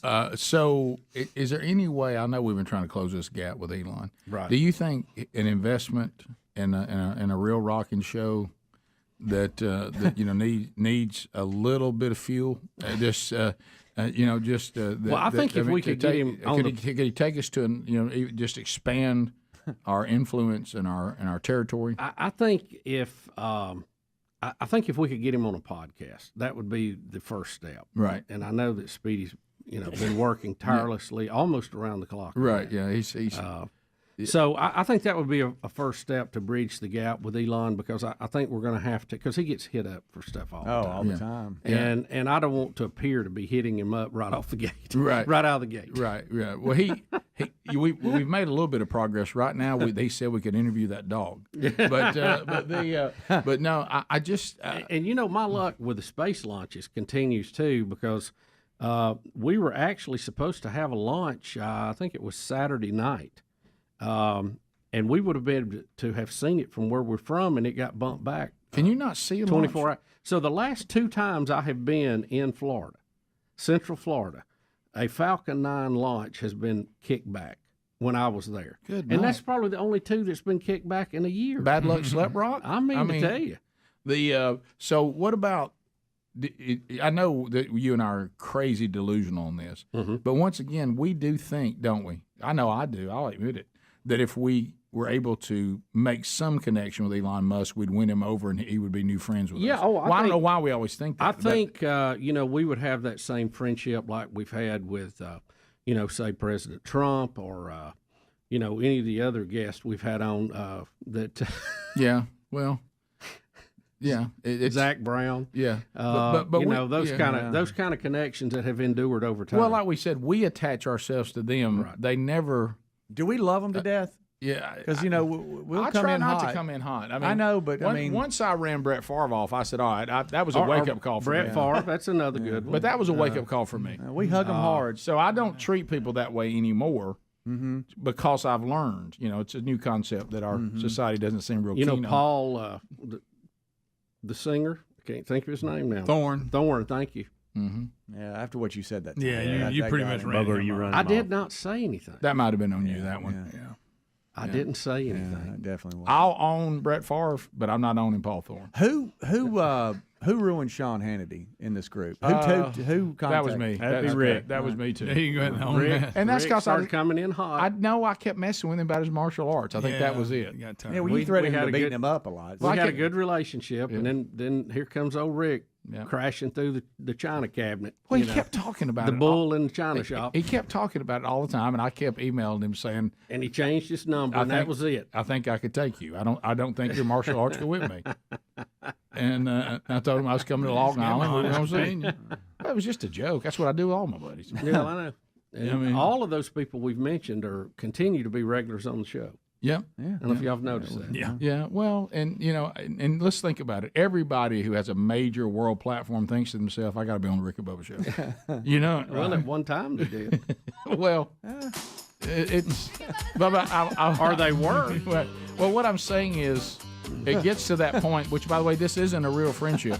When somebody realizes that we need them more than they need us. Right. I mean, it's not a need thing. It's just we like hanging out. Authors like us because our audience buys we move books. Yeah, we do move books. Yeah. Sean writes a new book. We'll have him back. 15 minutes. We don't know how to call him to invite him. We'll be right back. Rick and Bubba, Rick and Bubba.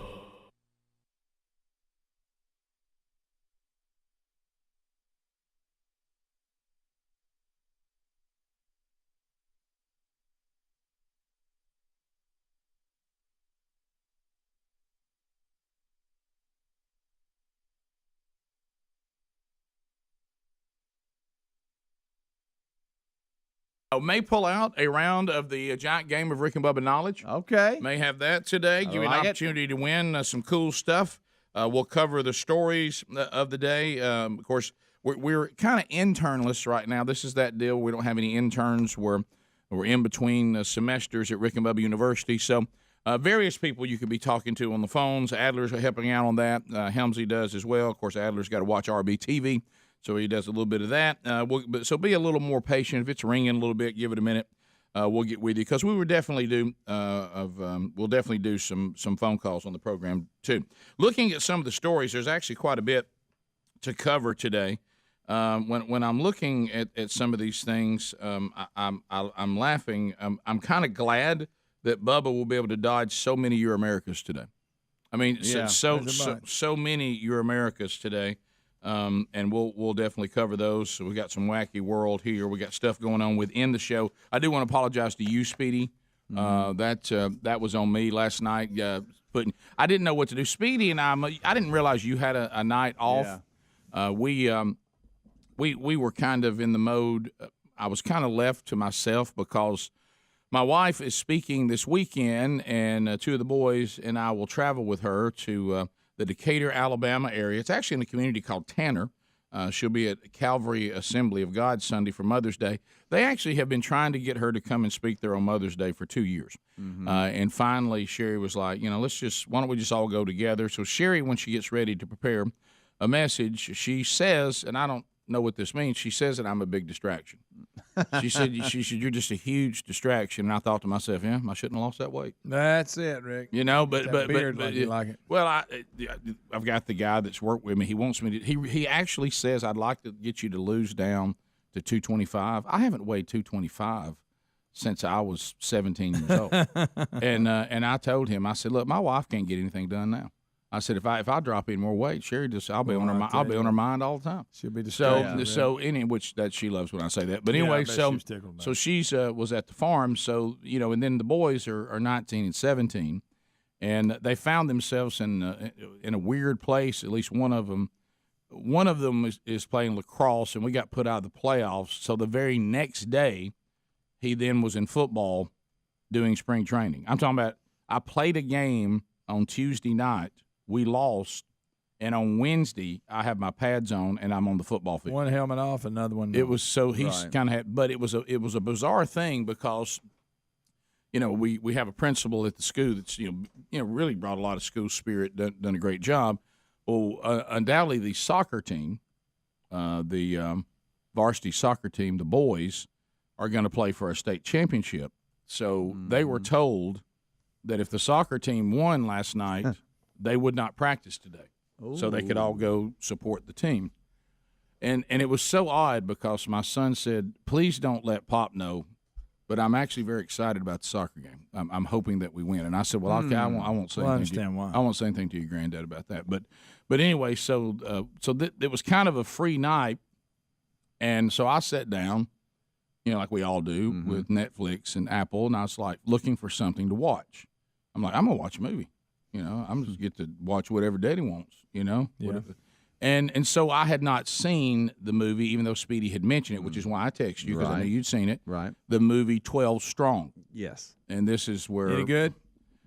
Yeah, it was. I mean, that genre is good. When they declassified the fact that the first war after 9/11 featured some of our special forces on horseback, we couldn't get them a vehicle. I didn't know the story until the movie. We don't have vehicles they could have rode in. In this particular situation, this is the Afghan army they joined because of the terrain. The Afghan, I'm saying army, but you know what I mean by that. They're military fighters. Fighters were on horseback to get over the mountain to get to the other side, and they said there's no other way you can do it. Yeah. And so they said if we're going over to the other side to where we have to go to take on the Taliban, you're going to have to get some of y'all on horses. That's the only way we're going to get over that mountain. Mm-hmm.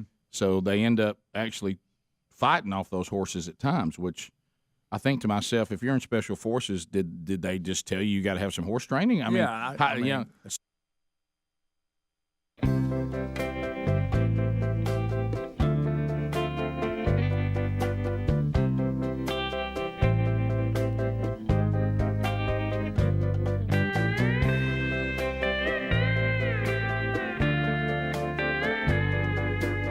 Ten minutes to the top.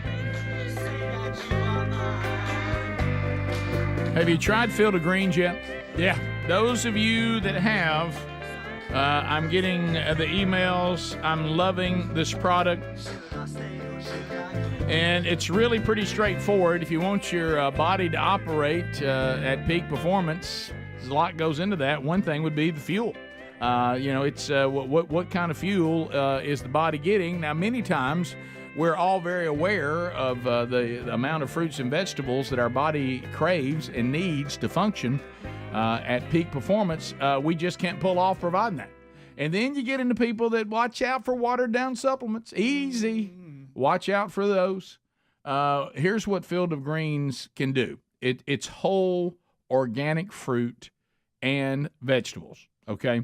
And it's backed by their Better Health promise. Each ingredient in Field of Greens was scientifically chosen to support vital organs like our heart, lungs, kidney health, and here's a biggie for all of us right now. I know those others are biggies, but I'm talking about current day. You hear this a lot, and it's everywhere. It will support and strengthen the immune system. That right now is where it is. All this other stuff, this is where you need to have a strong immune system. Blood pressure, metabolism, healthy weight loss, all part of this, and because it's giving the body what the body needs, and it needs to become part of your regular routine. I do this every day. Other guys on the show have started; they're getting the same results, and it will work for you. And your doctor is going to love it. So go to fieldofgreens.com right now. Use the promo code Bubba, and you get 15% off. Fieldofgreens.com, code Bubba. Or find that link at rickandbubba.com under the sponsors button. Wednesday Bible study back today, noon Central, 1 o'clock Eastern on the YouTube channel, archived soon after we continue the walk through the Revelation today. Bubba, let's get an update. I talked about the immune system and all that, and pandemic this and pandemic that, and some of the things. In all fairness, we were kind of making this up as we go, and now there's a new thing that is starting in our country. Now, at one time you were not even if you remotely had anything negative to say about the vaccines, well, you'll be out of here on the. We'll run you out on the rail. You can't speak of. You can't even be cautious about. You were selfish, Rick. You were selfish. You didn't even love people because you wouldn't take that vaccine like the government told you to. It was a pandemic of the unvaccinated. And we've got this idiot mayor in New York that is now saying that he thinks they need to go back to vaccine mandates because it's not, people shouldn't be able to do whatever they want to do. No, no. But you might have a point if the vaccine was working and was doing something to keep the spread. It's not.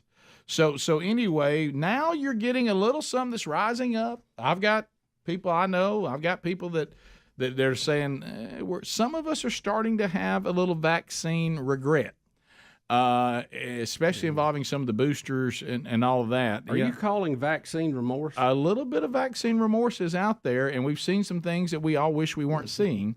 And so here is do y'all love Hey Buddy, you're broadcasting? I love when first of all, my favorite stories, by the way, that Greg Burgess brought to the table. I don't know why people watch other people play cards. I don't get this, but but they do. So here is a poker player caught on a hot mic. I guess while other people are figuring out what they're going to play, they just sit around and talk to each other like we do. Sometimes if you watch the show, you'll see the show going, then people talking off on the side and stuff like that. And I think that's what this is. But his mic is on, and they hear him talking about vaccine remorse. Here we go. I wish I would have never got the vaccine. What's that? I wish I never would have got the vaccine. I never did. I've been having chest pain ever since I had that thing. Really? Yeah. You're still having it? Yeah, every time to time. And they're saying that you get hardens the arteries. And yeah. So I need to go get it checked out. But ever since, dude, it's just That's horrible. It's been weird. I held out until like a month ago, not even a month ago. Oh, is that right? Why did you decide to get it then also? So I wanted to come play the World Series. Well, they didn't have that guideline this right now. Pardon me? They didn't have that. As a foreigner, you can't get into U.S. Brian Kim also That's right. sent to the rail early.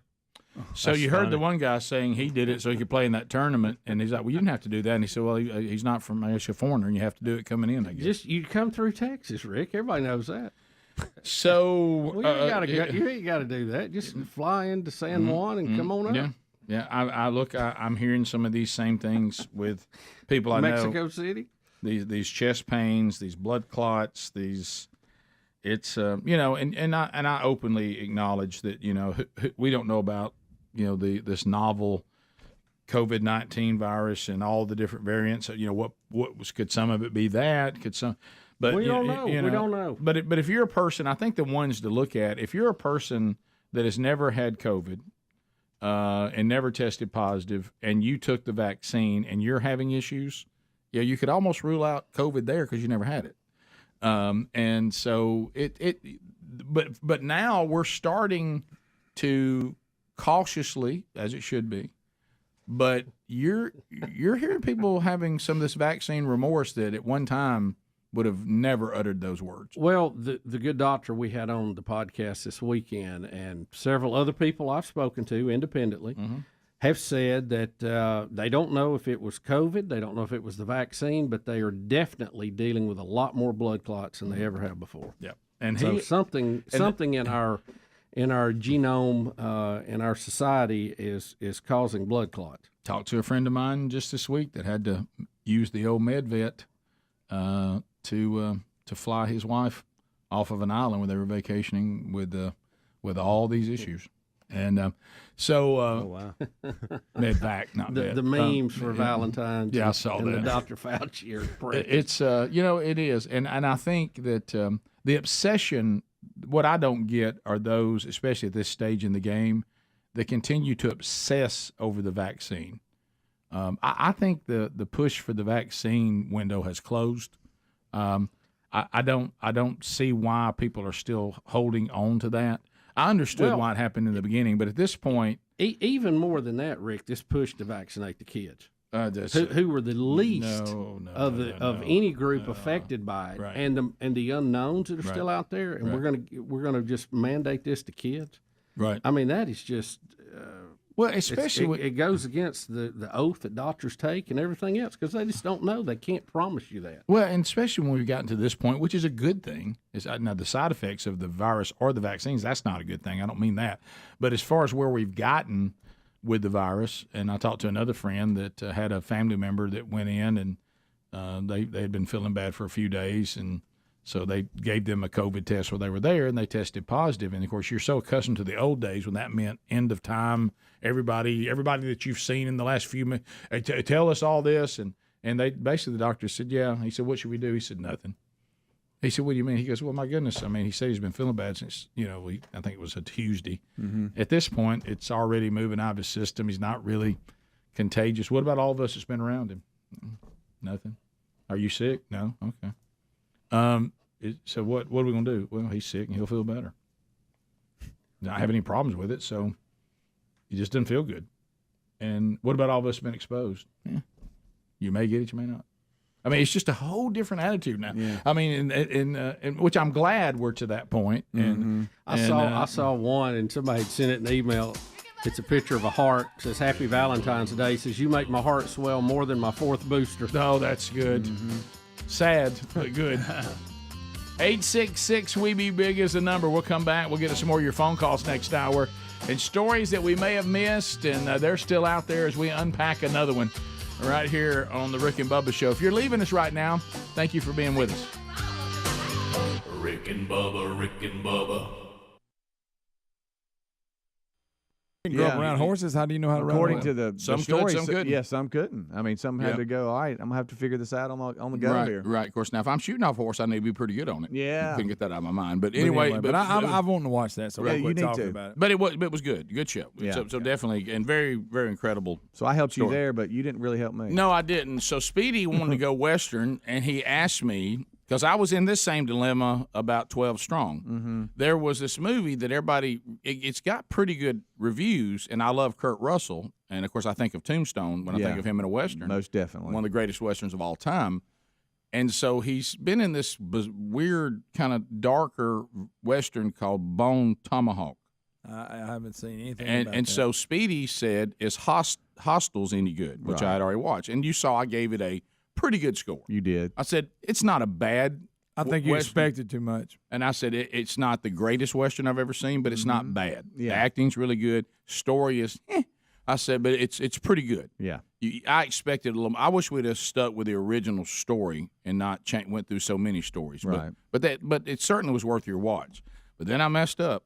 And we'll come back and talk about it. But Good night. Did you talk about it all in the kickoff hour? No, I didn't. I talked to the guys off the air about it. I messed up, and I told Speedy, I said, now I'm kind of considering Bone Tomahawk here. I would. Kurt Russell. And it got me over there in it. And now I did say it might be too much, too dark. Did I not say You that? said that. Well, I was reading some of the reviews about the movie. Anytime you've got a Western involving cannibals, you think. Hey, good night. So we'll come back. Rick and Bubba. So anyway, back to what we were talking about. So I tell Speedy about this movie. I've never seen it. Yeah. Don't know anything about it. Thanks, Rick. I looked at some of the reviews and it made me go, Speedy. I did give you a warning. I said it may be too much. You might want to go Hostels if you're going to watch one of the two. But you decided to move ahead on Bone Tomahawk, which I haven't seen. And I didn't even hear about it. I had to go back and search it on the movie category because I didn't even hear when it was out. When you see Kurt Russell in a cowboy hat, you're always going to give it a look. Yeah. Okay, I'm sorry, you are. Matter of fact, I was looking at information on it, which is why I told you be careful. It could be too much. Yeah. I noticed that it only cost like $1.8 billion to make, and it made like $200-something million. Yeah. Yeah. I didn't know it did that well at the box. I mean, I had no idea. Like I said, I didn't even know it was out. And of course, I was like, well, you know what? There's different things that when it comes to renting a movie, you're like, okay, I really want to see that, so I'm buying it. Or, hey, this one's pretty good. It's a decent price to rent. This one was like $3.99. So I'm like, okay, if I make a mistake, it's not like that I'm having hurt you as cheap as you it's are. not like I'm having to buy it for $19 or $14. Wait a minute. You didn't pick the movie because you thought Bone Tomahawk was better than Hostels. Hostels cost more. No, it was only $5.99. It wasn't. It was $2. $2. In his world, $2 is a lot. I went after it because hey. Rick was like, "It heard us good." What, were you scared of it? What's wrong? Is it I odd? said it may be too dark. That was my quote. I can did. produce You the did. text. Well, I'll just tell you, when it has to do with Indians and cannibals, it's you need to watch out. Well, but now, you kind as of far know as going in, if it says Indians and cannibals, you kind of know going right, in. but It didn't sneak up on you. Well, you have a great Western. The setting is awesome. Kurt Russell is just great in it. The acting is phenomenal. But about 3/4 of the way in, let me just set it up, and then you guys, I won't give it away in case you want to rent it. Rick, don't mess it up. You have a town where people are starting to go missing, and they're not sure what's going on, and you have someone, a drifter, that comes into the town that Kurt Russell is the sheriff of, and he's being chased by these Indians, and he has a past where he robs and kills people, and they confront him when he comes into the town because they know he's a drifter and he doesn't look like he's up to any good. What they don't know is what he's brought to the town that's chasing him. Oh no!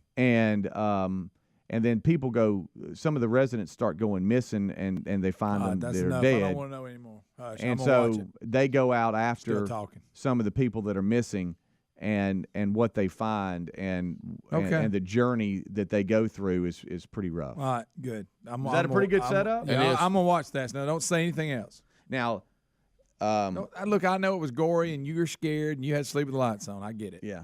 Did it scare you? you? Were mad because it was The preparation $3.99. for dining is unbelievable. Okay, All right, that's good. All right. Just quit talking. All I want right. to see the movie. That sounds like Was the something I'd movie? like. Were you entertained or too? It was just. I too was much? very entertained. What's the yuck factor? Because you told me like in 12 Strong, so you have some military language. Yes, but and it was there is one scene the doctor of the city that they live in, the little town, is female. She's and there is a scene. So she's naked.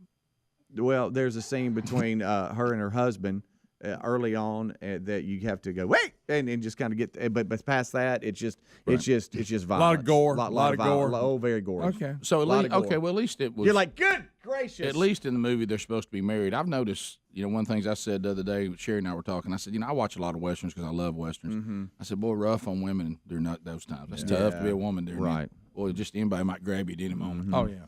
It's almost not like a lot of romance. A lot of hurt people in this. Yeah. Really, Harvey Weinstein missed his era. He should have been in the Wild West. Yes, he'd fit right in. I mean, people come get to your house and just burn your house down. It's and before I leave, yeah, it was terrible. I'm gonna kill all your animals. Oh yeah, terrible.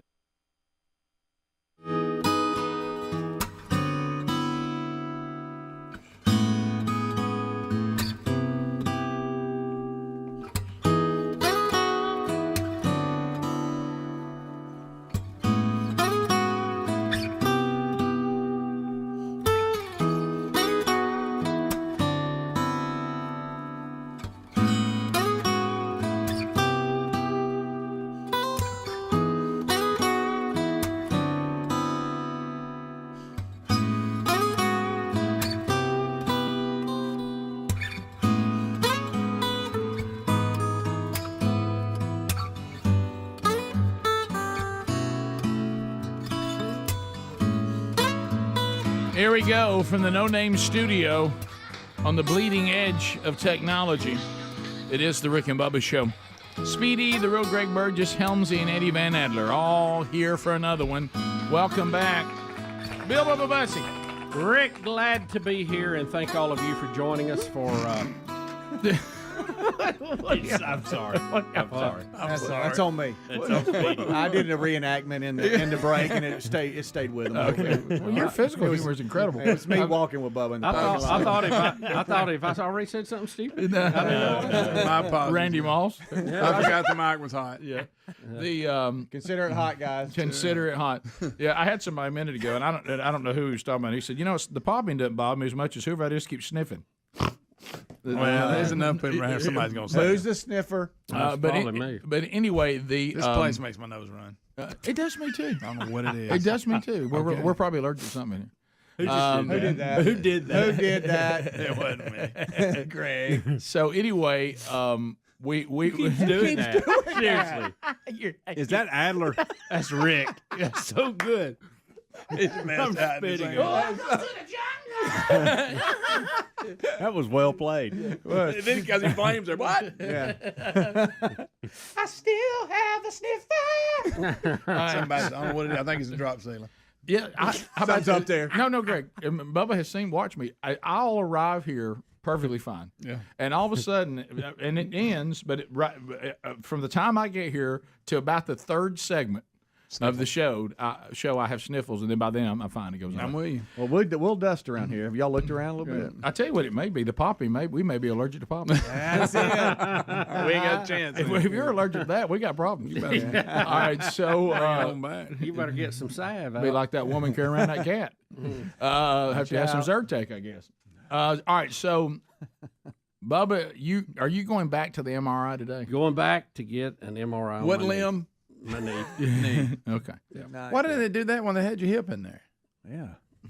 It's just where he's where he got kicked out. Well, you did something when you hurt your hip. We thought you broke your hip when you fell over. That's just an X-ray. Oh, okay. I didn't know. Right, we didn't know. You got to get. Yeah, but haven't you been? It was just the other day. MRI. Haven't you been in an open MRI lately? And they said it. Yeah, I went. I guess it's about a week ago. Yeah, the whole stent thing. And the open MRI, the Tesla rating is 3.5. Oh, that's Notice what it was. it's a stent. stronger magnetic field because the equipment is further away from you. So my heart stent's only rated for a 3.0, which doesn't mean a 3.5 wouldn't work. It just hadn't been tested and rated for that. So, it's important to read the back of the card. It is. It is. All right. So we're not crazy. Talking about problems that we used to not have, huh? All right. So the hip was X-rayed. Yeah, it's fine. It was just a pull flex. The open MRI wouldn't work because of your heart stent. Right. And they now, waved me off because of that. And now now I got to go back to the regular MRI, right, which is a 3 Tesla magnetic field. But we don't like going in those anymore. No, we don't. We don't. So the you come out there, right? And touch your nose. And one thing, and of course they said it's a big bore magnet, which means a bigger hole. And your new walking regiment, though, you probably are a little thinner, so you can get in there easier this time. You went to the curb and back. Right. Bubba. He walked for 5 minutes. If this gets too rough, we can talk about me and Trent. But tell them why you're missing. Tell them why you're missing lunch today. Why you're not going to eat. Well, I don't want to eat and then lay flat. Have to go in the tube. But you've already eaten. I've watched you eat all morning. You've eaten all morning. I may not eat lunch. I just want to that's eat a meal not what right I'm before I talking go. about. You may not want to. That's not what I'm talking about. Oh, because I want to. I'm I don't like the MRI anymore. No, and I don't know why. And I'm mad about it. I'm mad about it because I used to get in there. I mean, I had all kind of MRIs. Who cares, right? Take a nap. Right. But I don't know. The last time I was in there, I got. And I think you had the same thing. And we had the guy call here earlier this week or last week saying, look, this is not a made-up thing. You do feel like it's all based on you feel like you can't breathe. Yeah. Right? Yeah. And panic attack. They'll give you a Valium if you're having a problem with that to kind of ease relax you out a you. little Yeah. Oh, this is going to be the gas again. And I've never had a Valium. So I'm supposed to take one today about 20 minutes before the thing. So really? How are you going to drive there? Well, I won't. Nurse Betty will handle that. And we'll see how that goes. That. I'll give you a report. Picking you up to take you to an MRI? Yeah. Okay. From here? No. Or are you going home first? Yeah, I'll go home. Okay, gotcha. But I told Hams, I said, I'm not going to eat lunch so that thing will hit me really good. And I won't care that I'm in that tube. I got you. You don't want to have too much in your stomach and absorb it. I'm mad that it bothers me now because this is nothing but mind over matter. It's mental. That's all it is. And I can defeat this, and I'm gonna work my way back. Now I may have to do it with a Valium today, but I'm gonna work my way back so that stupid thing does not bother me. You know what bothers me? Because it's your lower half. It seems like they could just stick that in there and your face be out of it. I think your head. I think your head is mostly out on this one. Oh, but years ago, I had an MRI on my knee, and it was my left knee, at the doctor's office, and they had a thing that was like a trash can, and you just ran your leg in there, and they put you in a recliner. Now we're talking. And you were in a Faraday cage. And you just sit there. I mean, you literally were sitting in a recliner while they were doing the MRI. Do that. Well, I don't know who's got that. What happened to that? I don't know. Well, the stent might not work though. No, well, you didn't have a stent stent then. I don't know. You didn't have a stent. I don't know what the Tesla is on that. So, what are we looking for today in this MRI? I think just general looking. See what's going on. That's your down knee. there. General looking. Are you thinking knee replacement? At some point, probably. Yeah, it's old lefty's pretty much shot. Why do we do? I didn't know we did general looking on the knee. So we just go to the MRI. Well, no, just give me one. No, Let me see. Is that something I need to be doing? No, I told y'all I had this. I kept my left calf started cramping. Yeah, and, you it was told me my that. whole left leg was bothering. And they're just checking to be sure everything's fine. Don't have anything pushing on a nerve or something. Blood clots and all that. Well, can they pick that up? They looked at that with a I'm asking because it's another test for what you said. Right. But well, if you're just joining us, I think you meant blood clot. Yeah, you were you were really worried about your calf. Your calf was really hurt. Yeah, it kept cramping up and hurting, and it just shouldn't be doing that. So. The one you're talking about, the doctor works a lot on his head. So we've moved past you falling in the big store the other day. All that that's done. That's over. I thought you was Bo Jackson. I'm still a little sore. Right. If I'm turned just right. Right. It's fine. It's fine. Yeah. So that's okay. You know what?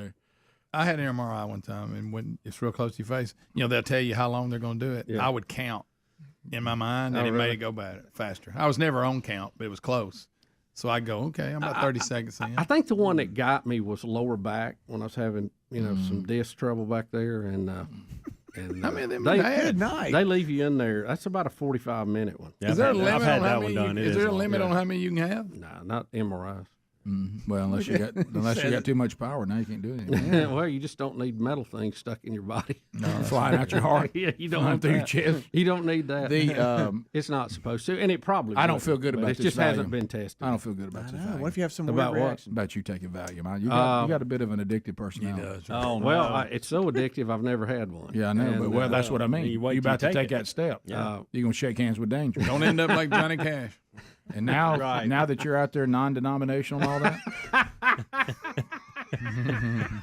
Always gets him. That is funny. It's funny. That's so Bubba, much let me know if funny you about have any of these. Because it's one of those things you can't defend. is that one as good as Rough Patch, or is it's better than Rough Patch? No, I think both of them are pretty good. I think both of them are pretty good. Right. And I can't defend myself because it's funny to me, and yeah. and it is so funny. I start laughing, which makes you look guilty. And that's the other thing. Bubba, it does say to avoid alcohol before taking. does. so- Yeah, well, no problem with that. They're not at the lake. He's good. Drowsiness, dizziness, tiredness, blurry vision, or unsteadiness may occur. He's gonna become dependent on Nurse that. Betty. That's where Nurse Betty comes in. That's me every day after about lunch. Hey, it won't be long. But he'll be popping Valiums and getting What's the MRIs all over town. Yeah. Rick, he'll be like Brian Wilson of the Beach Boys. We'll have to broadcast from home. Yeah. There's one other thing, and then I'm out of here. Shoot your kids. I mean, it's terrible. Oh, yeah. It's horrible. Horrible. Rough, And the rough. Indians have a certain style of arrow. He wants to talk. There you go. And boy, let me tell you, Okay. it's not a little arrow. It'll do some damage when it hits you. Is that the thing I just saw Kurt Russell on the ground? Yes. The guy was trying to. Yeah. Oh no, that's just That's the bone in it. That's a bone in it. All right. Well, y'all quit talking about what shit. the Indians Is, do. is that- this right here not? Is Oh, look at that right there. No, that's some. Isn't that a bone? Yes. I shoved it down his throat. Yeah, it's not. I think it's a good. leg bone actually. Okay. All right. Thank you, buddy. Well, it's been out a long time. You know, It has. hey, it's clearly past my window. Right. Of talking about Well, it. I haven't seen If it. it's $3.99, I can talk about it openly. It'll be free if you'll just hang on. Right. Here comes Adler. Have you seen it, Adler? Huh? Should we be talking about this movie? I don't know. No. Probably not. On the Well, actual, Speedy saw it. I didn't see it. On the actual movie poster, it says like normally on the movie poster on movies, it's like a rip-roaring adventure that you'll never forget or something like that. This just says shockingly brutal. It says that on the movie poster. Well, it's the Western. Well, you days. know what you got going in. Is all I can say. it's very violent.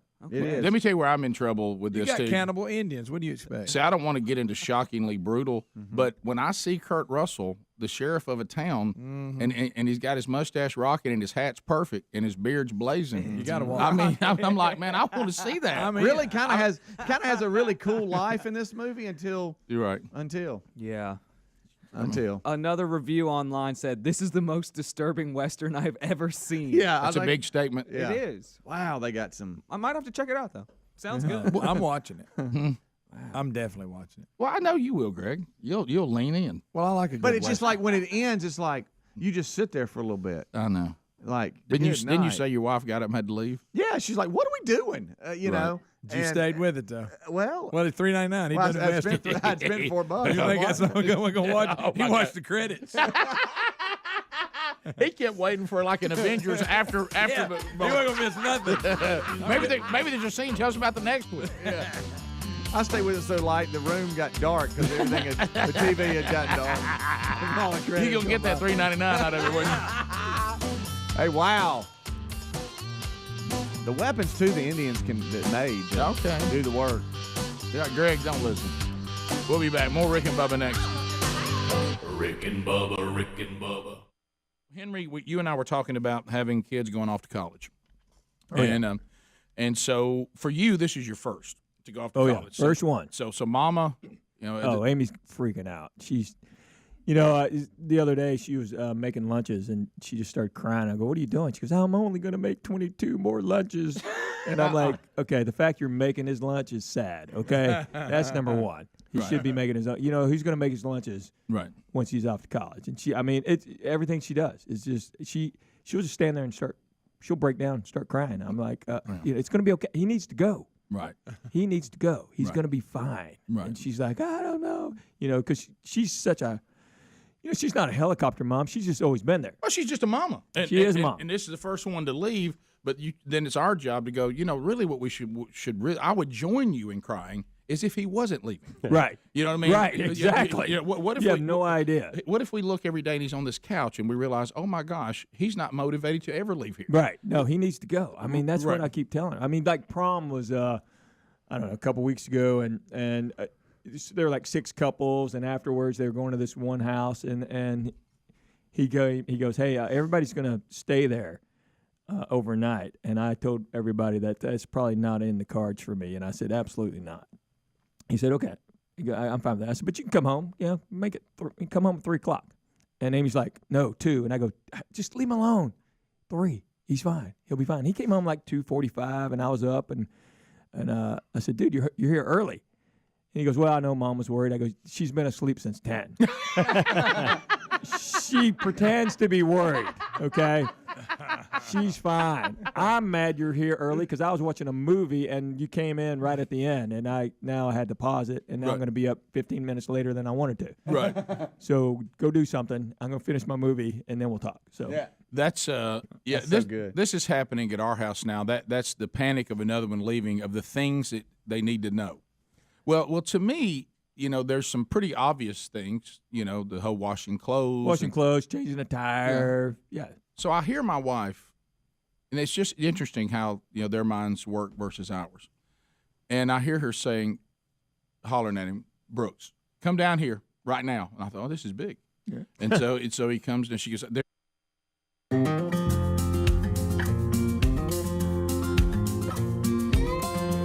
21 minutes past the hour of the Rick and Bubba Show. 866 We Be Big is the number as we make our way back. Things you need to know. Man Church is going out this week. Tomorrow night, prime time. Blake Prime kicks off the men's discipleship strategy from themanchurch.com at Hopetown Church in Huntsville, Alabama. Hopetown, Huntsville, Alabama tomorrow night. Then this weekend on the 17th, First Baptist Church, Shipley, Florida. Rich Wingo and Scott Dawson together for a Man Church one day. It's the Prove Yourself a Man 2023 conference there in Shipley, Florida at First Baptist. And then that same night over in Selma, Alabama, Valley Grande, to be specific, No Limit Church, Andrew Varvutis kicking off the men's discipleship strategy there. So catch those all coming up this week. And, Bubba, we also had a story today about your favorite, John Kerry. Yeah, John Kerry back in the news. So Rick, he it's seems craziest upset. thing, he's got a long face. He's upset about something. He's not happy. He seems upset. It's something. Now, Rick, I want to give you a disclaimer here. Mm-hmm. I don't think for a minute that this story is accurate. Okay. And I'll tell you why. Okay. Special presidential envoy on the climate, John Kerry's family quietly sold their private jet to a New York-based hedge fund following intense criticism of the plane's carbon footprint in light of Kerry's work fighting global warming. Certainly makes sense. No joke. Yeah. No joke. Mm-hmm. The Kerry's family private jet, a Gulfstream GIV-SP, which is no longer owned by his family's charter firm Flying Squirrel, LLC. Pay attention I to do that. like the name of that. Pay attention to that, though. According to the Federal Aviation Administration registration information reviewed by Fox News Digital. In financial filings submitted since joining the Biden administration, Kerry had reported holding a stake worth more than $1 million in the firm owned by his wife, Teresa Hines Kerry. Mm-hmm. The plane's registered owner is now listed as AV Aviation LLC, a small firm based in the Waterbury Oxford Airport in Connecticut.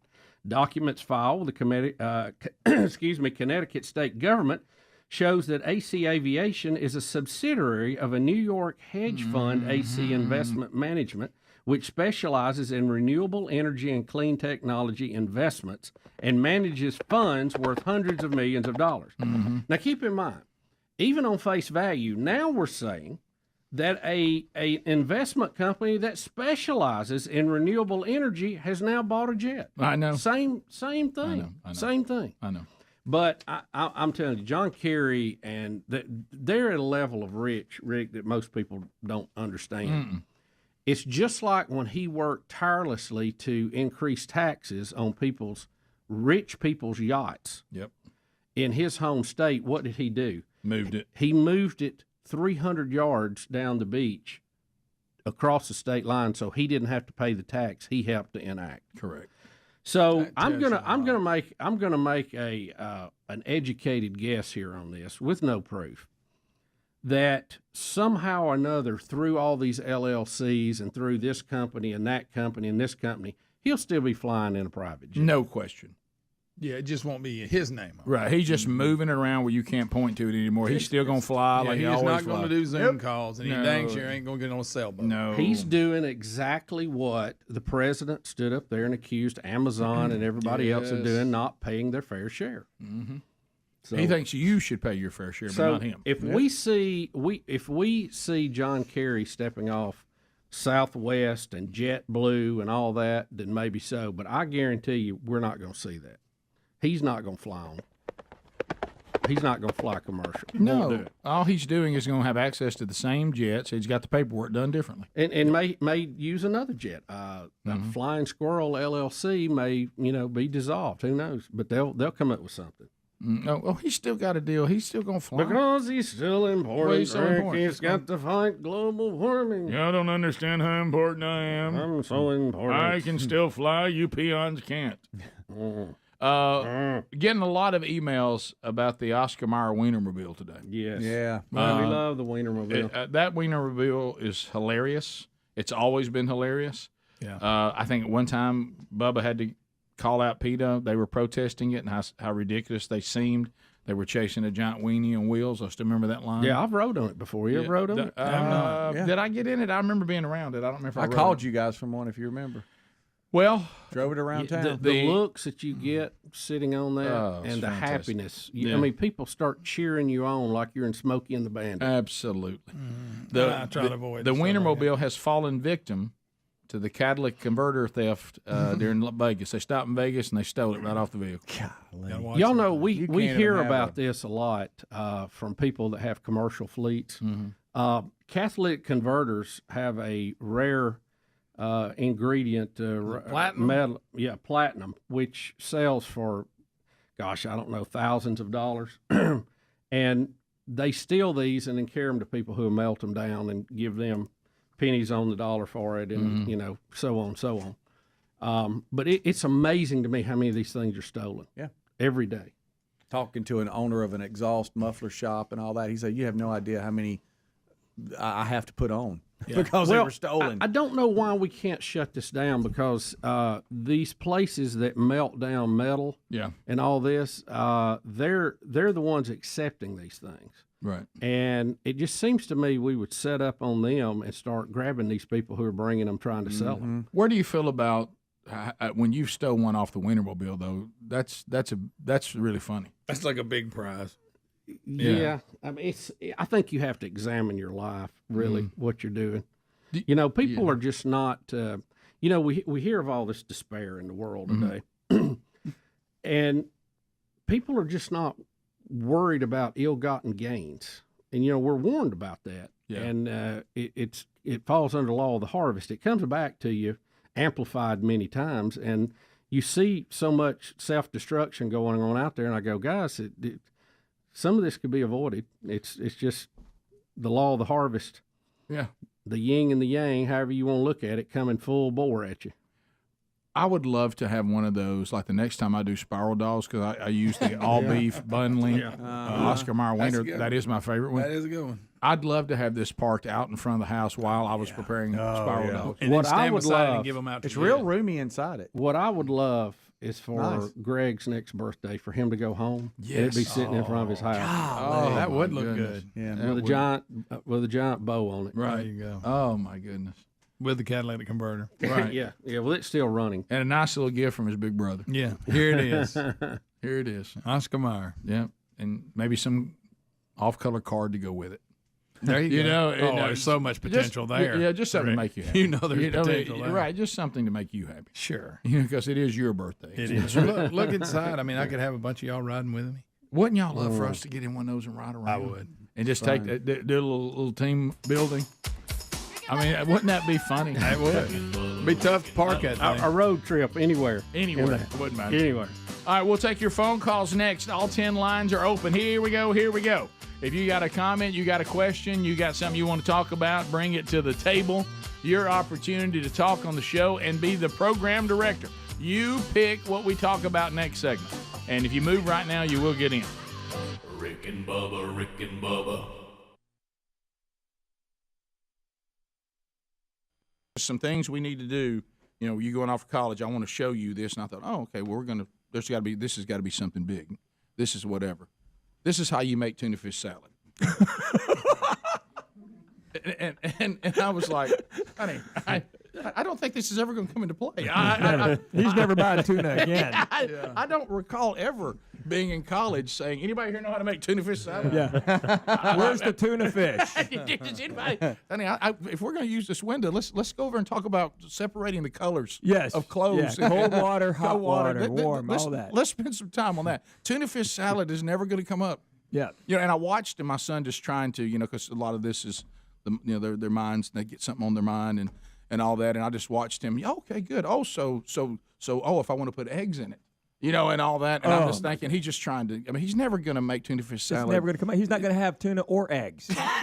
You just don't have it. It'll never happen again. And laundry is the key. I was talking to now that is, yeah. And because I didn't know what I was doing, and I'm Korean, but I still don't know what I'm doing. Right. Thank you. Anyway, but I remember in college we had these quarter machines, and one time we stuffed the washer so tight with clothes when they came out they were still dry.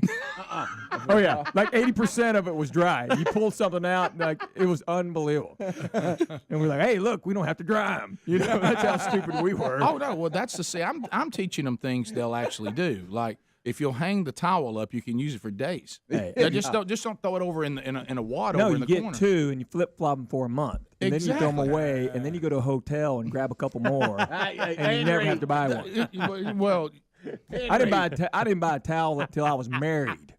I didn't know people bought towels. No, why would you? Right, yeah. Why would you? No, I toured around and I stayed in a hotel and I go, oh yeah, I need a couple more, and that's it. Well, you're not proud of it. No, I'm not proud of it. It was just practical. Right, and then I'd always take the worst one, the real threadbare one, because I'd stay in some bad places. Yeah, they weren't all Hyatts and Hiltons.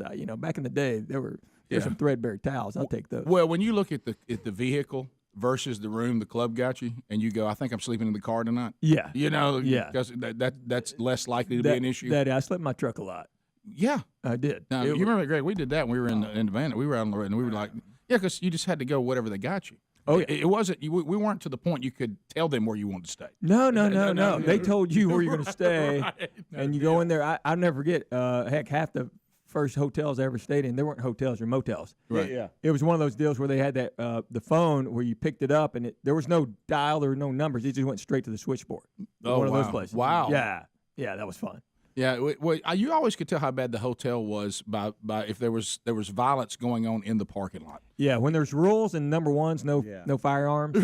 Yeah, that one. Yeah. That's a good one. Yeah, and so me and a couple other comedians. This is my goodness, 30 years ago, and so we made this pact to keep. You remember the motel keys? They had that little plastic diamond thing. Oh yes, with the room number. To take that off the key and bring it from the worst motel you've stayed in that year. So we're all at a Waffle House outside Atlanta, and so we all just throw them on the table, and me and this guy had the same one. It was the same motel in Podunk, Montana. He and I just happened to stay in it. Right. It was unbelievable. I went, hey, those match. He goes, I was in Montana. I go, yeah, was it?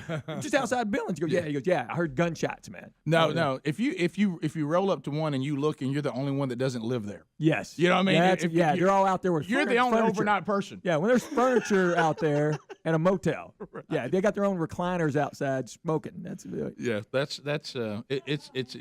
Well, you're exactly right.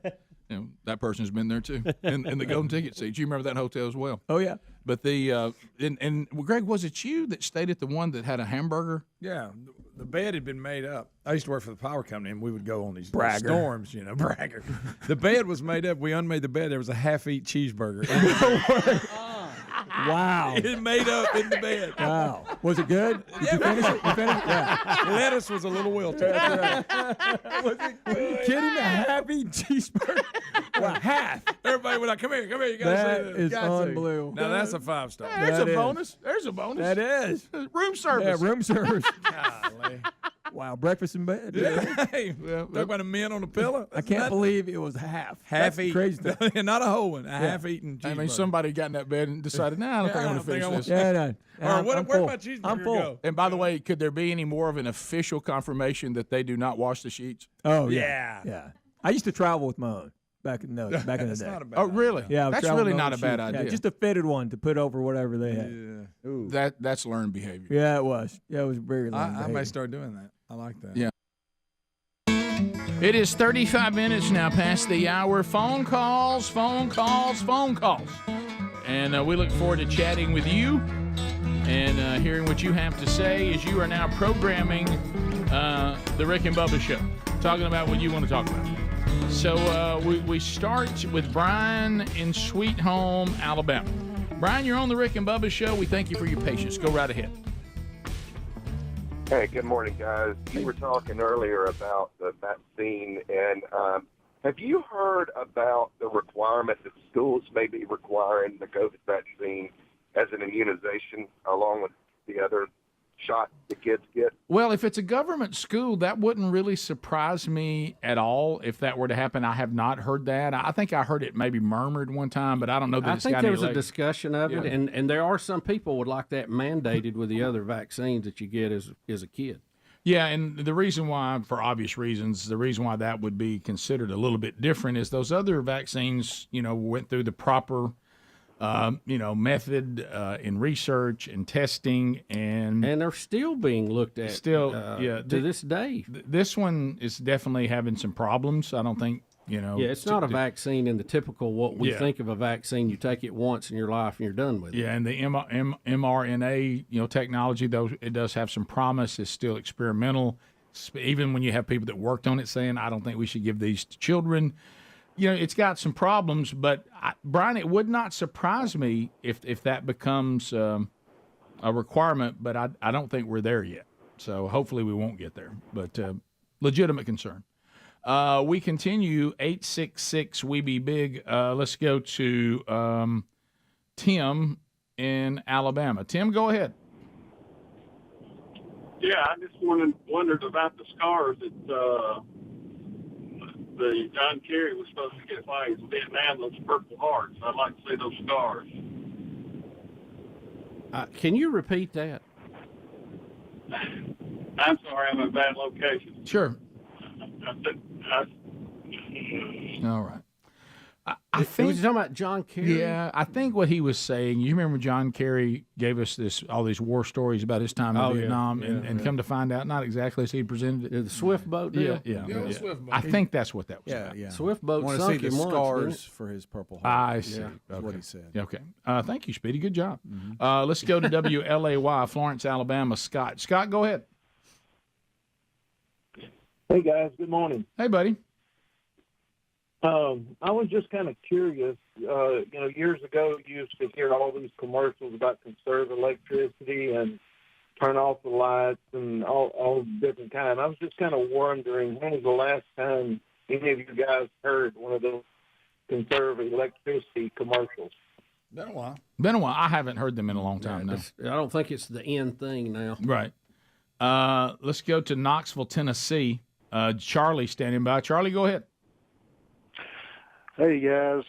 This is kind of off of anything you've talked about today, but I was just kind of wondering these days, when they have the gender reveal balloons and the pops, what do we end up with? Purple, or do we do the rainbow confetti? Yeah, it's kind of hard now since we don't just have boy or girl. I guess I don't know. It's going to get very complicated. It these is. things. And these gender reveals, if we could stop them now, it would be great. But we're starting to have people blowing things up, trying to outdo other people. Burning those people that overdid property it. up. Yeah. John Birmingham, go ahead, buddy. Yes, y'all were talking about the Oscar Mayer Wiener Mobile a while ago. Have you tried the Nathan's all beef hot dog, and what is your go-to hot dog? My go-to hot dog is, and they're not spending any money with us, so it's not a suck-up, but I really do enjoy, especially when I'm doing spiral dogs, I like the bun-length, all-beef Oscar Mayer Wiener. Angus. Yep, the Angus. That's my favorite. My favorite hot dog is any hot dog I can get to. Right. Yeah. Bubba even likes those that you get that pink stuff on your hands. Yeah. Whatever. Red Hots. Yeah. them old lunchroom dogs. Yeah, that's my favorite. But Nathan's makes a good dog. They do. They do.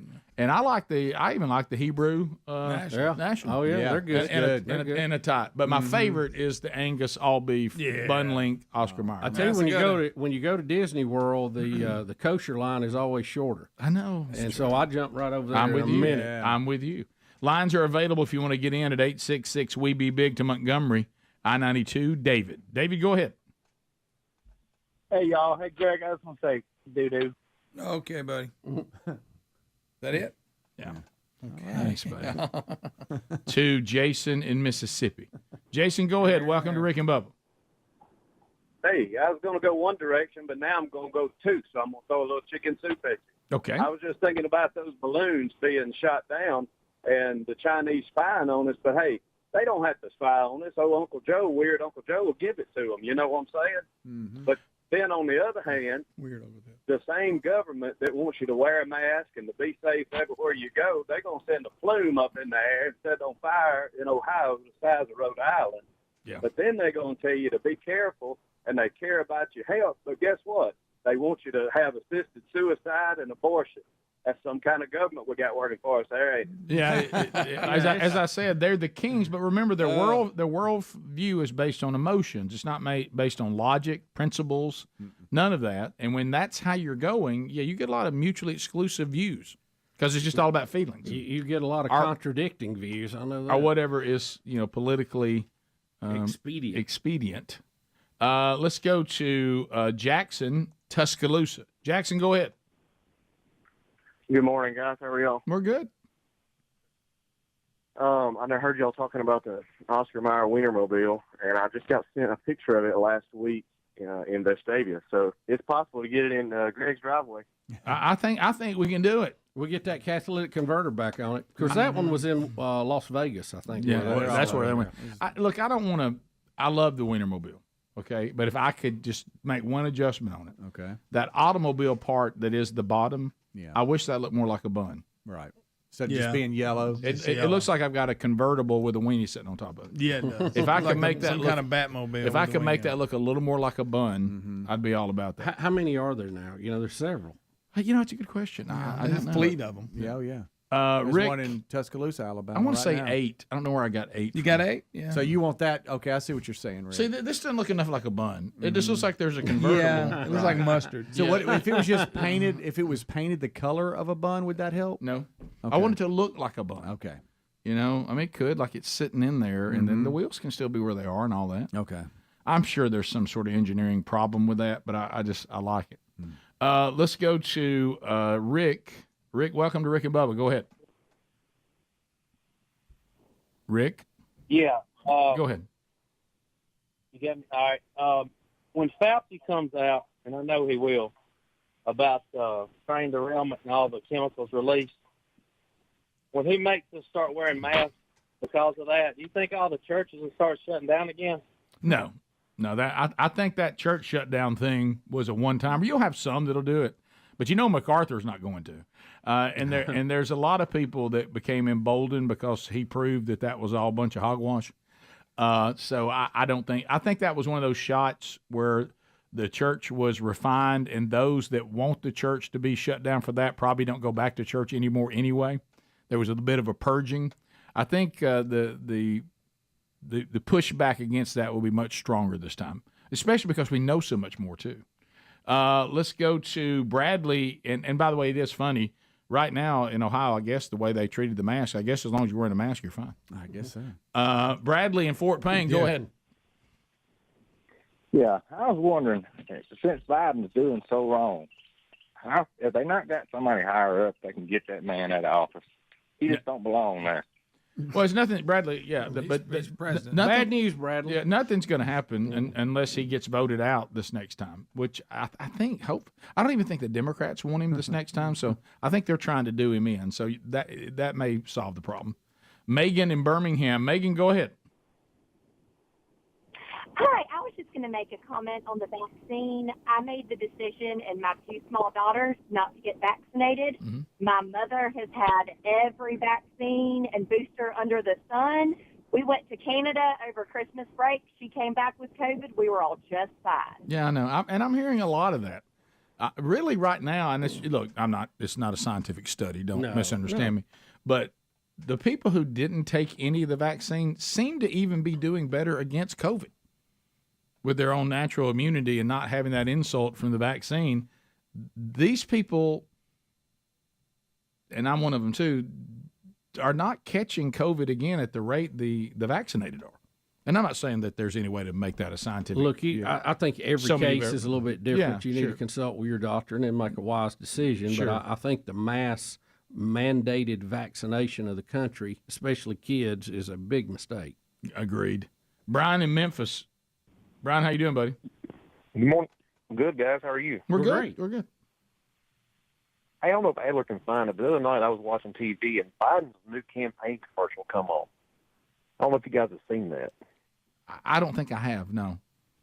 Yeah, it is so far out there talking about how good of a job he's done and jobs are up in America. And I don't know if Adler can find it or not, but it is, oh my God, guys, you got to go see this. Okay, I bet it's a doozy. I mean, I don't think we've seen this kind of daydreaming since we had Baghdad Bob. Oh, yeah. Remember? Yeah. Oh, yeah. All right, we'll come back. We'll hit any stories you may have missed. If we can squeeze another call in or two, we might. Some interesting things developing, and we'll look over some of that for you, too, before we wrap up this hour. Be sure and check our website. And don't forget Wednesday Bible study back today. We will continue to walk through the Revelation. It'll be at noon Central Time, 1 o'clock Eastern on our Rick and Bubba YouTube channel. Bubba, Rick and Bubba.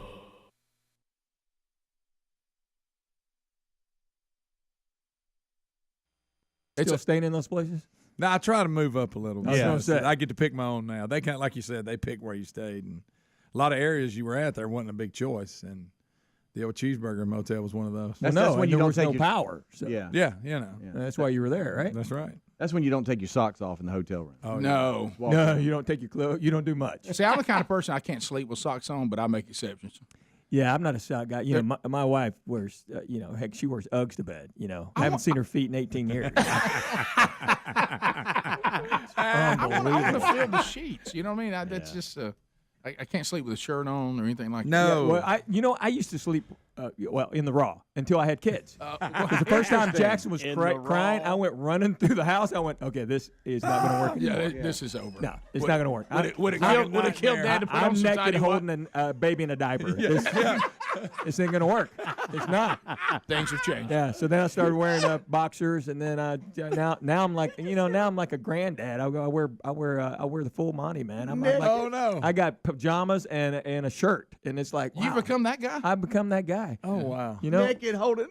I would go running through the house naked. And, Calm down. And it was like, because Amy's like going, why are you? I go, I don't get comfortable. I got to be comfortable, okay? And she's like, well, what if somebody breaks in the house? And I go, what? Like clothes is going to stop him? Oh wait, we can't break in here. He has pants on. Yeah. He's not going to make a difference. Oh, well, find another house. Yeah. Another guy with pants on. He's dressed. This guy's dressed. Let's get out of here. I know you got to go do TV, so. Yeah, I got to leave. Sorry, man. We'll be watching you up there. All right. All right. See you in a minute. Henry Show, Birmingham, Alabama tonight. One show. If there's tickets available, find out. Go to stardome.com. 2 shows tomorrow night. If you want to see where Henry will be coming to a city near you, go to show notes at rickandbubba.com. You'll see the link there. We'll be right back. Rick and Bubba, Rick and Bubba. But we're actually going to start this hour with your chance to win something in the giant game of Rick and Bubba knowledge. The giant game.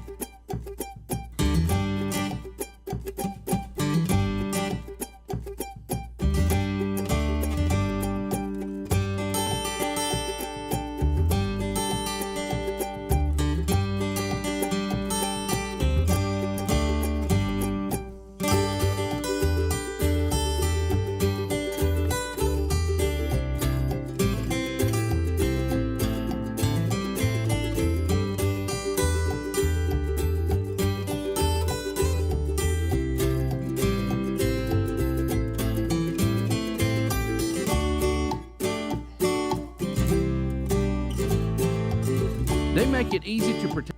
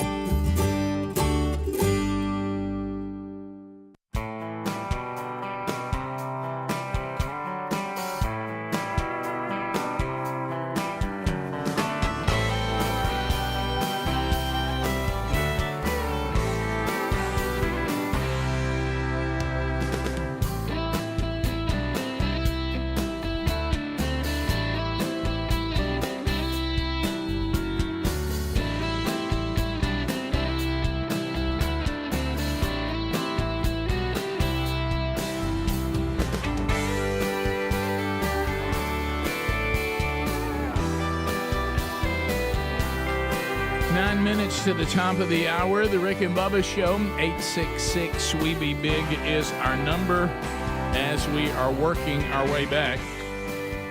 Getting a few stories that are still out there before we leave today. Bubba, you were mentioning one. It is in our stack today, and I think there might even be a package now for that too. The Joy Reid thing. Yeah. So Bubba, you hit this to me, and I didn't know the signal. I keep forgetting what it is. I'm trying to ask the question a lot of times: is there ever going to be anybody that says things that are more outrageous than Sheila Jackson Lee? And we're thinking maybe Joy Reid. Yeah, possible. Yeah, possible. right. AOC's always in there chiming in. So. Yeah, right. And AOC, Joy Reid, to me, they have a future on The View. Oh, yeah. You know that. Rick, they are being very critical of the He Gets Us campaign. They saw a couple of commercials running during the Super Bowl. Yep. Cost about $10 million to run those. Mm-hmm.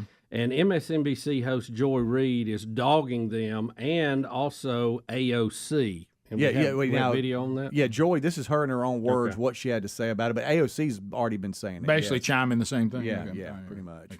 There were the ads, which in my humble opinion were really not that great this year. But two from a group called He Gets Us really stood out, telling viewers to be childlike and urging us to look past our differences with the tagline, Jesus loved the people we hate. But what those ads didn't tell you is who is behind the He Gets Us campaign. It's part of a $100 million campaign to help promote Christianity and build the brand of Jesus, according to its backers, because his brand has really just never been built before. And I think it is fair to say Jesus Christ wouldn't spend millions of dollars on television ads promoting his image. So, This story seems strangely familiar to me. Yeah, Rick. it really does. If you look in the Gospel of John, Sounds a chapter lot 12, like- verse 3. Sounds a lot like Judas. Yeah, and I'm going to paraphrase the story. There is a dinner party going on, and Mary decides to anoint Jesus' feet with a very expensive perfume. And Judas speaks up and says, hey, why are we doing this? This is expensive. It costs a year's wages for this. We need to sell this and give the money to the poor. And Jesus says, let her be. The poor will be with you always. By the way, nobody likes that statement, but it's true. And I'm only going to be with you a short time. So, Joy, I'm going to have to say that's not consistent with what Jesus said. Because you're kind of playing the role of Judas in this. I hate to say that. And I'm not the He Gets Us bunch. I don't know them. I don't know that I support everything that they do because I don't know. Yeah. I don't know their really- deal. I haven't checked them out, so to speak. Yeah, I've looked into the devotionals that you get when you go there and all that, and that's a whole different conversation. I do agree with her on this point. It is true that Jesus doesn't need a PR agent. That is true. He doesn't need us to make him more palatable to other people. That's all true. But the point she made about Jesus spending the money, see, Jesus doesn't have to spend money. That's not the question he asked. What he asked the young rich ruler, what he made in this point that Bubba just shared with you from the Gospel of John, is what you have been given, are you willing to put it toward the advancement of my kingdom? Because Jesus doesn't need money, okay? Jesus has never been put in the dilemma of spending money. He's asking his disciples, will you spend your money on advancing my kingdom and on what I told y'all to do, and that was to be disciples, make disciples, and teach people all I have commanded. So for you to say these people, whether we agree or disagree on the job they're doing, I would have gone a different way with the message they're presenting. But I applaud them for what they're trying to do, because I agree. I think what they're trying to do is pure. How they're doing it would not be my way. I do disagree with some of the approach. However, if those followers of Jesus are taking what they have been able to earn and been blessed by God to have and spend millions in what they sincerely, I believe, are trying to do, and that's to introduce people to Jesus, that's exactly what the disciples of Jesus are called to do. You're totally wrong. Yeah, you're totally wrong on that. I agree. Yeah. So good for them. Yeah. I don't think, I don't think this falls under Jesus needs a PR agent, but I do think it falls under go therefore unto all nations, preaching and teaching. And use what you have to do it. And they're doing it what is available at this day and time. You don't think the original disciples of Jesus, if they had access to the Super Bowl, they wouldn't have used it? If they could have, they certainly would. Now, now we can get into whether we think this was an accurate message and does it need a little work.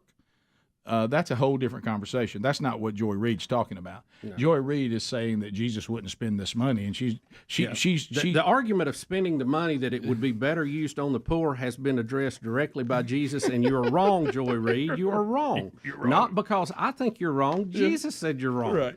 Take it up with him. Right. Okay. Let me give you AOC's comment on this too. Oh my goodness. She said, not everyone, she said, something tells me Jesus would not spend millions of dollars on Super Bowl ads to make fascism look benign. Fascism? Once again, did she even go to school? Does anybody know? First of all, she doesn't know what a fascist is. And second of all, when she stands before the throne, and I don't know her situation, I'm not her, I don't judge the lost. Now, if she was part of the church and claimed to be part of the church, then as Paul clearly laid out, we do point to that and say that's not consistent with who we're supposed to be. But as far as the lost, that's between them and God. But no matter what her situation is when she stands there, she may be very upset that we're under a dictatorship. It's going to be a benevolent king, but it's not going to be a democracy. I promise. But Rick, she doesn't even have her definition right on this. No, he's not a fascist. Someone who opposes your causes that you think are right because you think they're right, abortion and alternative lifestyles, does not make that group a fascist. You don't, by definition, you're wrong. That's what I'm saying. You're not even doing it right. It makes them consistent in their faith. Right. They're actually principled about what they say they believe, and we say we believe. That's not being a fascist. Unbelievable. And no one's making anyone convert. Now, I do know some religions that are real big on converting or facing consequences. Yep. That would not be Christianity. No.